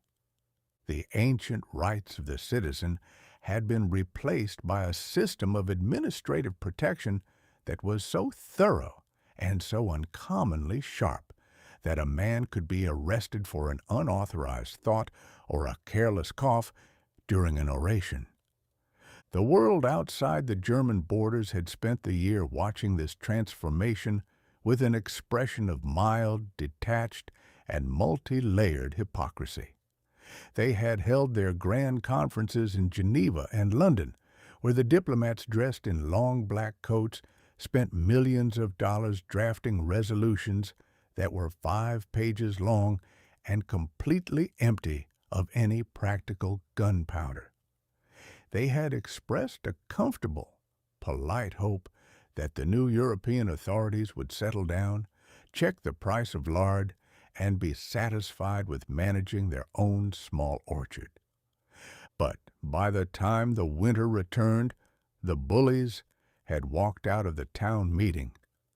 The League of Nations was left looking like a broken umbrella in a hurricane, and the merchants of 100 ports were engaged in a silent, stubborn boycott of tin monkeys and razor blades, proving that even in an age obsessed with the calculations of trade, there is a point where the common customer insists on checking the conscience of the manufacturer before he parts with his green paper. The monuments of an absurdity. To complete the feverish quality of the dream, 1933 had decorated itself with an assortment of scientific, creative, and natural monuments that made the ordinary reality of the ancestors look like a very dull piece of business. The public had discovered upon the silver screen a 50-foot prehistoric gorilla who broke his iron chains, destroyed an elevated train in Manhattan, and died upon the peak of an empty skyscraper because he possessed an honest affection that could not adapt itself to the rules of modern civilization. On the shores of the Pacific, a 5-foot engineer had set to work with his shovels and his divers to stretch a cobweb of steel wire across a mile of churning salt water, completely indifferent to the storms, the fogs, and the predictions of the academics who proved that the bridge would plunge into the chasm before the first rivet could be driven into the stone. In a basement cellar in New York, a solitary, stubborn inventor had captured a wild force of nature by the tail, forcing the atmosphere to drop its ancient weapon of static and behave with the perfect, clear docility of a violin string playing an air in an empty cathedral. And down on the lakefront of Chicago, A metropolis that was thoroughly bankrupt and couldn't pay its own school teachers had spent millions constructing an artificial paradise of colored plaster and neon tubes, keeping its treasury afloat by the simple domestic resource of inviting the entire human race to watch a lady from Missouri wave two ostrich feather fans in the name of progress. Even the very earth beneath the boots of the pioneers had joined in the general unsteadiness of the ledger. The soil of the western plains, having endured 3 decades of being turned upside down by speculators who confused the prairie with a game of faro, had lifted its wings and flown away to the eastern seaboard in great yellow blankets, coating the marble desks of the politicians in Washington with a fine layer of Kansas dust, as if to remind the legislature that while they were busy writing laws on paper, the geography itself was currently escaping through the keyhole. The moral of the whirlwind. When the final account of this extraordinary season was struck, humanity was left standing on the threshold of a new year, with a world that was faster, louder, and significantly more dangerous than anything their fathers had been forced to contend with. The old anchors had all been cut loose. The gold standard was a memory. The old treaties were scraps of wrapping paper, and the ancient traditional boundaries of security had evaporated like a morning fog in a hot July. The philosophers and the editors dipped their pens in ink and observed that 1933 had been a year of grand reconstruction, a season where the old errors of the past had been cleared away to make room for the new architecture of the future. They expressed an unparalleled confidence in the power of planning, the resilience of the alphabet agencies, and the ultimate triumph of the expert over the chaos of existence. But the common man, sitting by his stove with his boots off, achieved an understanding that was somewhat more whimsical and less comfortable than the editorials. He had learned that the world was not a permanent solid house built upon a foundation of granite, but a highly volatile, shifting tent that had been set up on the sand. He had discovered that if a man wishes to survive in such an establishment, he cannot rely upon the ancient dogmas of his ancestors or the steady permanence of his bank account.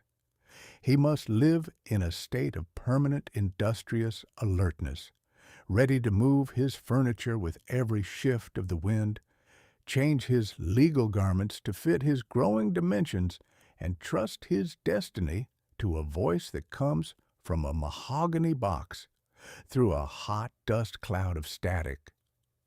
The year-end ledger was balanced, but it was balanced by a stroke of pure, unadulterated velocity. The landscape was still shifting, the fog was still thick on the road, and the old order of things had given up the ghost for good. But as the clocks struck midnight and the whistles blew into the cold winter air to welcome the unknown morning of '34, the common citizen managed to reach for his hat, tighten his belt, and face the next sunrise with a lighter step and a braver heart than he had any right to possess under the geometry of the situation, entirely content to know that he had survived the whirlwind, outwitted the experts, and was still permitted to stay in the game for another hand, even if the dealer was singing while he shuffled the cards. Chapter 20.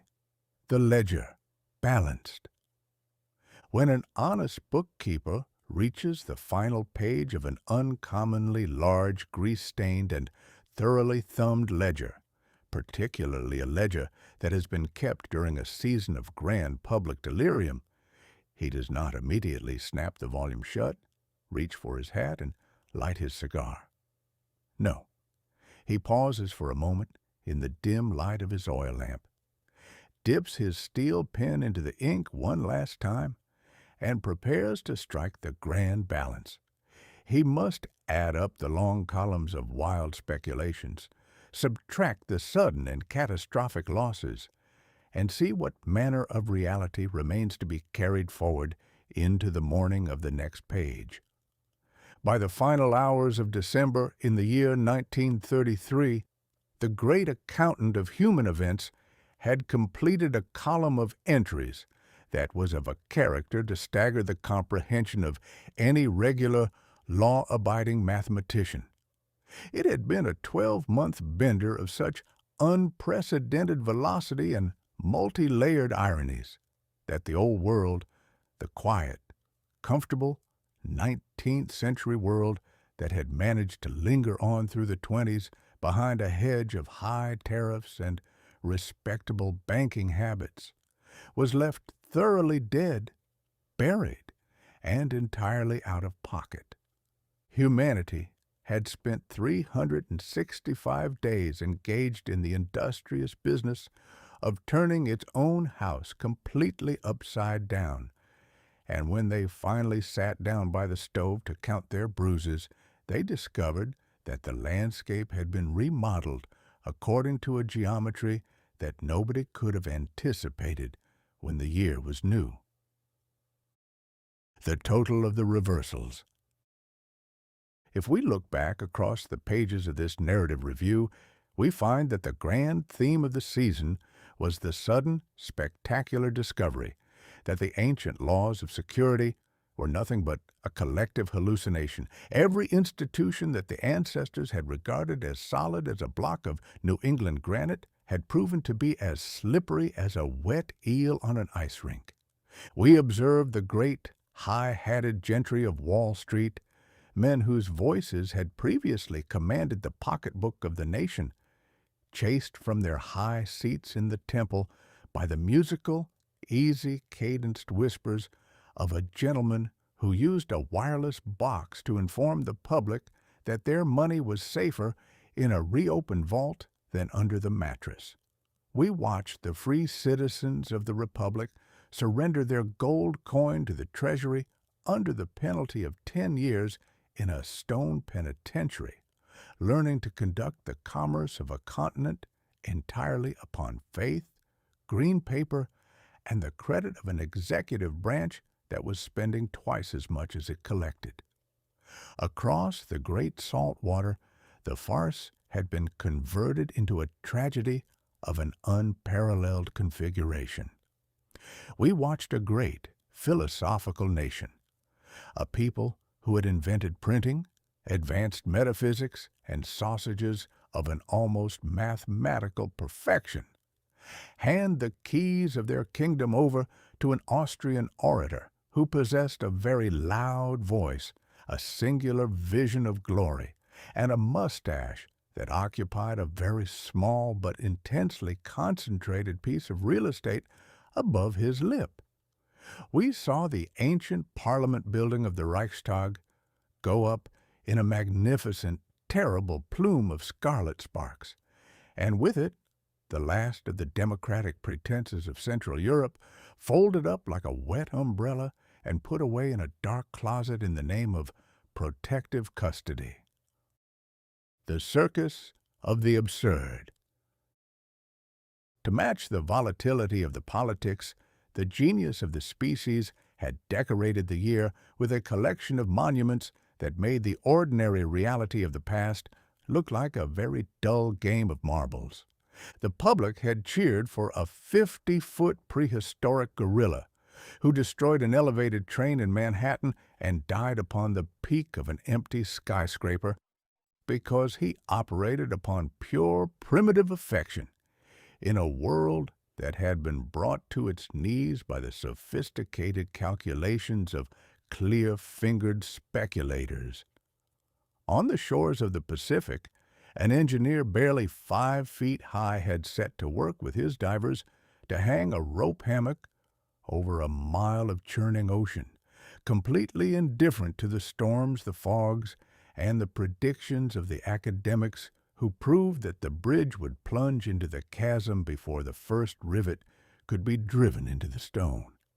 Down on the lakefront of Chicago, a metropolis that was thoroughly bankrupt and couldn't pay its own school teachers had spent millions constructing an artificial paradise of colored plaster and neon tubes, keeping its treasury afloat by the simple resource of inviting the human race to watch a lady from Missouri wave 2 ostrich feather fans in the name of progress.